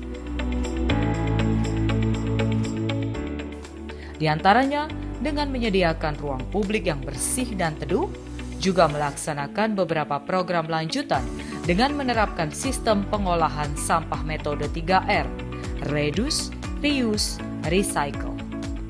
Sekaligus menciptakan berbagai produk untuk memelihara dan menjaga keanekaragaman hayati. Kolaborasi memegang peranan penting dalam upaya menggali dan menemukan gagasan baru, berjejaring, memperluas relasi demi terbukanya berbagai peluang berkelanjutan. Fakultas Matematika dan Ilmu Pengetahuan Alam UNESA mewujudkannya melalui kerjasama dengan berbagai instansi, baik tingkat regional, nasional, hingga internasional. Berbagai sarana dan prasarana yang lengkap menjadi salah satu upaya Fakultas Matematika dan Ilmu Pengetahuan Alam UNESA. Upaya tersebut menjadi bentuk keseriusan UNESA dalam menciptakan ekosistem yang produktif bagi mahasiswa, menunjang kegiatan penalaran, hingga mewujudkan berbagai inovasi terbaru.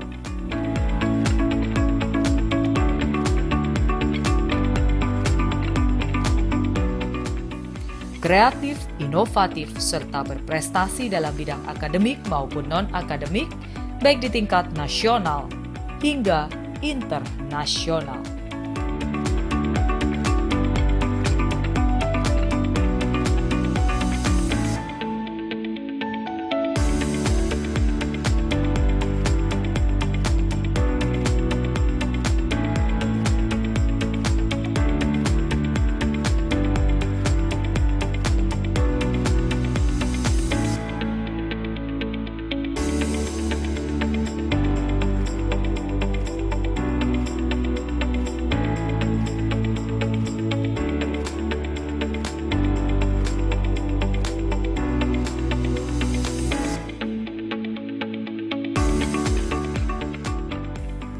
Dalam upaya memperbarui dan mengembangkan eksplorasi pembelajaran, FMIPA UNESA secara konsisten menghasilkan sejumlah riset hingga publikasi pada berbagai jurnal terakreditasi.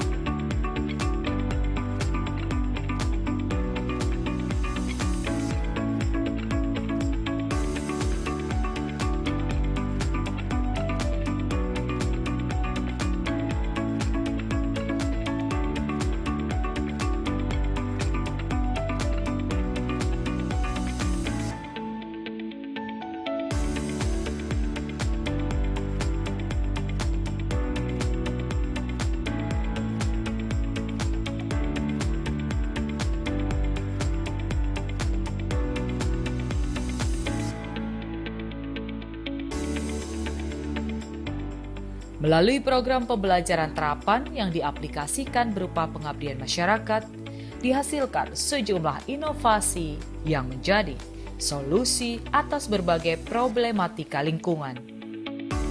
Terus berinovasi, mewujudkan inspirasi menjadi sebuah prestasi, membentuk lulusan cerdas, berwawasan lingkungan dan berjiwa ecopreneurship bersama Fakultas Matematika dan Ilmu Pengetahuan Alam Universitas Negeri Surabaya.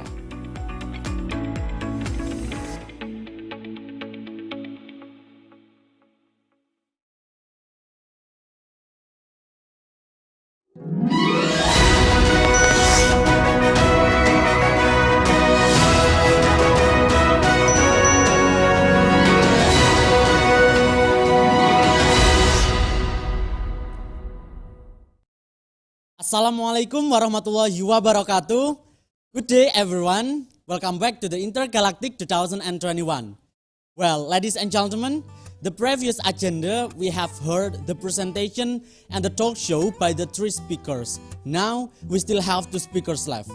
After this, we will have our 4th and our 5th speaker, but before that, we would like to welcome our moderator. Our moderator in this occasion is student of Mathematics Department. She is the winner of KDMI Universitas Negeri Surabaya. She also is the first place of Young Outstanding Student Faculty Mathematics and Science Universitas Negeri Surabaya 2020. Who is she? She is Ramadina. Hello Dina. How are you? Are you ready? Okay, the time is yours. Peserta dari webinar internasional Intergalactic 2021. Perkenalkan, saya Ramadina yang akan menjadi moderator untuk sesi ketiga pada acara yang berbahagia kali ini. telah tiba kita pada saat yang nantikan bersama, yaitu persembahan dari guest star kita yang nantinya akan ada sesi seminar dan juga di akhir pada tiap sesi akan ada Q&A session. Dan bagi teman-teman yang secara langsung ingin bertanya kepada kedua pemateri hebat kita pada kesempatan kali ini, dipersilahkan nantinya untuk menuliskan di chat room Zoom dengan format pertanyaannya itu nama _ pertanyaan, dan juga bisa secara langsung ketika di akhir sesi nanti untuk raise hand ketika akan bertanya, dan dipersilahkan untuk on kamera dan juga on microphone. Baiklah, pada kesempatan yang berbahagia kali ini, pembicara pertama sebagai guest star kita adalah Kak Jeremy Owen yang merupakan seorang content creator dan juga Indonesian student in Netherlands. Dan inilah kurikulum vitae dari Kak Jeremy Owen. Jeremy Owen Wijaya, highly motivated student of applied science majoring in environmental science for sustainable energy and technology from the Avans University, Breda, Netherlands. Experience in climate change consulting through sustainable environment and energy. He eager to utilize his interest in environment and technology to support government, companies, and individuals contribute against climate change with innovative solutions. He is so interested with travel, team sport, culinary, smart technology, entrepreneurship, environment, and renewable energy. He also have high social media engagement in YouTube, Instagram, and TikTok. Dan inilah kita sambut bersama Kak Jeremy. Hai Kak. Halo semuanya. Halo, apa kabar Kak Jeremy? Baik. Ada sendiri gimana? Baik. Ya, terima kasih Kak, baik kabarnya kita di sini, dan sebagai salah satu guest star kita pada kesempatan yang berbahagia kali ini, yaitu di webinar International Intergalactic 2021, kita akan ada di sesi pertama Kak Jeremy, yaitu seminar secara langsung oleh Kak Jeremy. Dipersilahkan bagi Kak Jeremy untuk share screen dan juga menyampaikan materinya. Terima kasih. Oke. Mungkin bisa dibantuin share screen kali. Aku udah kirim materinya. Ya, baik Kak. Oke, sambil nunggu mungkin aku bisa mulai kali ya. Oke, jadi boleh. perkenalin semuanya. Nama aku Jeremy Owen. Nama panjangnya Jeremy Owen Wijaya. Sekarang kuliahnya di Avans University di Breda, Belanda.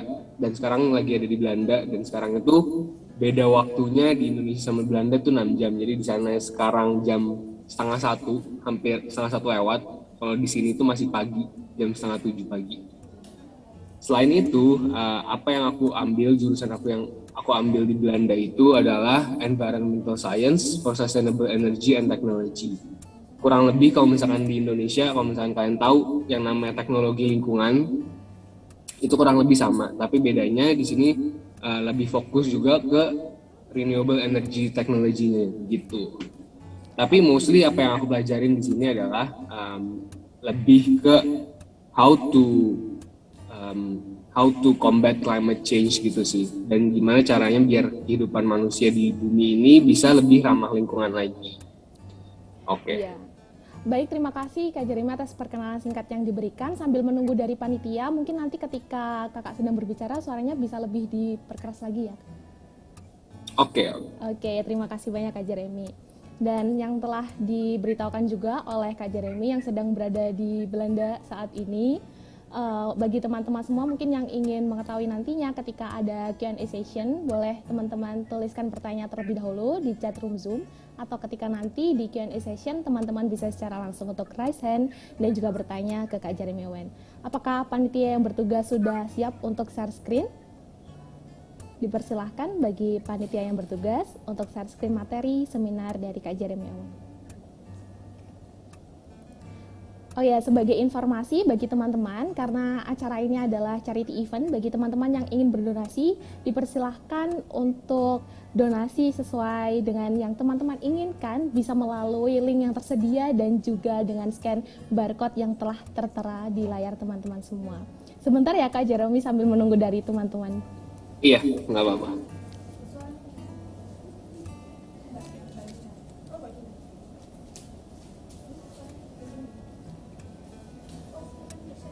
Oke, dipersilahkan bagi panitia share screen materi. Baik, karena Kak Jeremy dipersilahkan langsung secara dari Kak Jeremy untuk share screen materinya, apakah berkenan Kak? Kayaknya lagi nggak bisa, cuman nggak apa-apa deh, kita nggak usah pakai screen, nggak apa-apa, cuman ini doang kok. Wait ya. So, seperti yang aku tadi udah bilang, aku sekarang adalah pelajar mahasiswa juga, sama seperti kalian semua. Umurnya masih 19, jadi kalau misalkan ada salah atau ada ilmu-ilmu yang mau kalian tambahin, boleh banget tambahin di kolom chat, nanti bisa aku omongin juga. Dan kalau misalkan ada yang salah juga harap dimaklumin, kita masih seumuran kurang lebih ya. Dan juga hari ini aku mau ngomongin kurang lebih tentang sustainable development and social media di era 5.0 ini. Dan juga kalau misalkan kalian belum tahu, aku adalah content creator yang lumayan aktif, terutama di TikTok, di Instagram, dan YouTube. Kalau misalkan kalian mau cek, ada namanya username itu @jerheminemo gitu. Kita lanjut langsung masuk aja ke materi pertama. Jadi aku bakalan jelasin awal-awalnya itu secara dasar apa sih maksudnya what is sustainability.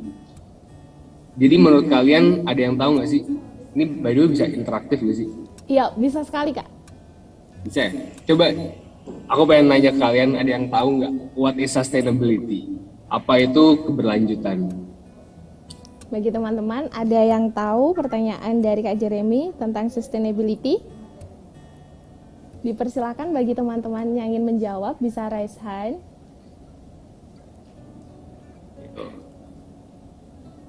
Ada yang tahu? Nih, Kak. Masih belum ada yang raise nih Kak. Oke, nggak apa-apa, kita lanjut aja. Jadi, kalau misalkan kalian masih belum tahu apa itu sustainability itu kurang lebih caranya gimana kita bisa menemukan kebutuhan orang-orang di masa depan, di generasi ke depan kita, tapi mereka nggak perlu nyari lagi. Jadi kita yang bantuin cari, kita yang bantuin menemukan kebutuhan-kebutuhan mereka di masa depan, supaya mereka pas di masa depan itu nggak perlu susah-susah kayak kita nyari solusinya, nyari cara-caranya dan lain-lain lagi. Kurang lebih kayak gitu. Tapi sustainability itu bukan cuma buat the future generation doang, tapi juga buat generasi kita. Contohnya kayak misalkan ngebantuin orang-orang di Afrika yang kelaparan karena kita banyak ngebuang makanan-makanan yang sebenarnya masih bisa dimakan tapi terbuang, dan harusnya itu bisa diarahkan ke orang-orang yang kelaparan misalnya di Afrika dan lain-lain. Itu juga salah satu contoh sustainability. Selanjutnya, apa sih yang jadi measurement sustainability? Jadi di sustainability itu ada yang namanya life cycle analysis. Kalau misalkan kalian pernah tahu atau pernah baca-baca, itu kayak umur hidup dari suatu barang atau suatu sistem. Contohnya nih, gimana caranya kita bisa ngebandingin suatu barang itu lebih ramah lingkungan atau lebih buruk buat lingkungan. Itu pakai yang namanya life cycle analysis. Contohnya kalau misalkan plastik yang mana sih yang paling buruk buat lingkungan? Misalkan aku mau nanya ke kalian, coba bandingin kita punya gelas yang terbuat dari gelas disposable yang sekali pakai yang terbuat dari karton, dan gelas beling yang bisa kita pakai sehari-hari, bisa kita pakai tiap hari berkali-kali dan nggak perlu dibuang lagi. Itu lebih ramah lingkungan yang mana? Ada yang tahu nggak? Ada pertanyaan nih dari Kak Jeremy. Dari kedua gelas tadi kira-kira yang mana? Oh ini Kak, ada yang raise hand. Dimas, silakan untuk menjawab. Silahkan untuk menjawab dari yang sudah raise hand. Perbandingan dari gelas yang sudah Kak Jeremy tadi sebutkan antara gelas satu kali pakai dengan gelas kaca contohnya. Oke, sudah bergabung dengan kita, silahkan.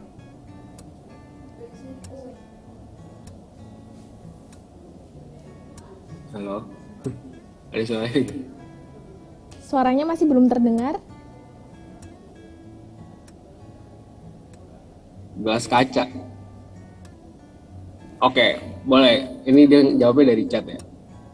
Mungkin kalau misalkan dari Kak Dima sendiri ngomongin gelas kaca.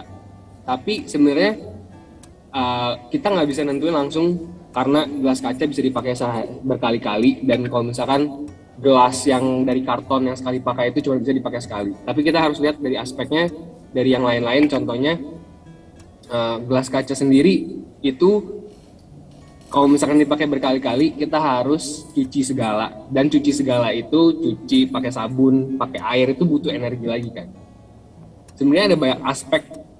Jadi yang maksudnya aku mau kasih tahu itu di sini gak bisa kita lihat oh ini bisa berkali-kali pakai dan ini cuma bisa satu kali pakai. Kita harus lihat dari aspek, dan kita harus lihat dari beberapa faktor lainnya. Contohnya kayak yang tadi aku bilang, kalau misalkan tadi ngomongnya gelas kaca lebih ramah lingkungan, tapi gelas kaca itu kalau misalkan dipakai berkali-kali kita harus cuci, yang artinya kita butuh sabun, kita butuh air, yang artinya adalah butuh energi lainnya gitu. Dan kalau misalkan selanjutnya itu kenapa being sustainable itu essential? Kenapa being sustainability di zaman sekarang itu penting? Karena ada beberapa faktor. Faktor-faktor yang paling utama adalah climate change atau krisis iklim. Jadi sekarang kita itu ada di, kalau misalkan kalian tahu, climate change itu, krisis iklim itu ada beberapa skenario, dan sekarang itu bumi kita ada di skenario kalau nggak salah yang lumayan buruk dibanding skenario lainnya. Artinya kita harus dipaksa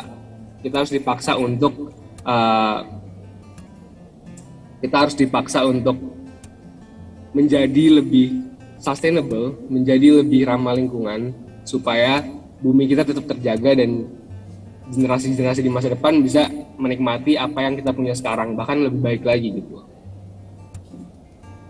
Selanjutnya, apa sih yang triggers climate change? Apa sih apa faktor yang bikin climate change itu ada? Ada beberapa faktor. Contohnya adalah pertama-tama yang paling utama itu gas rumah kaca atau greenhouse gases. Apa sih greenhouse gases itu? Greenhouse gases itu adalah karbon atau misalkan emisi-emisi yang dikeluarin dari transportasi, dari pabrik-pabrik, terus limbah-limbah juga. Hal-hal itu yang ngebikin yang support krisis iklim, yang artinya adalah kurang bagus. Karena greenhouse gases ini bisa menciptakan greenhouse gases effect, yang artinya adalah kalau misalkan panas dari matahari turun dari atas, dari atmosfer ke bumi, mereka nggak bisa keluar lagi ke space karena ditahan sama greenhouse gases itu dan dipantuin lagi ke bumi dan jadi makin panas gitu. Sebenarnya greenhouse gases ini alami, tapi yang manusia lakuin sekarang itu ditambah lebih banyak lagi greenhouse gasesnya, jadi temperatur bumi jadi makin panas lagi gitu. Selanjutnya, apa sih yang bikin climate change ini lebih caranya gimana biar climate change ini bisa lebih berkurang, bisa lebih di-prevent? Ada beberapa cara. Salah satu caranya adalah energi transisi, seperti yang kita fokus sekarang di webinar kali ini. Energi transisi yang dari energi kurang bersih, contohnya kayak misalkan energi coal energy atau fossil fuels, itu yang keluarin emisi karbon paling banyak dan menjadi salah satu faktor utama climate change. Dan kita harus mengubah itu semua ke energi yang lebih bersih, contohnya kayak misalkan solar panel, wind energy, dan juga panas bumi, kalau misalkan kalian tahu. Dan juga bukan cuma itu aja sebenarnya, ada beberapa hal, misalkan kalian bisa mulai jadi vegan, atau misalkan kalian bisa lebih ramah lingkungan lagi dengan cara buang sampah di tong sampah.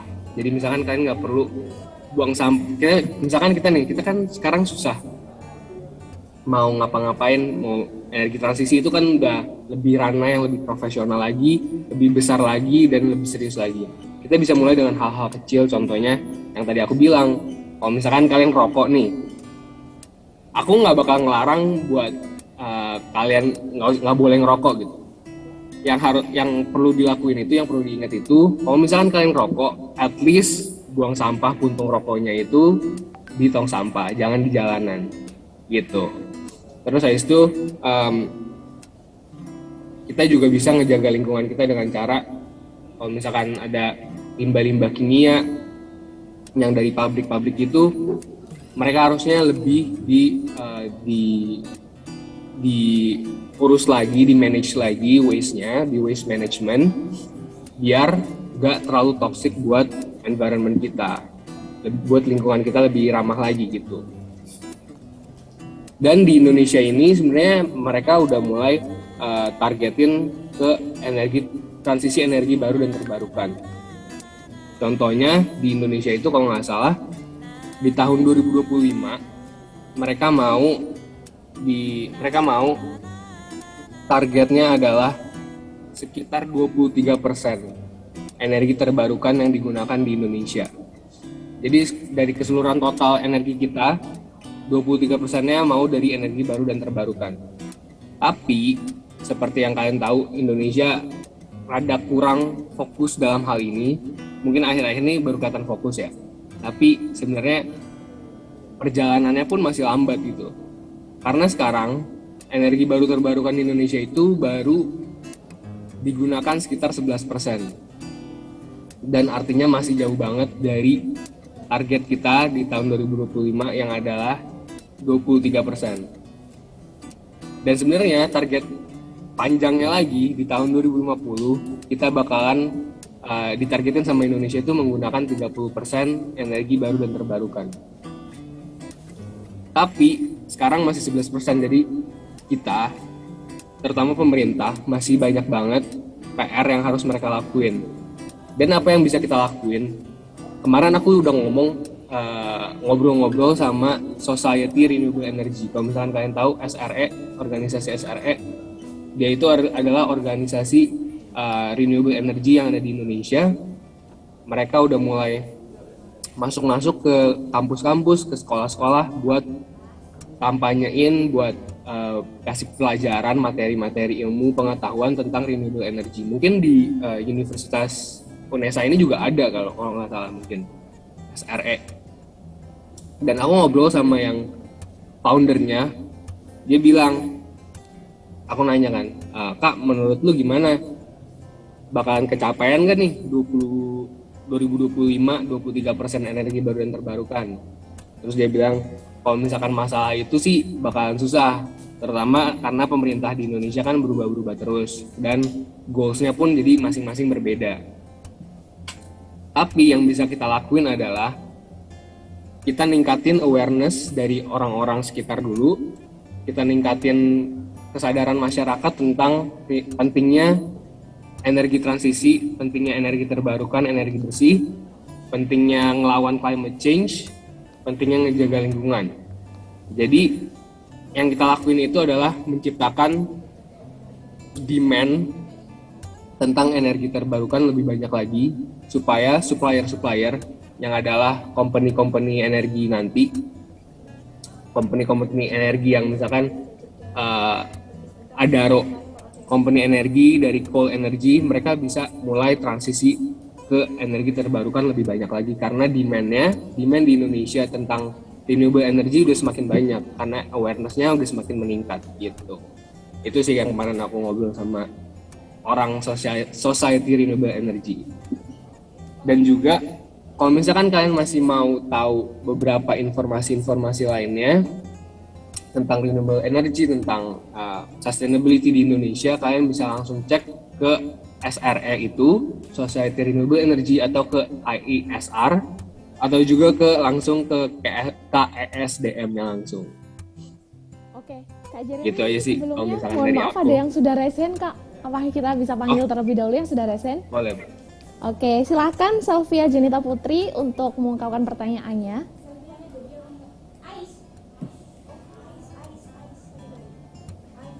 Ya, Ais, silakan.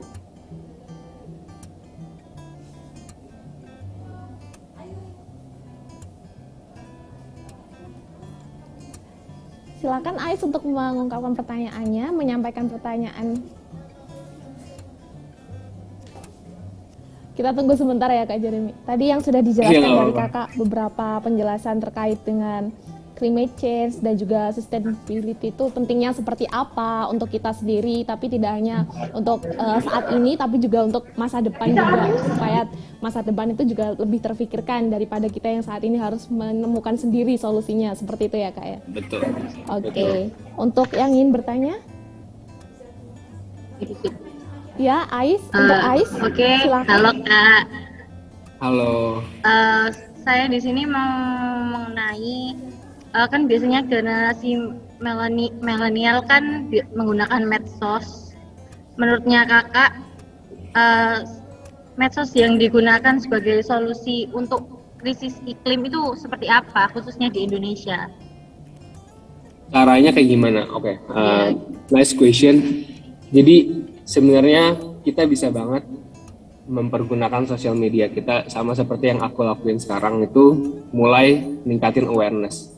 Karena gimana? Kalau misalkan yang aku lakuin sekarang itu dari konten-konten TikTok aku, di Instagram aku mulai nge-share cara-caranya gimana kita bisa lebih kenal lagi sama lingkungan kita bisa lebih ramah lagi sama lingkungan kita.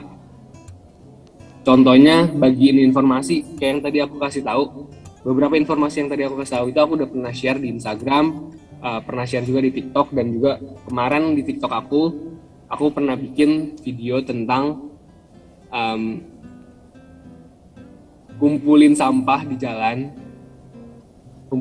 jalan, botol-botol plastik, botol-botol kaca gitu, terus aku pungut-pungutin, terus aku taruh di supermarket dan aku tuker jadi duit. Dan itu lumayan menarik perhatian orang-orang di Indonesia gitu. Dan aku mau mulai bikin beberapa konten-konten yang nyelip-nyelipin mulai ke renewable energy, mulai ke climate change, mulai ke lingkungan-lingkungan biar orang-orang lebih aware lagi tentang climate change ini.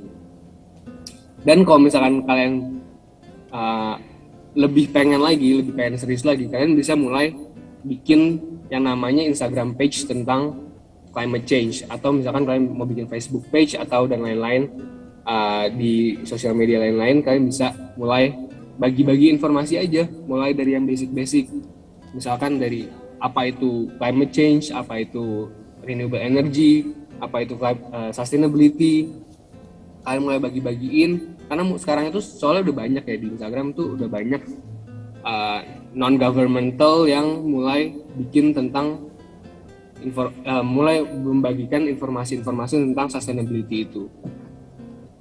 Ada beberapa yang aku tahu, bahkan di Vokatif, Polix itu mereka udah mulai bagi-bagiin informasi tentang environment. Dan juga kalau misalkan kalian tahu Instagram page-nya KSDM kalau nggak salah, itu mereka bagus banget karena menarik banget Instagramnya, video-videonya lucu-lucu juga. Karena yang aku rasain gini, kalau misalkan kita buka sosial media itu, orang-orang di Indonesia itu lebih pengen nyarinya bukan ilmu pengetahuan, tapi lebih ke hiburan. Dan rada susah kalau misalkan kita mau ngebagiin tentang ilmu pengetahuan, yang bagiin secara serius-serius itu rada susah. Biasanya kurang engagementnya lebih di bawah daripada yang kasih tentang lucu-lucuan, tentang seru-seruan. Karena apa yang aku lihat itu, orang di Indonesia kalau misalkan buka sosial media, mereka pengen carinya hiburan karena udah capek seharian kerja atau capek seharian kuliah, capek seharian nugas dan lain-lain. Jadi apa yang harus kita lakuin adalah sebisa mungkin ngebuat konten ilmu pengetahuan yang kita mau bagiin itu lebih menghibur. Jadi kalau bisa konten-konten kita yang lebih bermanfaat itu juga menghibur orang-orang yang nonton, gitu sih. Baik, terima kasih Kak Jeremy atas jawabannya yang diberikan. Untuk Ais, bagaimana? Apakah sudah puas dengan jawaban dari Kak Jeremy? Puas banget. Terima Oke, kasih terima Kak ya kasih. untuk inspirasinya. Semoga di Indonesia bisa diterapkan. Amin. Ya, terima kasih. Dari penjelasan Kak Jeremy tadi, saya juga lihat Kak, salah satu kontennya Kakak yang kita mengumpulkan botol-botol bekas di jalan, padahal itu adalah sampah. Terus kita ke minimarket atau ke tempatnya penukaran dan ada beberapa botol yang memang bisa ditukarkan dengan uang tadi. Ada juga yang ternyata masih belum bisa ditukarkan. Dan kalau berbicara tentang beberapa teknologi-teknologi seperti itu, kadang ada yang ada di Indonesia, ada juga yang belum. Nah, kalau sepengetahuan dari Kakak sendiri yang sudah ada di Indonesia ini seperti apa kira-kira, Kak? Renewable energinya atau apanya? Iya, jadi untuk renewable teknologi atau teknologi-teknologi terkini yang misalkan tempat-tempat tertentu dia bisa menukarkan dari misal botol-botol sampah itu sendiri, misal di kota-kota besar seperti Jakarta, contohnya Kak. Udah ada sih beberapa, kalau nggak salah yang namanya, kalau misalkan kalian tahu Hamish Daud, suaminya dari Raisa, dia punya aplikasi yang namanya Octopus, dan dia kalau nggak salah juga dia ngumpulin sampah-sampah plastik-plastik juga yang kita, misalkan orang-orang kita seperti kita bisa kirim sampah plastik, kumpulin sampah plastik ke mereka, dan kalau nggak salah bisa dapat duitnya juga. Atau juga kalau misalkan kalian pengguna Grab, kalian bisa kirim sampah-sampah plastik, botol-botol plastik itu ke poin-poin pengumpulan sampah plastik dengan cara pakai Grab, voucher Grabnya kalau nggak salah Grab apa gitu. Nanti harus dicari tahu lagi, karena aku tahunya juga sekilas-sekilas doang. Mereka kita bisa kirim sampah plastik itu secara gratis, nanti di pick up sendiri sama Grab drivernya dan dikirim ke tempat pengumpulannya. Mungkin kita nggak dapat apa-apa sih, tapi yang pasti pengirimannya itu gratis, yang artinya adalah orang dari company Grab sendiri udah mulai mendukung kita lebih ramah lingkungan gitu. Oke, Kak Jeremy, ini kita lihat lagi di partisipan sudah ada yang raise hand dari Unesa_Berliana. Bagi teman-teman yang ingin bertanya, dipersilakan juga untuk raise hand dan juga bisa dipersilakan on kamera. Dan ketika nanti sudah dipanggil, bisa on microphone untuk menunjukkan pertanyaannya kepada Kak Jeremy. Untuk Unesa_Berliana, silahkan untuk on kamera dan juga silahkan memberikan pertanyaannya.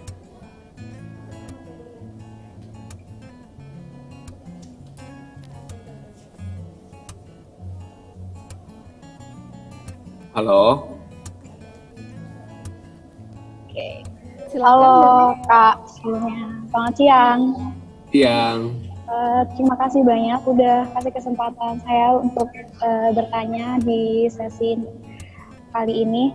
Sebelumnya aku sedikit banyak tertarik sih Kak terkait isu perubahan iklim di Indonesia serta sustainable energy.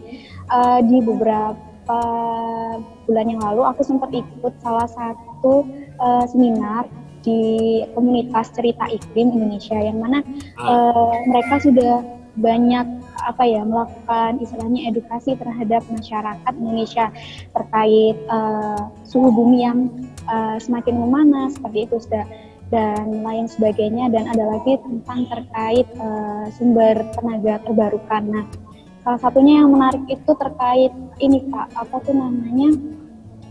rumah dengan tenaga surya seperti itu. Nah, seperti yang kita tahu bahwa di Indonesia sendiri itu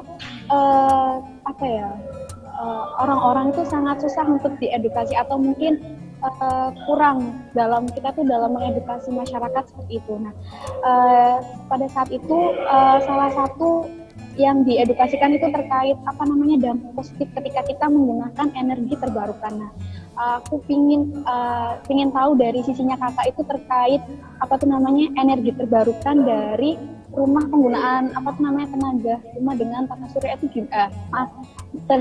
surya itu gimana? Soalnya kayak kadang kita edukasi ke masyarakat sendiri, bahkan teman-teman kita sendiri tuh kayak susah. Nah, edukasi yang mudah itu dengan cara apa selain dari media sosial yang dijelaskan kakak tadi seperti itu.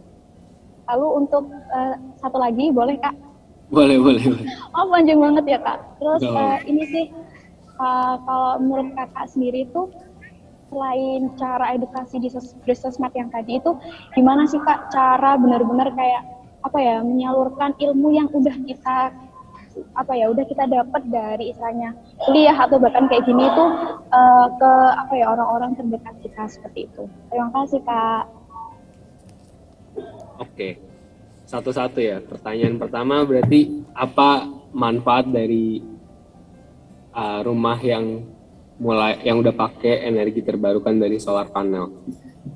Ada banyak sih sebenarnya. Contohnya kalau misalkan kita udah pakai solar panel, artinya kita udah nggak perlu bayar listrik lagi dari PLN. Kalau misalkan udah tercukupi semua. Tapi yang ada juga banyak masalah yang harus kita sadarin. Kita nggak boleh cuma kasih tahu, oh ini enaknya buat pakai solar panel. Tapi ada juga kekurangannya. Tantangan yang paling utama itu sekarang pasang solar panel di Indonesia lumayan mahal, teknologi lumayan mahal kan. Listrik dari PLN itu jauh lebih murah. Jadi yang perlu kita utamain adalah yang tadi, kita harus punya awareness tentang climate change, tentang sustainability. Kalau misalkan kita udah punya awareness tentang hal itu, masalah harga dan lain-lain, yang penting nggak terlalu jauh perbedaannya, kita terima aja lah. Dan kita juga harus butuh bantuan dari pemerintah sendiri, yang artinya contohnya nurunin harga dari energi terbarukan, atau kan misalkan bantu subsidi, bantu kasih benefit lainnya untuk orang-orang yang udah mulai pakai solar panel sendiri. Contohnya kalau misalkan kita udah pakai mobil listrik di Indonesia itu, kalau nggak salah udah nggak perlu ikutin ganjil genap gitu. Contohnya benefit yang kayak gitu yang kita perluin dari bantuan dari pemerintah. Gitu sih. Terus selanjutnya kalau misalkan yang membagikan ilmu-ilmu ke orang lain, sebenarnya rada susah ya, karena di Indonesia sendiri kan orang-orangnya masih belum aware tentang climate change gitu. Jadi mungkin yang paling aku bisa sampaikan adalah kita jadi contoh buat teman-teman kita di sekitar, kita jadi contoh buat keluarga kita, saudara-saudara kita.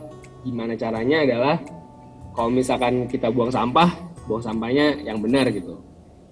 Misalkan kalau misalkan berani nih mereka buang sampah di jalanan, kita kayak mulai tegur, tolong dong buang sampah di situ, di tempat yang benar. Atau enggak, kalau misalkan kalian mau lebih naik level lagi, kalian bisa pisahin sampah plastik sama sampah yang bukan plastik gitu. Karena di Indonesia sendiri waste managementnya kurang bagus. Kalau misalkan kita bisa pisah-pisahin dari rumah kita sendiri, pasti bakalan jauh lebih baik gitu. Itu sih. Terima kasih Kak Jeremy. Bagaimana Berli?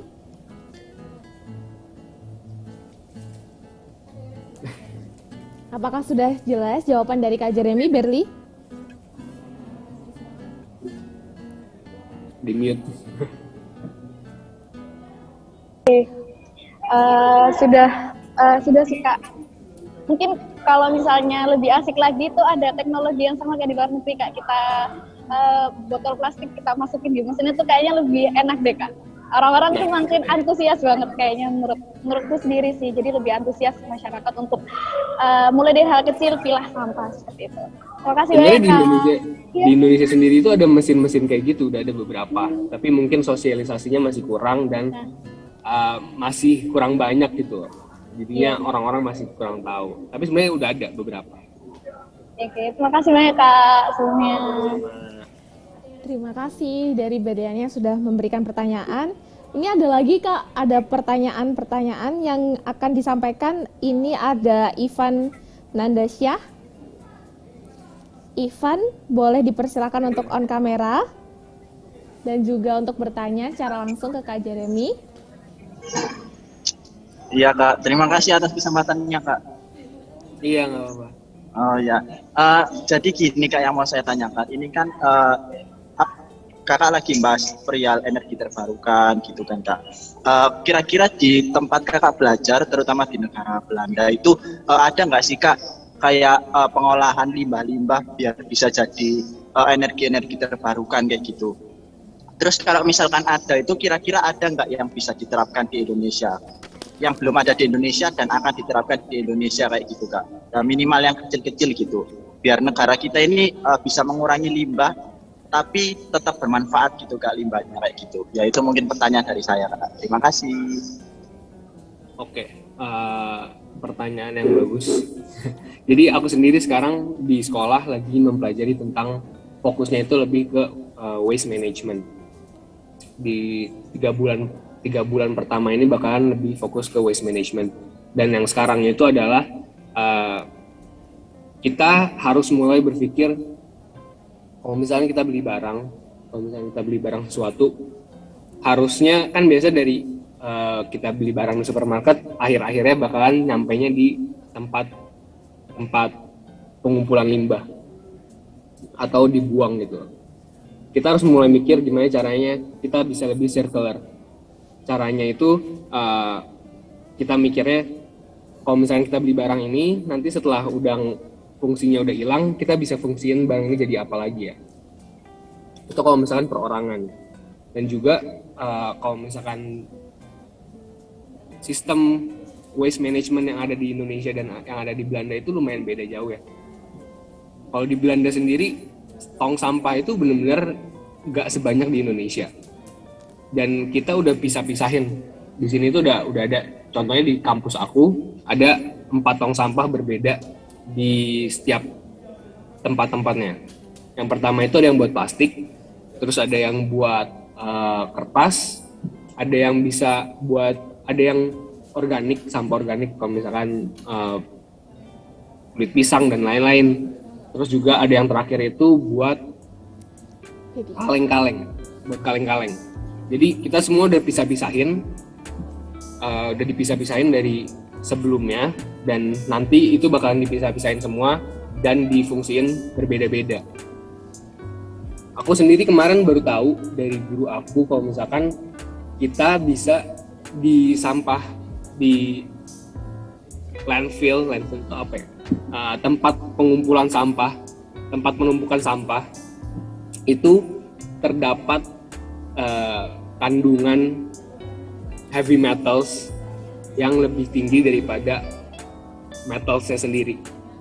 Jadi kalau misalkan kalian nge-extract heavy metals dari landfill, dari tempat pengumpulan sampah, itu kandungannya lebih tinggi daripada kalau misalkan kalian ekstrak heavy metals dari iron ore-nya sendiri, dari bijinya sendiri gitu.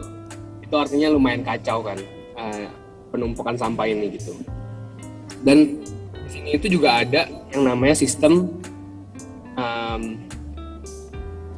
kalian, jadi sampah-sampah limbah itu di sini mulai digunain lagi. Caranya mereka kompres, mereka gunain ini, gunain itu, dan jadiin energi lagi.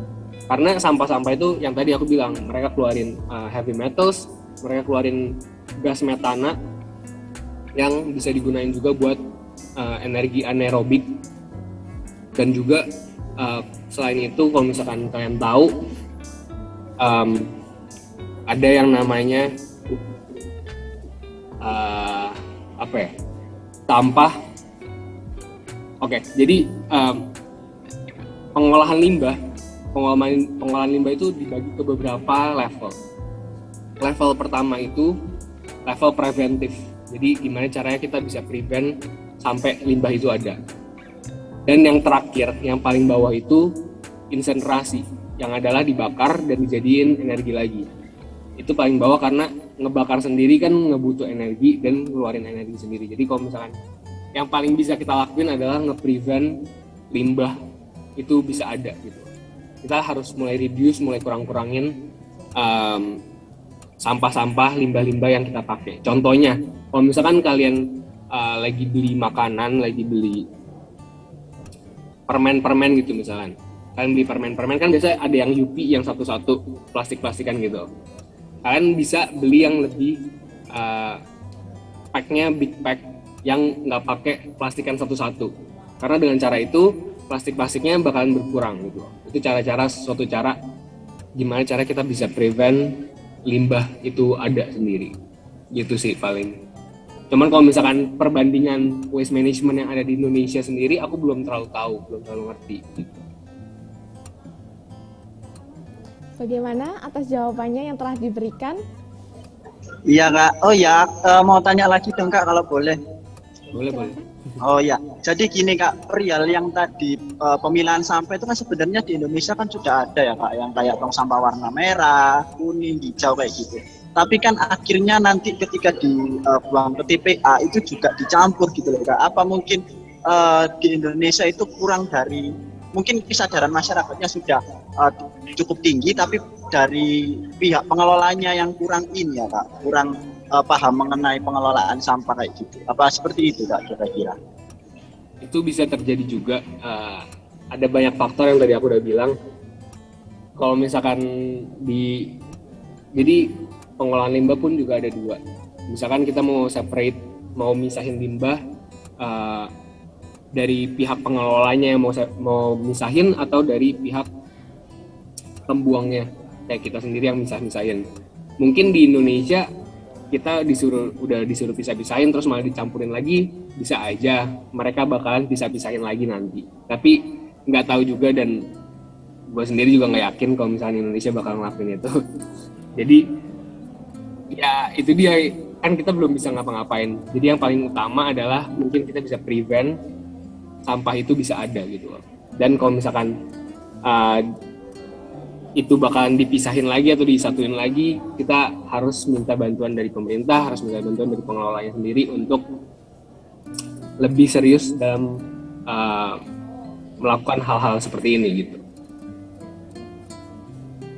Oke, terima kasih Kak Jeremy atas jawabannya. Bagaimana Kak Ivan? Apakah oh iya Kak, terima kasih banyak atas jawaban yang Kakak berikan. Sangat bermanfaat Kak. Makasih. Thank you. Oke, terima kasih. Jadi tadi sudah ada pertanyaan dari Kak Ivan juga tentang bagaimana perbedaan waste manajemennya antara Belanda itu sendiri dan juga di Indonesia. Yang kita ketahui kalau di Indonesia sebenarnya sudah ada bagaimana pemilahan sampah-sampah, namun ternyata praktiknya Kak Jeremy yang kita tahu kan ya, di masyarakat harusnya yang sampah organik tapi tetap dimasukin plastik dan lain sebagainya. Nah, selanjutnya Kak Jeremy terkait dengan studi yang sedang kakak pelajari yang di Belanda, alasan utamanya yang kakak pilih kenapa memilih untuk belajar tentang environmental ini harus di Belanda? Apakah ada studi yang sama juga di Indonesia? Kalau ada itu di mana dan seperti apa, dan perbedaannya bagaimana dengan yang kakak jalani saat ini di Belanda? Jujur kalau misalkan di Indonesia jurusan yang aku ambil ini lumayan jarang ya. Dan di Indonesia itu kalau nggak salah ada di Universitas Swiss German University kalau nggak salah, yang persis sama-sama gitu. Dan juga kalau nggak salah di Prasetya Mulia pernah dengar ada yang namanya renewable energy, jurusan renewable energy juga. Tapi salah satu alasan aku mau ambil di Belanda karena ya kita tahu sendiri kalau misalkan aku ambil hal ini di Indonesia yang praktiknya masih kurang dan hasilnya masih belum terlihat, jadi ngerasa kurang yakin aja gitu.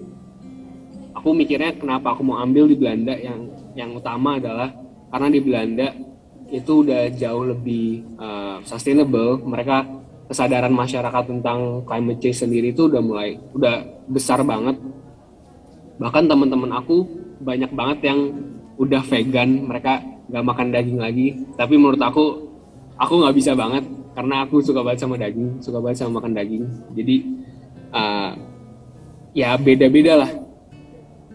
Kalau misalkan di Belanda pun praktik-praktiknya juga udah jauh lebih ke depan dibanding daripada Indonesia.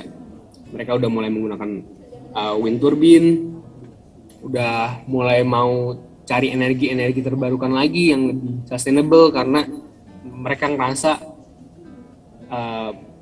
wind turbine sendiri kurang sustainable gitu loh. Tapi di Indonesia masih mau mengaplikasikan hal itu, jadi kayak kita masih ketinggalan jauh banget. Dan motivasi utama kenapa aku kuliah di luar dan pengen belajar hal ini adalah aku ngeliat di Indonesia ini, terutama di dunia, di dunia terutama di Indonesia ini menjadi masalah yang besar banget tentang climate change. Jadi yang aku pengen lakuin ya, semoga tercapai, amin, nanti setelah lulus, pengen banget ngaplikasiin hal-hal yang aku udah pelajarin di luar negeri ini, di Belanda ini ke Indonesia. Contohnya dengan cara mulai energi transisi lebih kencang lagi energi transisinya, terus juga misalkan lebih membagikan awareness lagi, kesadaran masyarakat Indonesia bisa lebih tinggi lagi. Hal-hal kayak gitu sih yang aku pengen, biar Indonesia juga bisa lebih ramah lingkungan. Karena kalau misalkan kita jadi ramah lingkungan itu bukan cuma buat lingkungannya sendiri, tapi ada efeknya juga, ada faktor yang mempengaruhi ke kehidupan living things kayak manusia gitu. Contohnya dari kesehatan, dari polusi-polusi itu kan termasuk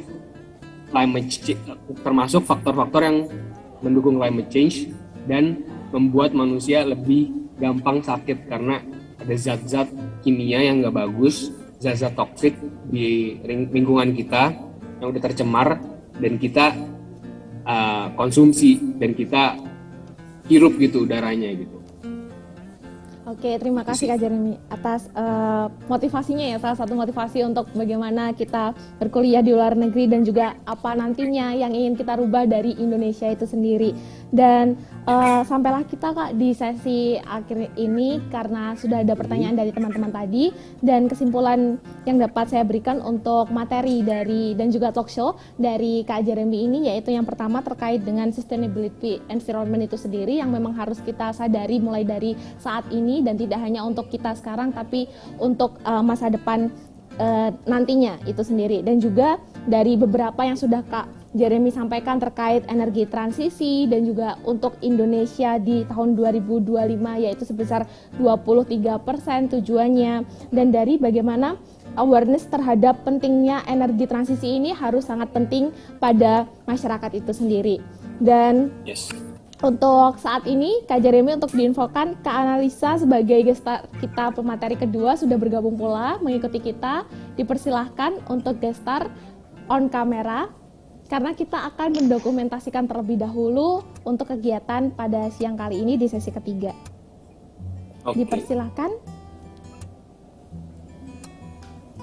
Untuk peserta juga silahkan untuk on cam karena kita akan mendokumentasikan acara kita pada siang hari ini. Halo, selamat siang semuanya. Selamat siang Jeremy, salam kenal teman-teman semuanya. Selamat siang Kak Analisa. Terima kasih sudah bergabung dengan kita pada siang hari ini. Saya juga tadi ikut menyimak, keren banget presentasinya Jeremy. Sukses ya kuliahnya. Amin, thank you Kak. Baik, untuk peserta yang ada di rumah dipersilahkan sekali lagi untuk on kamera karena kita akan mendokumentasikan sesi ketiga pada webinar International Intergalactic 2021 kali ini bersama dengan guest star kita yaitu ada Kak Jeremy dan juga ada Kak Analisa. Dipersilahkan bagi teman-teman untuk segera on kamera karena kita akan segera mengambil dokumentasi pada kegiatan sesi 3 siang kali ini. Sudah siap semuanya? Akan saya hitung mundur dalam hitungan 3, 2, 1. Slide kedua.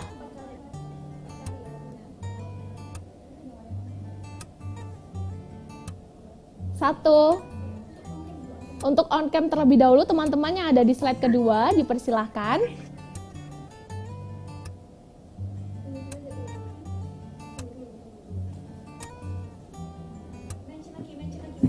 Bagi teman-teman yang ada di slide kedua dipersilahkan untuk on kamera karena kami akan segera mengambil dokumentasi bersama dengan kedua gestar kita kali ini yaitu ada Kak Jeremy dan juga ada Kak Analisa di webinar International Intergalactic 2021. Mari kita hitung bersama. 1, 2, 3. Terima kasih. Slide selanjutnya. 1, 2, 3. Slide keempat. 1, 2, 3. Baik, terima kasih kepada teman-teman semua yang sudah meluangkan waktu. Terima kasih Kak Jeremy atas materi yang telah diberikan dan juga talk show yang telah dilaksanakan. Kami sampaikan terima kasih kepada Kak Jeremy. Thank you, Kak. Selanjutnya akan ada guest star kita pada kesempatan yang berbahagia kali ini. Ada Kak Analisa Widyaningrum, Sarjana Psikologi Magister Psikologi yang sudah bergabung dengan kita.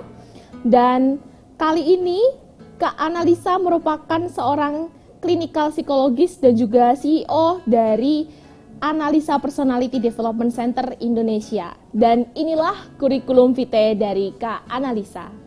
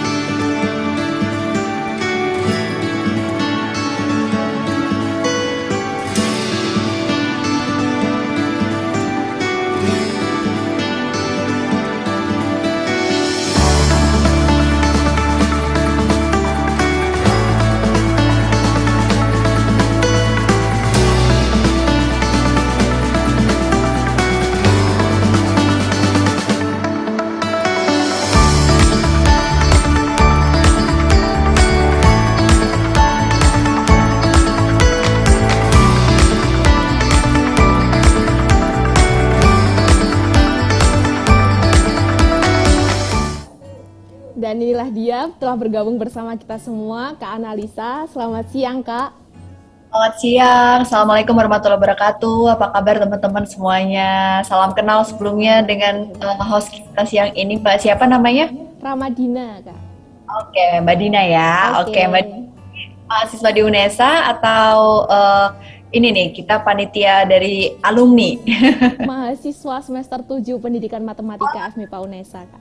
Masya Allah, jadi bentar lagi lulus ya, insya Allah ya. Amin, amin. Ya, Bagaimana kabarnya Kak Analisa hari ini? Alhamdulillah sehat, seneng banget hari ini bisa ketemu dengan teman-teman semuanya. Ada 189.000 orang loh ya, rame banget nih. Tapi kok nggak ada yang hidupin kamera? Boleh dong dihidupin videonya semua teman-teman. Karena di sesi ini saya sebenarnya Mbak Dina, saya pengennya kita sesi yang dua arah. Saya pengen kita ngobrol, apalagi kita bicara mental health ya. Jadi siapa tahu teman-teman mau curhat, mau cerita, mau sharing, ini kesempatannya. Nah, terima kasih Ratna Rahmawati. Yang lainnya ditunggu ya untuk hidupin videonya ya, biar saya bisa lihat satu-satu nih wajahnya. Bener nggak Mbak Dina? Iya, benar sekali Kak Analisa. Buat teman-teman yang ada di rumah, dipersilahkan untuk on kamera, karena nanti di tengah-tengah sesi dengan Kak Analisa ada sesi interaktif dengan teman-teman semua. Jadi buat teman-teman yang ingin mencurahkan keluh kesahnya, yang ingin bertanya secara langsung, mungkin awalnya lihat YouTube channelnya Kak Analisa dan ingin bertemu secara langsung, inilah kesempatan yang teman-teman nantikan semuanya. Baik, untuk sesi pertama kali ini dengan Kak Analisa, kami persilahkan untuk melanjutkan dengan seminar. Baik, terima kasih. Makasih Mbak Dina. Saya sebenarnya pengennya di sesi ini karena waktunya nggak banyak, saya pengennya agak semi talk show ya. Jadi teman-teman hidupin videonya, nanti saya akan spotlight teman-teman untuk ikutan ngobrol sama saya. Setuju ya? Oke, sebelumnya ini teman-teman bisa pada unmute nggak sih? Atau bisa pada tulis di kolom chat nggak? Saya pengen tahu nih semangatnya teman-teman semuanya. Boleh tuliskan di kolom chat hari ini. Oke, sebelum tulis di kolom chat, boleh dong kasih reaction applause. Boleh kasih applause dulu dong, saya pengen tahu applause buat semuanya. Thank you. Yang lainnya ditunggu dong. Ada 11, 13 ribu, oke 21 ribu makin banyak. 24 ribu ada yang kasih love, thank you banget. Sebelumnya salam kenal, saya Analisa, seorang psikolog yang memang hari ini fokus pada kesehatan mental dan pengembangan diri, khususnya kalau teman-teman follow APDC Indonesia, kemudian subscribe YouTube channel saya di Analisa Channel. Ini konten yang mengedukasi tentang mental health. Oke, silakan tulis di kolom chat. Saya pengen tahu teman-teman, tulis di kolom chat. Apa sih yang kita rasakan, apa yang teman-teman rasakan selama masa pandemi ini kalau kita bisa kayak thanks to pandemi, apa nih yang membuat teman-teman kayak bersyukur pandemi ini membuat ada hal yang baik gitu ya. Oke, silahkan teman-teman tuliskan di kolom chat. Di sini saya melihat ada beberapa rekan-rekan yang udah menghidupkan video. Ada Muhammad Haris Wang. Oke. Yes, halo, selamat siang Muhammad Haris Wang dari UGM juga ya. Oke, selamat siang. Ya, selamat siang Mbak Analisa. Selamat siang. Ini berarti dari banyak kampus ya, teman-teman ya? Iya, benar sekali Kakak. Oke, gitu ya Mbak Dina. Jadi ini seru banget saya ketemu sama alumni saya nih, satu alma mater nih kita ya. Nah, panggilannya siapa nih? Harry atau siapa nih? Muhammad Haris Wang panggilannya? Oke, saya udah ask to unmute. Oke, nama panggilannya siapa? Maaf. Harris, panggilnya Harris. Panggilannya Harris. Oke, Harris, ini teman-teman udah pada nulis nih. Ada yang menuliskan, alhamdulillah nih polusi berkurang. Aku seneng banget nih. Tadi udah kita bahas bareng sama Jeremy ya. Dan tentang bagaimana polusi ini juga menjadi satu ancaman buat masa depan bumi kita gitu ya. Terus uang jajan tetap, tapi polusi berkurang. Bagus. Kalau kamu sendiri apa nih yang kira-kira kamu kalau bisa bilang tuh makasih pandemi, apa yang membuat kamu bersyukur karena pandemi ini? Ya, Harry silahkan, boleh jangan di mute ya. Oke, masih di mute. Oke, silahkan. Apa nih yang kamu bisa rasain nih? Teman-teman ada yang nulis nih, deket sama keluarga Kak. Ada juga yang produktif karena bisa ikut webinar, satu hari ikut kelas online tuh banyak banget gitu. Tapi jangan saya bolos kuliah ya. Oke, silakan. Apa yang kamu kayak ngerasa kayak alhamdulillah nih pandemi ini hikmahnya apa buat kamu sendiri? Baik, Kak Analisa, terima kasih. Senang bertemu dengan yang saya lihat yang sebagai inspirator saya selama saya mau kuliah di UGM. Sebenarnya itu dari Kak Analisa juga, maksudnya terinspirasi dari segi dulu yang pernah viral juga terkait membahas tentang keluarga yang tidak semuanya orang yang bisa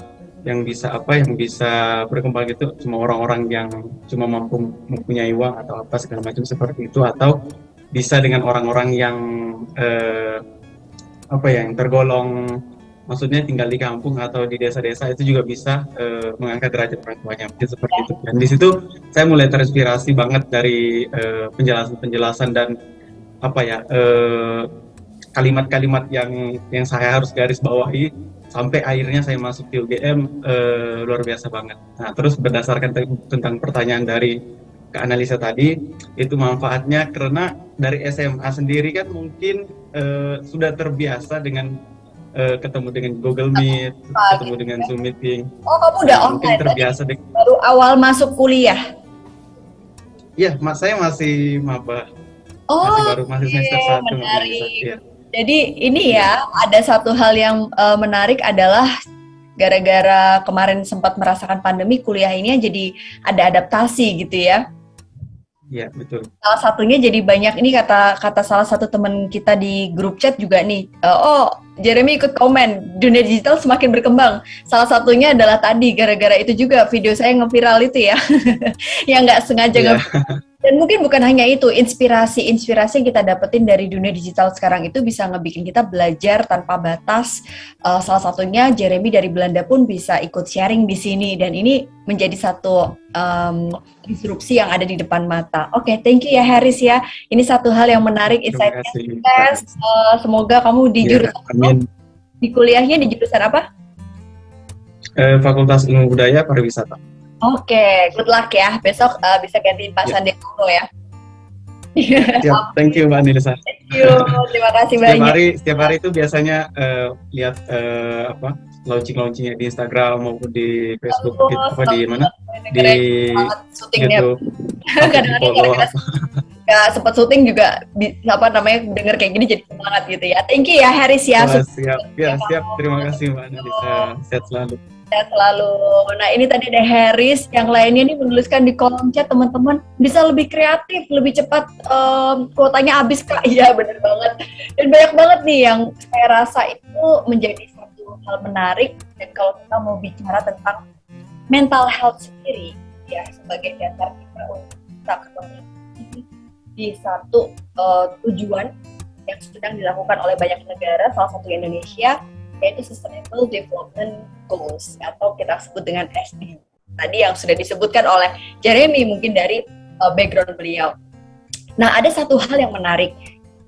Di tahun 2020 dari 166 negara, ternyata Indonesia ini berada di urutan ke-101. Dari sebelumnya di urutan 102. Lumayan loh, naik satu, ya kan? Dan skor indeksnya itu mengalami kenaikan daripada sebelumnya di 2019 dari 64,2 ke 65,3. Artinya, dia punya keyakinan besar teman-teman bahwa hal ini membuat kita jadi sadar ketika kita bicara tentang masalah.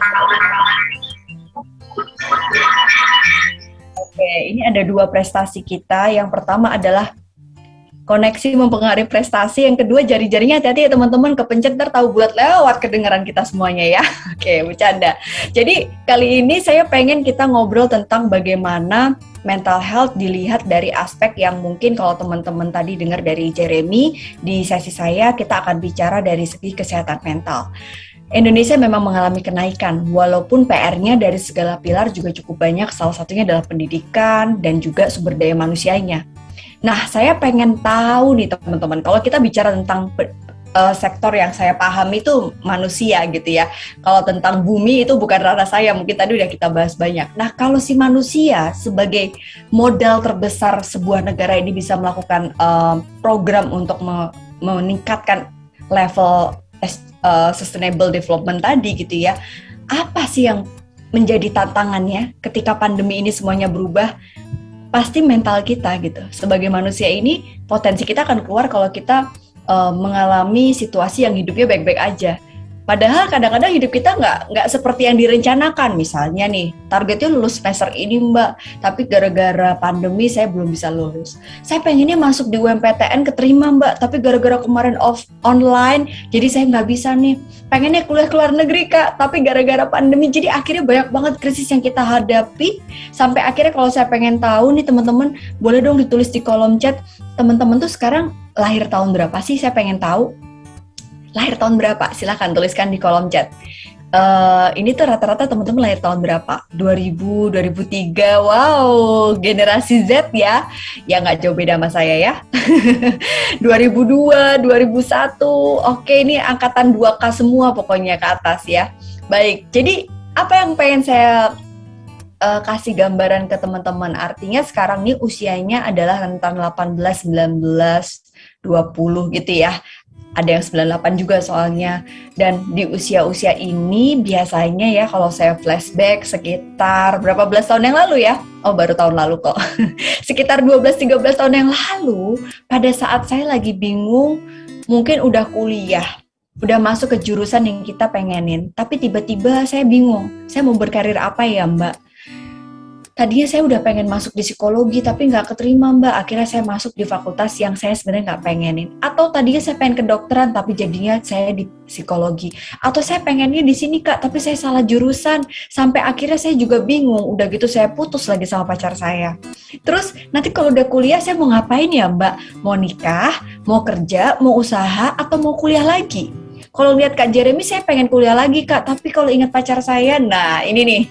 Akhirnya apa yang pengen saya sampaikan teman-teman, bahwa pada saat usia 18-30 ini usia teman-teman, dan kenapa saya pengen highlight apa kaitannya sama mental health, karena di usia ini kita tuh lagi ngalamin krisis yang lumayan cukup besar. Kalau teman-teman sering dengar quarter life crisis, seperempat abad itu bukan 25 aja, tapi mulai 18. Karena ini peralihan dari usia remaja ke usia dewasa awal. Dan pada saat pencarian identitas ini, apa yang terjadi teman-teman? Saat harapan dengan kenyataan tidak sesuai, biasanya ini akan terjadi sebuah kecemasan yang akhirnya akan mempengaruhi kondisi mental kita. Dan ternyata ini yang dikatakan oleh salah satu sumber yang saya dapatkan, bahwa Indonesia bagaimana development-nya nanti ke depan sangat dipengaruhi oleh generasi teman-teman, yaitu yang lahir di generasi Z. Coba lihat, paling banyak loh populasinya, 27,94%. Dari 270 juta jiwa, ini 2020 ya teman-teman ya, belum yang terupdate ya. Dan kalau kita lihat lagi nih, generasi ini itu adalah generasi yang lahir di atas tahun 95 sampai 2010. Sekarang ada generasi alfa, anak saya tuh generasi alfa 10,88%, yang mereka 5 tahun udah sekolah online pakai gadget. Jadi akhirnya kalau kita lihat, dua generasi ini akan menjadi pewaris siapa yang nanti melanjutkan bagaimana Indonesia di masa depan. Saya sebagai milenial senior ya, 80-an gitu ya, bersama yang 90-an, 95 ke bawah, ini sedang berjuang untuk mendapatkan estafet dari generasi X yang lahir 60-70 untuk bisa melanjutkan bagaimana development di negara kita. Permasalahannya kita lahir dalam situasi yang berbeda. Saat saya tanya deh sama teman-teman, sekarang nih saya mau nanya, kalian dekat dengan teknologi, benar nggak sih dikatakan bahwa semakin dekat dengan teknologi kita semakin individualis? Saya mau nanya, semakin dekat dengan teknologi Anda semakin individualis. Sebelum saya lanjutkan, saya pengen nanya dulu, benar nggak nih kalau menurut teman-teman tuh, apakah ketika kita dekat dengan teknologi akan dekat dengan individualisme tersendiri? Di sini ada Mita, coba kita Mita Lutfian dari University of Surabaya. Oke, selamat siang Mita. Halo, selamat siang. Halo, salam kenal sebelumnya Mita. Saya mau nanya nih, kamu kuliah di University Surabaya ya? Iya, saya dari UNESA. Oh, dari UNESA, jurusan? Dari jurusan pendidikan luar sekolah atau non-formal education. Keren banget. Kamu, kalau saya tanya 10 tahun lagi, kamu akan jadi apa cita-citanya? Untuk saat ini, kalau ditanya cita-cita, saya ingin memiliki lembaga pendidikan non formal gitu, itu analisa. Oke, panggilnya Mbak aja. Ibu agak horor, habis Kak Jeremy tiba-tiba Bu Ana gitu ya. Oke, saya mau nanya nih ke Mita nih ya. Kalau kita lihat semakin dekat dengan teknologi, kamu satu hari berapa jam menggunakan gadget device kamu? Jujur. Oh, kalau dihitung berapa jumlah per hari saya pegang gadget itu bisa hampir 23 jam gitu. Wow, kamu tidur pakai gadget ya? Gak lepas soalnya. Kita lepas ya, ini menarik loh. Kamu lahir tahun berapa? 2000, yes. Ini katanya memang generasi kalian itu semakin kesini makin dekat dengan teknologi dan gadget. Terima kasih ya, terima kasih banyak. Dan pengen tahu ketika kamu dekat dengan teknologi, media sosial, apa yang paling mengganggu kamu ketika kamu, namanya hidup kan nggak semulus jalan tol ya, kadang-kadang aja jalan tol rusak gitu kan, apalagi hidup kita. Somehow kita pengen sesuatu, kita nggak dapet. Lihat orang yang udah punya jalannya, ngelihat orang yang udah sampai ke situ, apa yang kamu rasain di usia-usia ini? Saya nggak ngebayangin sih, saya melihat media sosial sekarang, kalau saya pakai itu di saat saya lagi di usia teman-teman, kayaknya stres banget deh.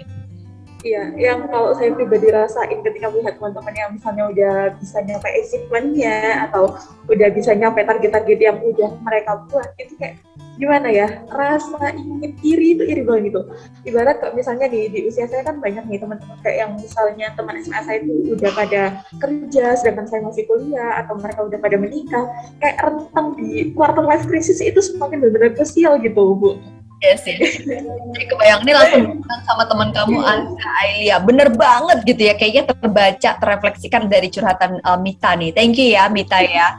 Terima kasih banyak. Nah, apa kaitannya sih Mbak Analiza? Kenapa kita di sesi awal ini ngebahas krisis dan apa kaitannya sama Sustainable Development Goals untuk Indonesia di masa depan? Teman-teman tahu nggak sih bahwa generasi yang sekarang ini paling banyak itu generasi kalian sebagai Z generation. Lahir sebagai populasi yang ada di angkatan tahun 95 ke atas termasuk 2000 ya.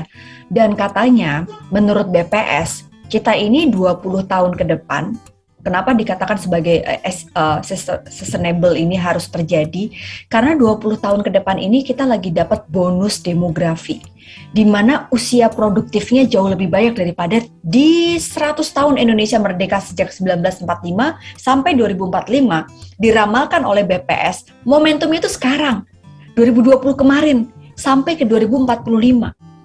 Jadi ada 25 tahun untuk kita mengejar ketertinggalan, karena kalau kita lihat nih ya, Indonesia sendiri global competitiveness-nya masih sangat rendah. Dan kalau kita lihat, ini akan mempengaruhi pendapatan per kapita kita, termasuk kemakmuran negara kita. Jadi kenapa sih Mbak kaitannya apa psikologi dengan ekonomi sangat besar? Tahukah kalian, pandemi ini membuat banyak negara itu mengalami kerugian yang cukup besar? Pasti ya.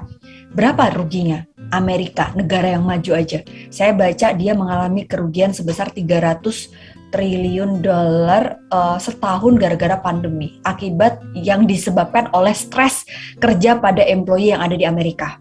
Contoh misalnya, ibu bekerja di tengah pandemi, sekolah online anak, aduh saya kebayang. Terus yang anaknya udah ABG gitu ya, kemudian masuk di fase usia kerja, karena kemarin sekolahnya lagi stres, begitu lulus belum dapat kerja. Itu kan menurunkan kerugian negara yang cukup besar. Itu baru satu kasus. Dan ini kalau sifatnya nasional masif, wajar kalau mengalami kerugian akibat stres. Dan mental health ini sangat berdampak pada 25 tahun ke depan. Kenapa? Karena saya merasa bahwa kalau kita nggak bisa ngejar ketertinggalan, untuk bisa jadi negara setara seperti Qatar, Luxembourg, Singapura, Brunei, nanti nggak usah jauh-jauh ke Belanda gitu ya. Kalau 20 tahun lagi kita bisa naikin GDP sebesar 300% dengan syarat dan ketentuan berlaku ya teman-teman. Kalau yang lainnya naik, ya kita harus naik juga gitu ya. Artinya, siapa yang menjadi tombak garda depan? Populasi yang paling banyak di 20 tahun ke depan. Kita, millennials, Z, dan generasi alpha yang nanti di 2045 itu anak saya tuh lagi di usia produktif. Dan pada saat itu saya udah nggak produktif. Nah, kenapa cuma sampai 2045 Mbak Analisa? Karena populasi semakin dekat dengan teknologi, semakin individualis, mereka tidak memikirkan untuk meningkatkan produktivitasnya dari segi punya anak. Ada yang nggak mau punya anak, ada yang pengennya anaknya 1, saya anaknya 2, udahlah cukup. Ibu saya dulu anaknya kakak beradik banyak banget, 8, 11, 17 ya, saudaranya mertua saya tuh 17 bersaudara gitu. Neneknya suami itu sampai bongkok gara-gara tiap tahun melahirkan. Jadi ini akan terjadi gitu. Saya membayangkan anak saya tuh sekarang bangun tidur kayak Mita tadi gitu, udah cari gadgetnya. Dan semakin dekat dengan gadget, mereka semakin individualis, populasi kita akan berkurang. Diramalkan oleh BPS 2045 nanti akan terjadi yang namanya aging population. Atau apa sih Mbak Analisa? Usia non-produktifnya tuh jauh lebih banyak daripada usia produktif. Jadi pada saat kita mau ngejar ketertinggalan dari segi human capitalnya, apalagi pendapatan per kapita kita, kesejahteraan ya, karena salah satu pilar yang membuat sustainable development ini tuh bisa terjadi, walaupun kita juga bicara tentang iklim, dan tadi saya sempat lihat bagaimana lingkungan juga kita perhatikan, tapi sektor fokus saya adalah people yang ada di dalam aset terbesar sebuah negara untuk bisa maju. Apalagi teknologi ke depan tuh akan semakin maju. Banyak pekerjaan, coba saya minta teman-teman tulis di kolom chat. Pekerjaan apa yang dulu nggak ada, sekarang ada? Tulis di kolom chat. Pekerjaan yang dulu ada, sekarang udah nggak ada. Oke, coba dipikirkan pekerjaan apa yang menurut teman-teman dulu ada, sekarang udah nggak ada. IT itu spesifiknya apa? Pekerjaan apa yang kalau teman-teman lihat nih, aduh dulu kan ada ini nih, dulu kan ada ini, sekarang kok nggak ada lagi ya?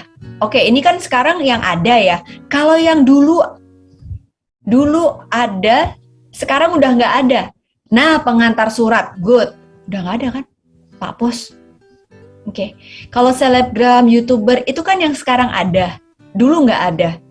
Tapi kalau yang dulu nggak ada, ya, sekarang ada selebgram, YouTuber. Tapi kalau yang dulu tuh ada, sekarang udah hilang tuh apa? Pengantar surat, kasir.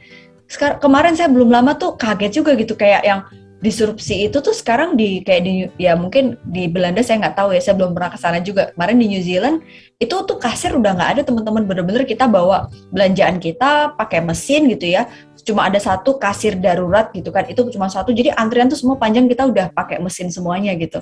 Dan kalau saya rasa ini terjadi sekarang. Kalau kita bicara skill apa yang saya harus punya sekarang, itu bukan skill yang sekarang lagi marak untuk punya keahlian sebagai content creator, itu sekarang yang harusnya dipelajari 5-10 tahun yang lalu. Kalau kalian sekarang belajar itu, 10 tahun lagi udah gak relevan. Paham nggak? YouTuber udah banyak banget. Jadi apa yang pengen saya bilang, kalau kita mau ningkatin skill, berpikirlah 5-10 tahun ke depan, yang kira-kira skill apa yang nantinya akan relevan di tahun itu. Kalau sekarang ada Big Data Analytics, kamu cari Big Data Analytics itu banyak banget. Kalau AI ini sekarang lagi baru marak, apa spesifikasinya? Jadi kalau saya rasa, sekarang saya sebagai content creator, sebagai YouTuber, skill yang saya pelajari itu nggak barusan saya pelajari hari ini saat sekarang lagi ada pekerjaan ini. Tapi dulu 10 tahun yang lalu pada saat saya duduk di bangku kuliah, saya belajar public speaking. Saya belajar writing, saya belajar sebagai jurnalis, walaupun saya nggak pengen jadi jurnalis. Saya dulu jadi presenter TV lokal sambil kuliah, jadi penyiar radio, moderator di acara-acara kampus. Bukan karena saya pengen jadi MC atau host acara TV itu enggak. Pernah ditawarin casting waktu zaman kuliah gitu ya, untuk sebuah acara berita TV nasional, tapi saya nggak mau daftar karena saya nggak pengen. Saya pengennya jadi psikolog. Dan sekarang saya belajar skill itu yang relevan. Nah, kenapa mental health ini penting? Pada saat teman-teman menerima perubahan karena disrupsi teknologi, dunia sedang berubah. Kalau kita nggak menyiapkan diri kita nggak siap. Mental health kita itu terganggu, kayak Mita tadi cerita. Kok saya masih di sini ya Mbak, teman saya udah ini ya. Jadi fokus pada sesuatu yang kita nggak bisa. Dan akhirnya ini akan mempengaruhi bagaimana kualitas education kita, global competitiveness kita. Kalau kita insecure, jatuhnya kita nggak ngapa-ngapain, itu kan sangat mengganggu sekali gitu teman-teman. Dan ini sebagai bagian integral yang nantinya akan menyumbangkan pendapatan per kapita atau GDP untuk Indonesia. Nah, pada saat sekarang teman-teman mengalami krisis di usia ini, mari kita bicarakan, karena pandemi ini berat sekali teman-teman. COVID ini membuat banyak orang yang stres dan cemas nih menurut WHO di tahun 2020. Dan kesehatan mental ini menjadi sangat penting sekali. Terus kalau ada yang bertanya, kesehatan mental itu apa sih Mbak? Coba saya pengen tahu. Ketika teman-teman ketemu psikolog deh, tadi, wah habis Jeremy ada Mbak Analisa nih, aduh mau bahas apa ya? Jangan-jangan saya punya gangguan jiwa, bipolar, schizophrenia, no. Saya pengen kasih gambaran. Menurut WHO, mental health itu adalah kondisi sehat utuh. Ketika kita sadar apa yang kita pikirkan, rasakan, dan lakukan sehingga kita bisa produktif dan kolaboratif secara sosial ekonomi. So, gini nih, gampangnya ya, biar teman-teman ada gambaran. Saya ambil analogi, ini itu kontinum, garis lurus. Pada saat teman-teman hidupnya baik-baik saja, kuliah aman, keuangan aman, percintaan aman, enjoy gitu ya, mentalnya aman. Tapi pada saat teman-teman mengalami perubahan hidup yang signifikan di masa pandemi, IPK saya turun Mbak, saya diputusin pacar, saya gagal masuk ujian nasional ke kampus yang saya pengen, ujian nasional UMPTN, orang tua saya ada masalah Mbak, mereka divorce dan lain sebagainya, jadi akhirnya kontinum ini turun ke bawah. Pada saat kontinum ini turun ke bawah, level kesadaran kita itu menurun teman-teman. Otak yang bekerja adalah area unconsciousness atau ketidaksadaran. Jadi contoh misalnya gini, ada orang yang marah-marah gebrak meja. Siapa bilang saya marah? Mohon maaf Pak, Bapak tuh nggak sadar Bapak lagi marah, maka Bapak marahnya berlebihan. Orang sedih, nangis gitu ya, sedihnya berlebihan. Karena dia nggak sadar sedihnya kenapa. Contoh misalnya, pasien ketika datang ke psikolog, Mbak Analisa, saya tuh pengen minta obat tidur. Saya udah 2 minggu nggak bisa tidur. Kenapa Bu? Ada masalah apa? Saya nggak ada masalah, Mbak, saya nggak ada masalah. Begitu ibu ini saya suruh duduk, Bu, psikiater itu akan mendapatkan, ibu kalau ke psikiater dapat obat, tapi saya psikolog, Bu. Nah, karena kita udah appointment, yuk kita ngobrol dulu. Waktu ngobrol, ibu itu masih nggak cerita masalahnya apa. Saya cuma nanya kegiatannya, saya pancing-pancing tuh ya cerita. Ternyata 1 jam tuh sih curhat semua. Begitu selesai saya bilang, Ibu kalau udah selesai kita ngobrol, besok pagi Ibu coba lapor ke saya, Ibu nggak usah minum obat, bisa tidur nggak abis kita cerita. Ternyata paginya beliau bilang, Mbak Analisa, saya terima kasih sekali tanpa obat, karena obat itu gimana pun kalau untuk yang nggak butuh ya, itu akan mengganggu fungsi senyawa kimia dalam tubuh. Karena pada saat kita lagi terganggu, apa ya teman-teman, mental kita lagi turun ke bawah kontinumnya, ini ada 3 gangguan. Menurut klasifikasi gangguan jiwa, yang mengganggu area sinapsis sampai konslet, itu kita sebutnya ibaratnya udah putus gitu ya, harus dihubungkan dengan elektroda atau obat-obatan, gangguan psikotik. Seperti apa sih Mbak? Halusinasi, waham, udah mulai menyakiti diri sendiri yang berlebih, menyakiti orang lain, kesadarannya menurun, harus minum obat seumur hidup. Itu yang melakukan diagnosis bukan teman-teman ya, tapi profesional, psikolog maupun psikiater. Bisa juga ketika tadi saya nggak kasih obat ibu ini, karena saya melihat ibu ini tuh sinapsisnya masih aman, dia nggak ada halusinasi, dia masih berfungsi dengan baik, cuma nggak bisa tidur. Itu adalah kecemasan yang kita sebut sebagai neurotik. Nggak perlu obat, tapi turun. Ada juga, neurotik ini dialami semua orang, termasuk saya. Saya juga rentan neurotik. Kalau hidup saya lagi stres, saya neurotiknya muncul nih. Takut, cemas gitu ya. Teman-teman deh ke hutan, lihat beruang, takut nggak? Takut. COVID, takut nggak? Takut gitu. Itu normal. Tapi kalau terjadinya sampai 2 minggu, nah ini kita cek jangan-jangan ini gejalanya neurotik nih gitu ya. Terus ada juga gangguan psikopatik kepribadian. Ini beda lagi, harus kita assess lagi. Ada yang butuh obat, ada yang enggak. Nah, jadi apa yang main saya bilang teman-teman, pada saat turun ke bawah, ini tuh ibu ketika tadi cerita sama saya, dia nggak sadar apa yang dia pikirkan. Waktu cerita, saya sadar Mbak, saya punya masalah sama suami, anak dan sebagainya. Saya jadi tahu saya harus gimana sama suami saya, sama anak saya. Udah naik nih, kolaboratif lagi dia. Jadi apa yang pengen saya bilang di dalam sesi ini teman-teman, silahkan kalian pahami, kenali dinamika psikologis kita kalau hidup kita lagi ngalamin krisis. 20 tahun ke depan, kalian akan punya masa depan yang sangat panjang. Kuliah, menikah, punya anak. Aduh, itu tuh adalah fase kehidupan yang penuh stres ketika kita mengalami perubahan dalam hidup. Contoh, SMA ke kampus deh, berubah nggak hidupnya? Berubah. Stres nggak? Stres. Pengen nggak tetap di SMA? Ya enggak lah Mbak. Menikah, berubah nggak? Berubah. Stres nggak? Stres. Masa nggak mau nikah? Ya, itu adalah perubahan dalam hidup kita. Dan somehow perubahan itu ada yang menyenangkan dan tidak. Pada saat tidak menyenangkan, unconscious tadi itu, ternyata otak kita itu ada 3 bagian teman-teman. Bagian yang mengambil keputusan itu dipengaruhi oleh emotional thinking kita. Dan ini disebut dengan limbic amygdala. Baru ada rational thinking, yaitu neurocortex yang mengambil keputusan logis. Baru ada insting kita, impuls kita, ego mekanisme kita. Nah, pada saat teman-teman lagi stres, lagi marah, kecewa terhadap sesuatu, misalnya nih, Mbak, pandemi ini orang tua saya divorce. Saya kecewa banget, Mbak. Saya sedih, saya kaget. Saya nggak bisa bilang, udahlah jangan sedih, nggak apa-apa, sabar aja ya, itu namanya toxic positivity katanya. Ya sedih tuh wajar lah. Pasti kita sedih, tapi coba kita pelajari sedihnya ini kenapa. Karena kalau kita nggak sadar, apa yang terjadi teman-teman? Otak yang bekerja tuh area yang insting tadi, menyelamatkan diri kita. Kita tuh punya ego nggak mau kecewa. Jadi apa yang terjadi? Kita menyalahkan.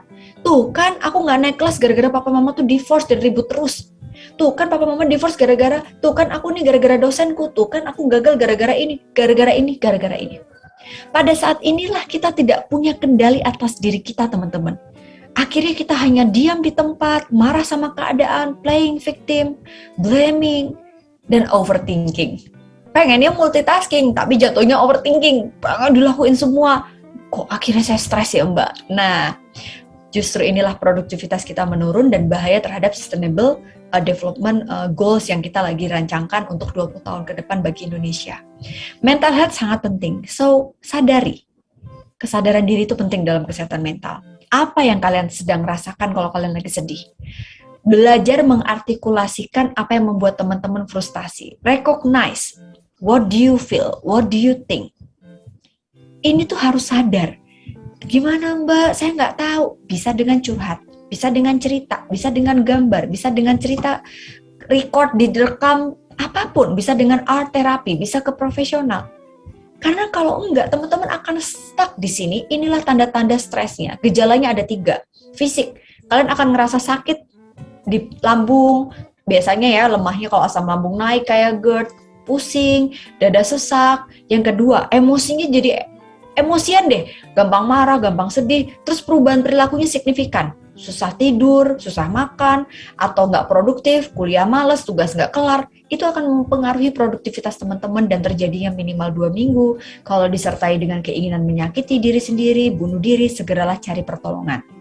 Kalau kurang dari itu, apa yang harus dilakukan Mbak Analisa? Segeralah cari bantuan untuk membuat Anda itu sadar apa yang membuat Anda frustasi. Terus apa Mbak kalau udah sadar? We cannot control the wind. Kita nggak bisa atur semua yang dalam hidup ini, nggak bisa kita kendalikan. Misalnya teman-teman lagi gagal, kecewa, karena menghadapi krisis dalam pandemi ini. Emang ada yang tahu pandemi ini sampai kapan? Saya punya rencana mau studi, mau berangkat, ya teman-teman pengen lanjut.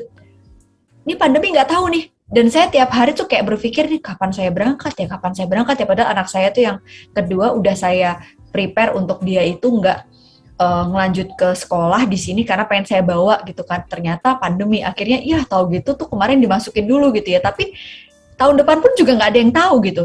Cuma ya namanya usaha, kita tetap harus upayakan. Nah, pada saat kita menerima kondisi yang nggak bisa kita rubah, bukan berarti saya nggak usaha apa-apa, teman-teman. Kayak flashback 2 tahun yang lalu pada saat pandemi awal, event saya di-cancel, saya baru pertama kali pindah dari kontrakan menuju beli kantor yang saya cicil 10 tahun. Waduh, 10 tahun lagi cicilan gimana nih ya kalau kerjaan nggak masuk? Gimana saya punya pegawai? Ternyata 2 tahun ini kita survive, dan saya nggak cuma diam dan menerima lalu pasrah. If you cannot change your mind, you can change your behavior.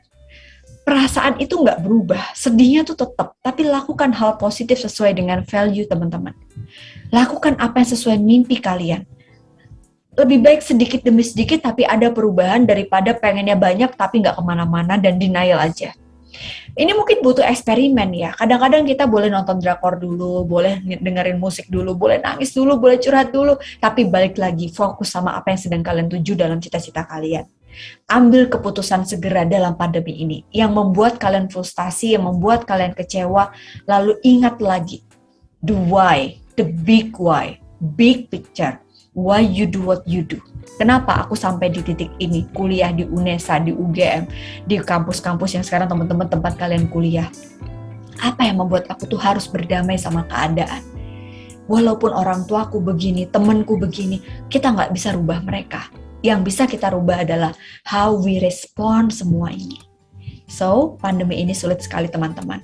Gak ada hal yang mudah. Tapi saya yakin bukan tugas kita untuk menyerah. Tapi tugas kita adalah berserah. Berserah itu apa Mbak? Bedanya apa sama menyerah? Ikhtiar. Hasil pasrahkan tawakal kepada yang punya kehidupan. Tapi ikhtiarnya harus pol-polan. Mungkin saya rasa karena waktu saya nggak banyak, ini jadi prolog awal dulu untuk kita diskusi. Saya kembalikan lagi ke moderator. Nanti kita akan ada sesi tanya jawab.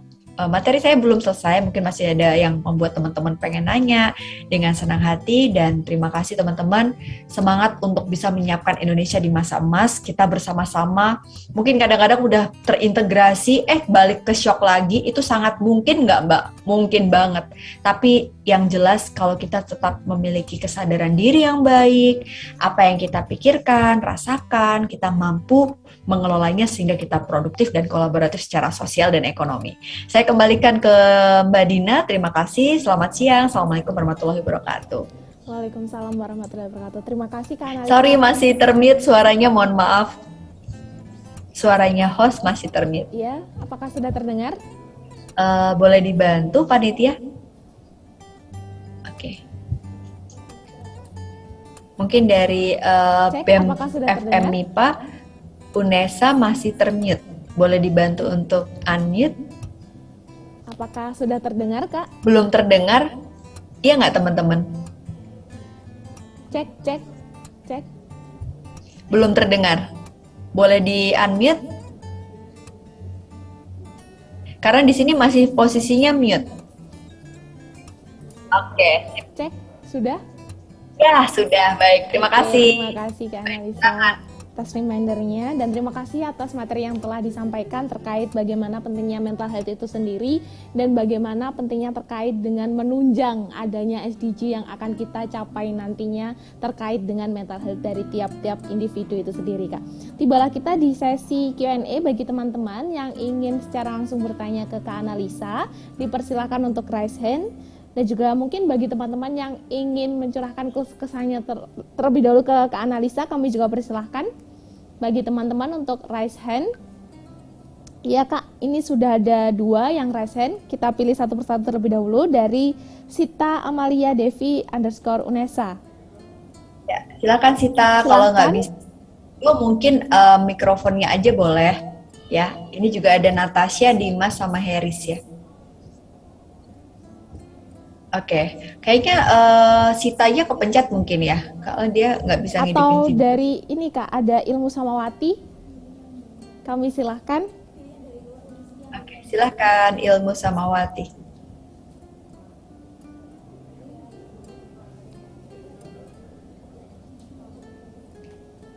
Suaranya kecil sekali, boleh agak dibesarkan suaranya, volumenya.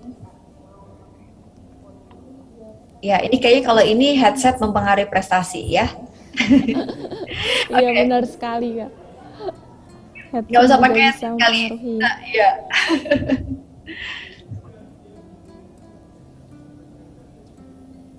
Ya, kalau sekarang gimana? Wow, cakep. Udah kayak. Alhamdulillah. Silakan. Oke Kak. Terima kasih atas waktunya untuk panitia dari BEM FIPA dan juga untuk Kak Analisa. Kebetulan saya juga penonton setianya Kak Analisa di YouTube. Makasih.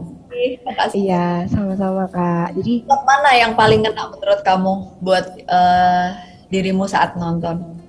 Saya pertama kali cari itu ketemu konten tentang mental health sih.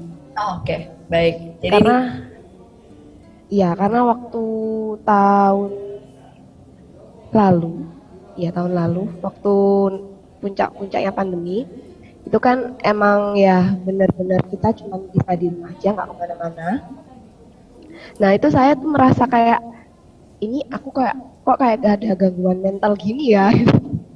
Jadi aku sering search tentang apa sih mental health itu, kayak gimana mental health itu, terus ketemulah konten dari Kak Analisa sendiri yang jelasin juga tentang mental health, dan di situ juga kan ada dari beberapa sumber yang aku baca, ya, kita tidak bisa mendiagnosa diri kita sendiri gitu Kak ya. Ya betul. Nah, ya, jadi waktu itu kayak karena mungkin pandemi, terus ada masalah di perkuliahan. Waktu itu sedang mengerjakan skripsi, jadi aku stuck karena dosenku lagi ada masalah juga. Beliaunya sedang sibuk dengan babynya gitu, jadi aku stuck di situ. Lalu di masalah percintaan itu juga ada gitu. Terus habis itu iya, terus di masalah keluarga juga kebetulan ayah termasuk salah satu yang terkena atau terpapar dengan COVID ini gitu. Jadi di kondisi yang seperti itu, aku ngerasa kayaknya aku stres banget atau gimana gitu. Jadi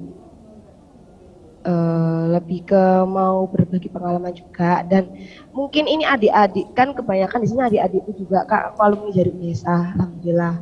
Nah aku mau memberi sedikit motivasi juga ke adik-adik, mungkin ada yang skripsinya lagi stuck atau gimana gitu, semangat lagi, nggak apa-apa, mungkin minggu ini, bulan ini kalian stuck, hari ini kalian stuck, tapi insya Allah next day, next week atau next month kalian bisa menyelesaikan kestuckan kalian di situ. Belajar terus. Baik. Boleh ke pertanyaannya Mbak Ilmus, karena mungkin saya udah diingetin panitia nih, tapi makasih motivasinya buat adik-adik alumni, karena sebagai alumni gitu ya. Silakan Mbak Ilmus. Nah, iya Kak. Jadi kan apa namanya? Tadi aku sempat nyinggung, kita kan tidak bisa mendiagnosa diri kita sendiri Kak ya. Terus kalau mau ke psikolog kan juga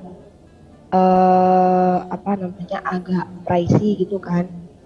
Nah, menurut Kakak cara yang tepat buat kita mengatasi kestresan atau diri kita yang merasa kayak kita merasa depresi atau ngerasa kita punya masalah di mental kita itu gimana ya Kak?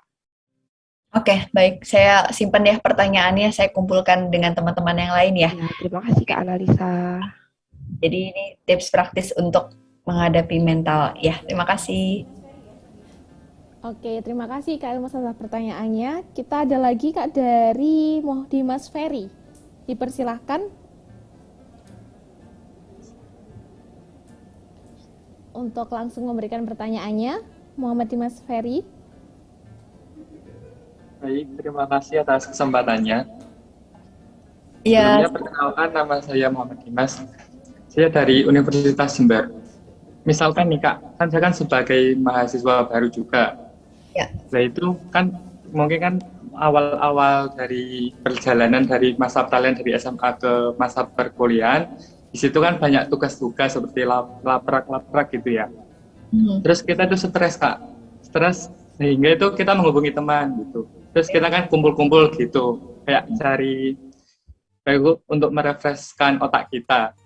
Habis itu waktu pulang, kita itu merasa bahwa kegiatan kumpul-kumpul sama teman itu kayak malah membuang waktu kita gitu Kak. Seharusnya laprak ini sudah selesai aku kerjakan, kok malah aku kumpul-kumpul sama teman gitu. Padahal sebelum kumpul itu kita stres duluan sama tugas. Kira-kira kalau menurut Kakak sendiri, apa solusi yang tepat yang dapat diberikan? Terima kasih. Terima kasih banyak. Jadi bagaimana caranya kita membagi ini ya, biar nggak stres, karena kumpul-kumpul pengennya stres, tapi kok begitu sampai rumah ingat tugas gitu ya, makin stres gitu ya. Baik, terima kasih ya. Ya, selanjutnya. Saya boleh dijawab karena keterbatasan waktu yang kita punya untuk hari ini. Oke, berarti cuma 2 pertanyaan aja ya? Iya, Kak. Oke. Satu lagi boleh nggak apa-apa, saya jawab singkat. Ini karena mirip tadi yang pertama sama yang kedua.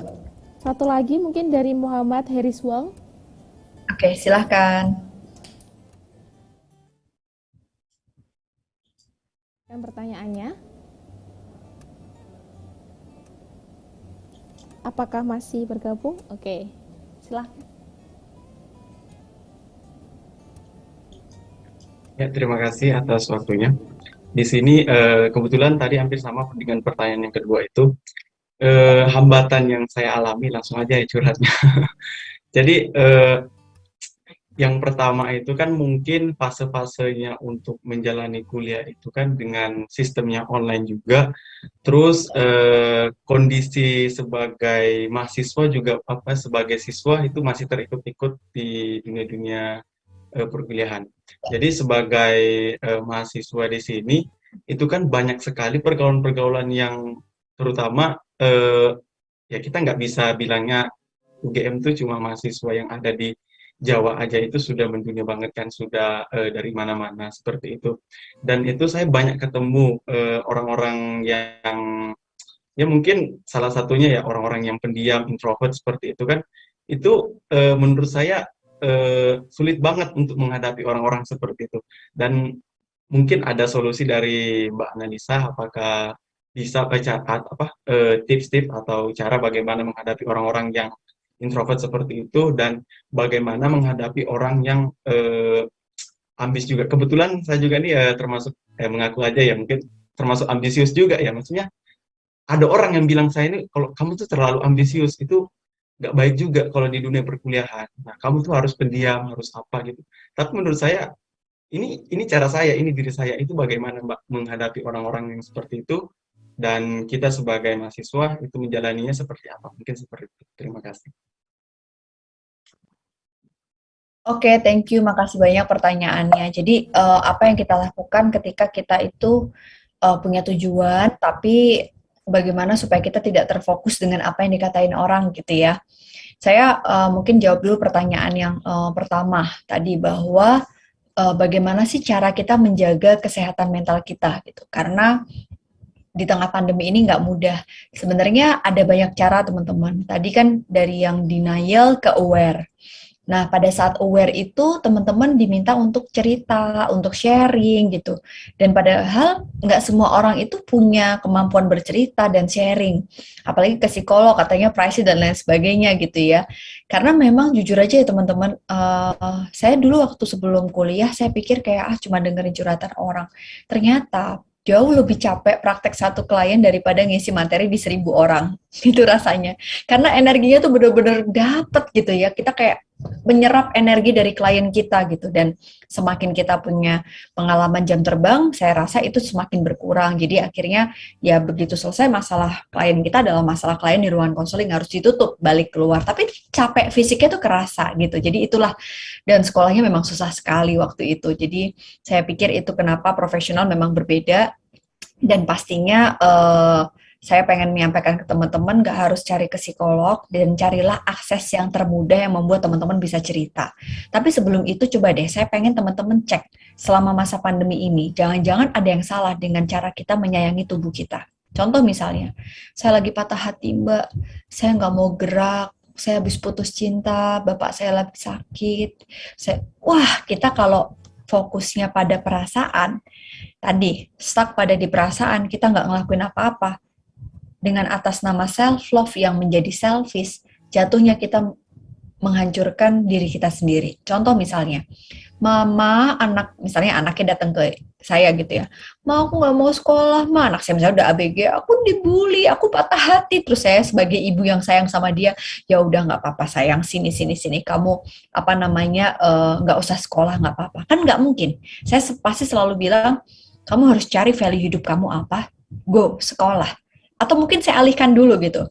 Nah, jadi saya pengen teman-teman carilah pengalihan yang bisa membuat teman-teman itu tahu apa yang membuat teman-teman itu tuh bisa, kalau kalian nggak bisa ngerubah perasaan kalian, pada saat teman-teman nggak bisa ngerubah perasaan kalian, rubahlah perilakunya. Gimana mbak caranya ngerubah perilaku? Nih, saya kasih gambaran ya di slide berikut. Misalnya kita lagi ngalamin situasi yang nggak enak. Kelihatan ya teman-teman, pada saat kita nggak enak menghadapi tekanan, teman-teman bisa lihat slide saya nggak? Bisa ya? Aman ya panitia ya? Oke, yes, sudah. Pada saat teman-teman menghadapi tekanan itu tuh kadang-kadang adalah sesuatu yang nggak bisa kita kendalikan. Kenapa? Ya tadi, putus cinta, apa kok jadinya bersama-samaan ya mbak? Apa yang bisa saya lakukan? Perasaan saya nggak berubah, saya tetap sedih. Terima perasaan itu. Nah, nggak harus cerita kok, bisa dengan nulis. Coba tulis setiap malam dengan journaling. Atau selain journaling, teman-teman bisa gambar perasaan kalian dengan cat air, art terapi. Atau sobek kertas, atau dengerin musik, mindfulness, dan lain sebagainya. Itu adalah salah satu cara kita untuk mengubah behavior kita. Perasaannya tetap sedih. Tapi tadi yang saya sebutin aktivitas itu adalah kita change the behavior. Kenapa? Karena pada saat mbak saya kan lagi sedih mbak, jadinya saya mau nangis aja deh di kamar, saya nggak mau kuliah. Respon perilaku kita ini adalah satu-satu yang bisa kita kendalikan.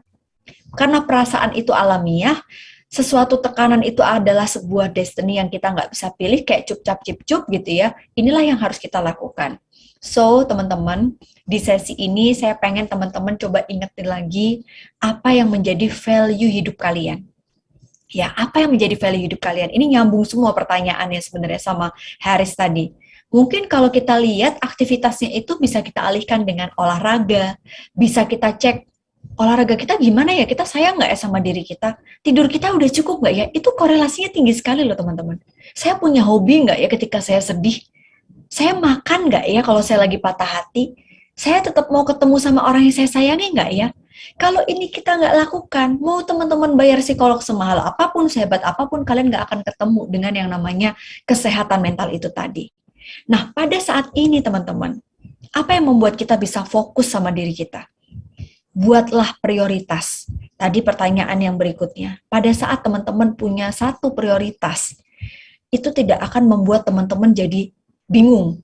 Nggak enak nih Mbak, saya mau ketemu teman-teman saya tapi tugasnya belum selesai. Atur waktunya, mana yang penting, urgent dan important, taruh di dalam Google Calendar. Saya selalu pakai Google Calendar untuk mengingatkan saya, mana yang harus saya delegasikan. Karena kadang-kadang pandemi ini bias waktunya. Kalau teman-teman nggak pinter, kita mengiyakan semuanya. Dan akhirnya apa? Kita merasa stres ini akan menjadi sebuah tekanan, bukan tantangan. Jadikan ini sebagai tantangan. Oke, pandemi ini berat, tapi saya tahu saya punya value, dan disinilah saya akan menutup dengan satu hal yang mungkin akan membuat teman-teman jadi sadar. We cannot control the wind, teman-teman. Kita nggak bisa atur semuanya. Kita nggak bisa atur orang tua kita nggak bisa atur keluarga kita, tapi kita bisa atur hidup kita. Apa yang membuat teman-teman jadi sadar? Satu-satunya yang membuat kita nggak kepengaruh. Misalnya nih ya, ada yang bilang, kamu ambisius banget deh. Kamu kayaknya tuh nggak menikmati hidup deh. Tanyakan ke diri kalian satu kalimat yang membuat teman-teman paham. Di slide terakhir ini saya akan kasih satu gambaran yang membuat teman-teman sadar. Inilah yang membuat analisa bangun tidur dia tahu alasan why saya melakukan sesuatu sampai hari ini. Why I do what I do. I'll do the best work I can untuk belajar dan berkontribusi. Saya punya value dan saya tahu untuk siapa dan kenapa. Kita lihat video berikut untuk mengingatkan teman-teman the reason why you do what you do. Okay.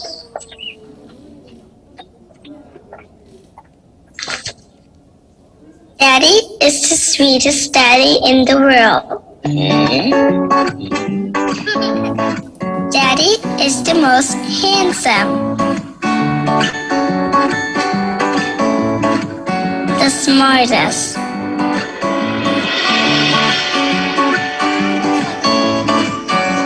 the most clever, the kindest.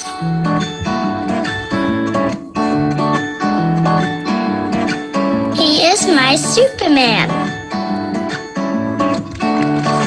Daddy wants me to do well at school. Daddy is just great, but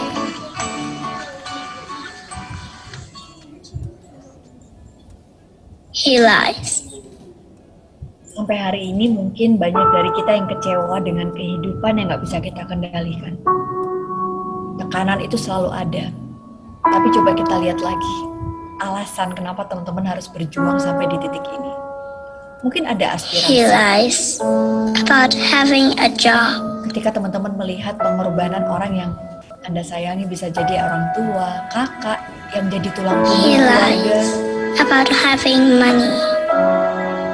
Yang berjuang untuk kasih semangat teman-teman bisa sampai di titik ini, kuliah. He lies that he is not tired. Dan kadang kita pengen mengabaikan rasa lelah itu. He lies that he is not hungry.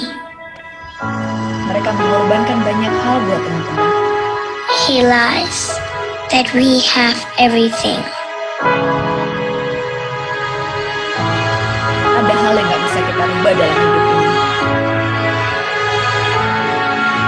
He lies about his happiness. Yaitu kekuatan harapan untuk bisa membahagiakan. He lies because of me. Orang-orang penting dalam hidup teman-teman.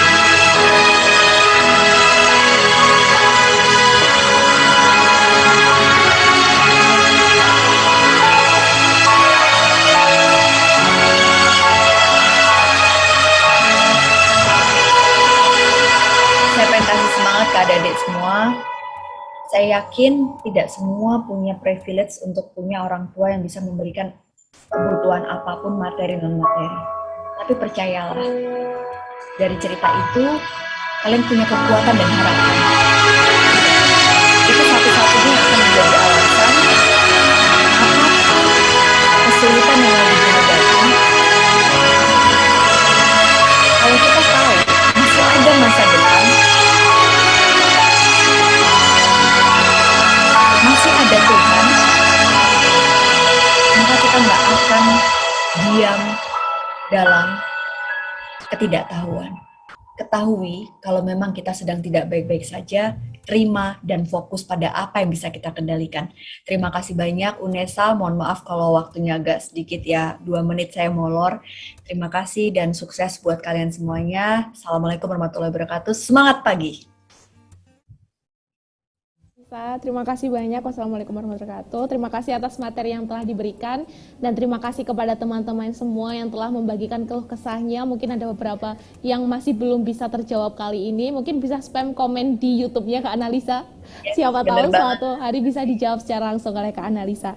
Ya, saya jawab pakai konten ya. Sukses ya buat teman-teman. Terima kasih Kak Analisa, thank you. Dan tadi materi yang telah disampaikan dari Kak Analisa terkait mental health yang mendukung kita untuk meraih bagaimana kesuksesan dari SDGs yang akan kita capai di kemudian hari nantinya sesuai dengan tujuan dari Indonesia itu sendiri yang ingin mencapai Sustainable Development Goals itu sendiri. Dan bagaimana terkait dengan adanya kondisi pandemi misalkan yang membawa kita ke perubahan-perubahan dan juga disrupsi era yang sangat lebih bervariatif lagi dan penggunaan teknologi saat ini yang sudah menguasai dunia dan harus kita manfaatkan sebaik mungkin untuk masa depan kita semua. Baik, itu tadi kedua gestar kita pada kesempatan yang berbahagia kali ini ada Kak Jeremy dan juga Kak Analisa. Terima kasih banyak atas waktu yang telah diberikan. Terima kasih kepada teman-teman yang berpartisipasi secara langsung di kesempatan yang berbahagia kali ini dan mohon maaf apabila ada kesalahan yang diperbuat baik itu yang secara tidak sengaja ataupun yang tidak disengaja. Dan reminder kepada teman-teman semua bahwa kegiatan charity kali ini untuk teman-teman yang ingin berdonasi secara langsung, bagi teman-teman bisa dengan scan barcode yang tertera di layar teman-teman dan juga dengan link yang sudah disediakan oleh panitia karena nantinya akan kami salurkan secara langsung kepada UNICEF Indonesia. Dan bagi teman-teman jangan lupa bahwa kita di kesempatan yang berbahagia kali ini akan ada door prize untuk teman-teman yang berpartisipasi secara aktif dengan cara yang pertama membuat Instagram story terkait webinar yang dilangsungkan hari ini. Buatlah semenarik mungkin dari teman-teman semua karena kita akan memilih satu dari teman-teman yang paling menarik di Instagram story teman-teman.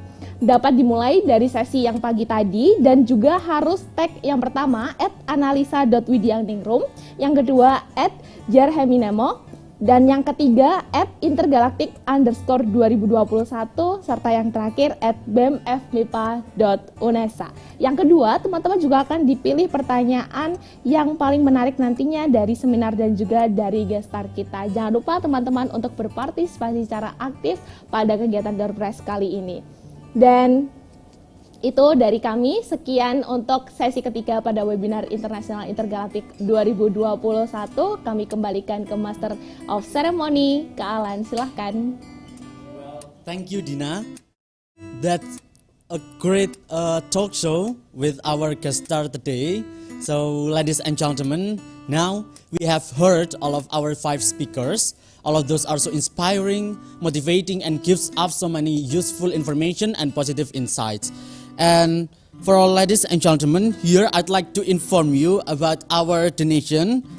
Up to now, we have been receiving donation for about 1,155,000 rupiah.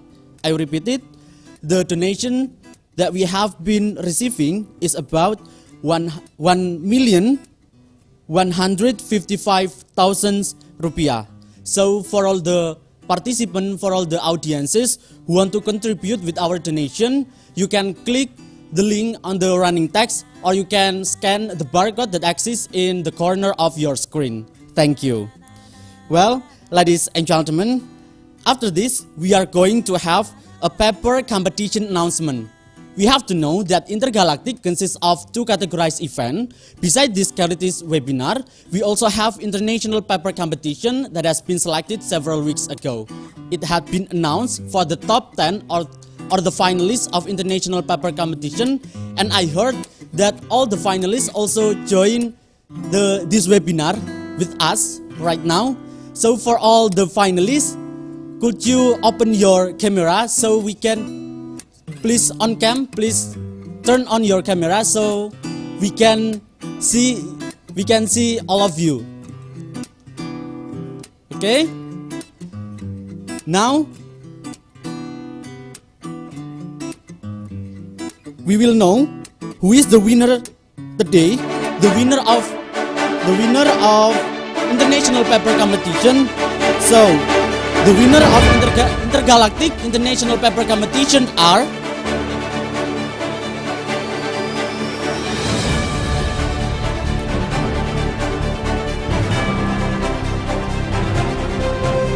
for the best presentation goes to Lukas Haryo Pradikdo from Universitas Negeri Surabaya.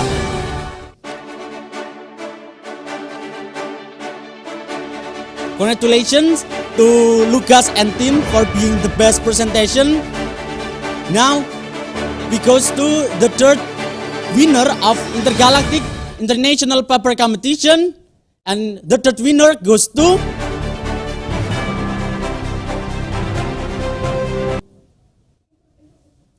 okay.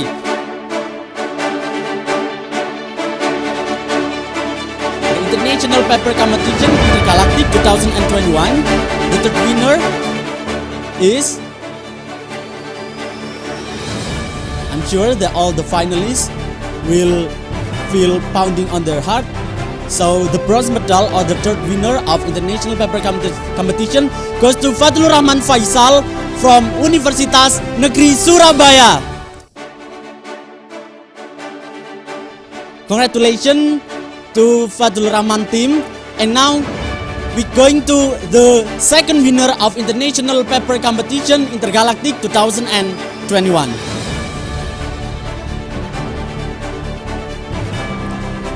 We have known about the bronze medal, the best presentation. The second winner is going to, let's wait our video first. Okay, the second winner of International Paper Competition goes to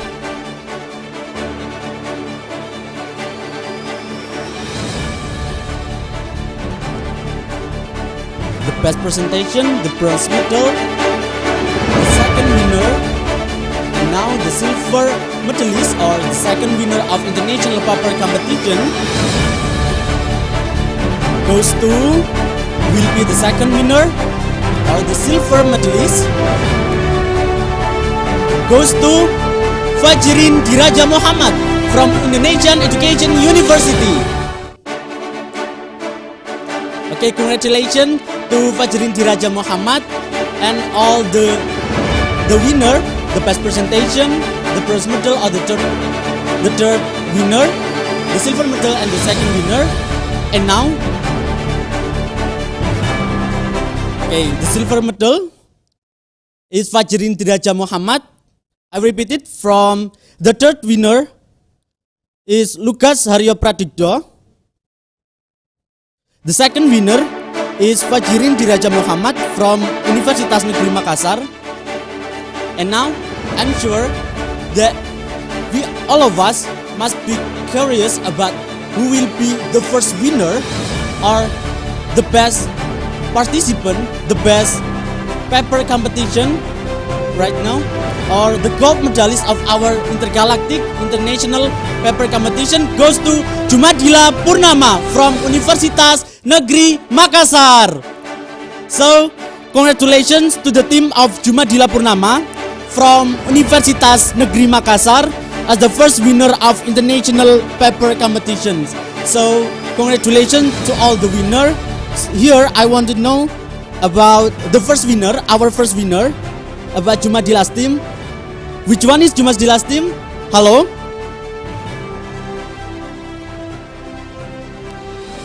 Hello? Jumadila's team, can you hear me? Yeah, I'm here. Okay. Firstly, I'd like to say congratulations because you have been the first winner. That means the best paper in International Paper Competition Intergalactic 2021. While you have been a winner, could you tell us about your feeling in being the winner of our competition today? Okay, thank thank you so much for the opportunities. Actually, we are really grateful for this achievement, and we would like to thank you for the theme. Thank you for our lecturer, Mr. Husnul, that have survived us to arrange the paper and let us to till we get this achievement. Thank you. Okay, thank you Jumadila for joining our competition, and also I said congratulations, you're winning today. So Thank you so much. Ladies and gentlemen, now we are on our last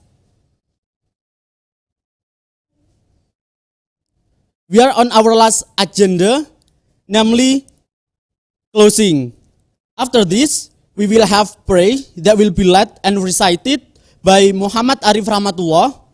For Muhammad Arif Rahmatullah, the time is yours. Assalamualaikum warahmatullahi wabarakatuh. Bismillahirrahmanirrahim. Allahumma sholli ala sayyidina Muhammad wa ala ali sayyidina Muhammad walhamdulillahi rabbil alamin. Hamdan syakirin, hamdan na'imin, hamdan yuafi ni'mahu wa ikafi majidah. Ya Rabbana lakal hamdu kama yanbaghi li jalali wajhika wa atimi sultanik. Allahumma sholli sholatan tunjina biha min jami'il ahwali wal afat wa taqdirana biha jami'al hajat wa tutahhiruna biha min jami'i sayyi'at wa tarfa'una biha indaka a'la darajat wa tuballighuna biha aqsal ghayat min jami'il khairati fil hayati wa ba'dal mamat. Allahumma inna nas'aluka salamatan fid din wal afiyatan fil jasad wa ziyadatan fil ilmi wa barakatan fil rizqi wa taubatan qablal maut wa rahmatan indal maut wal maghfiratan ba'dal maut. Allahumma hawin alaina fi sakaratil maut wan najata minan nar wal afwa indal hisab. Rabbana la tuzigh qulubana ba'da idh hadaitana wa hab lana min ladunka rahmah innaka antal wahhab. Rabbi yassir wa la tu'assir, Rabbi firli wa liwalidayya warhamhuma kama rabbayani shaghira. Rabbana atina fid dunya hasanah wa fil akhirati hasanah wa qina adzabannar. Wa sallallahu ala sayyidina Muhammad walhamdulillahi rabbil alamin. Wassalamualaikum warahmatullahi wabarakatuh. Thank you, Arif. May this event be barakah, useful, and gives us a lot of good impacts. Amin. Well, ladies and gentlemen, now we have finished all of our agendas today. It is time for me to say goodbye. I'm Alan Veranga, representing all the committees. We would apologize if there were any mistakes in this event. Thank you so much for your participation, attention, and enthusiasm. That's all from me. Have a nice day and see you in Intergalactic 2020-2022. Wassalamualaikum warahmatullahi wabarakatuh.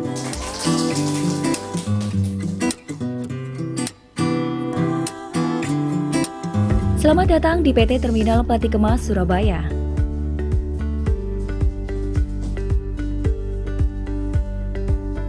PT Terminal Peti Kemas Surabaya hadir sebagai pemain kunci dalam memfasilitasi perdagangan dunia. Kami memberikan layanan dengan penuh dedikasi dan komitmen. Kami memastikan kualitas terbaik untuk Anda. Kami hadir memberikan layanan terbaik.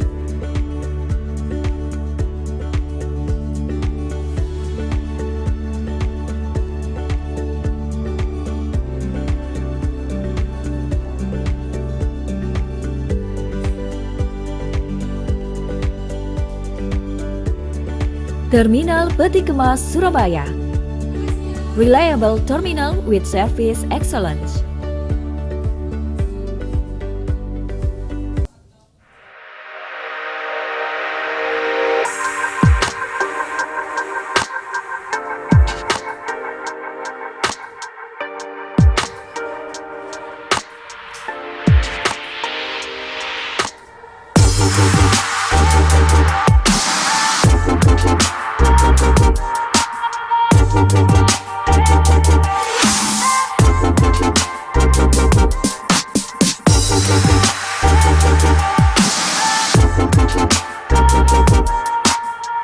We'll be right back.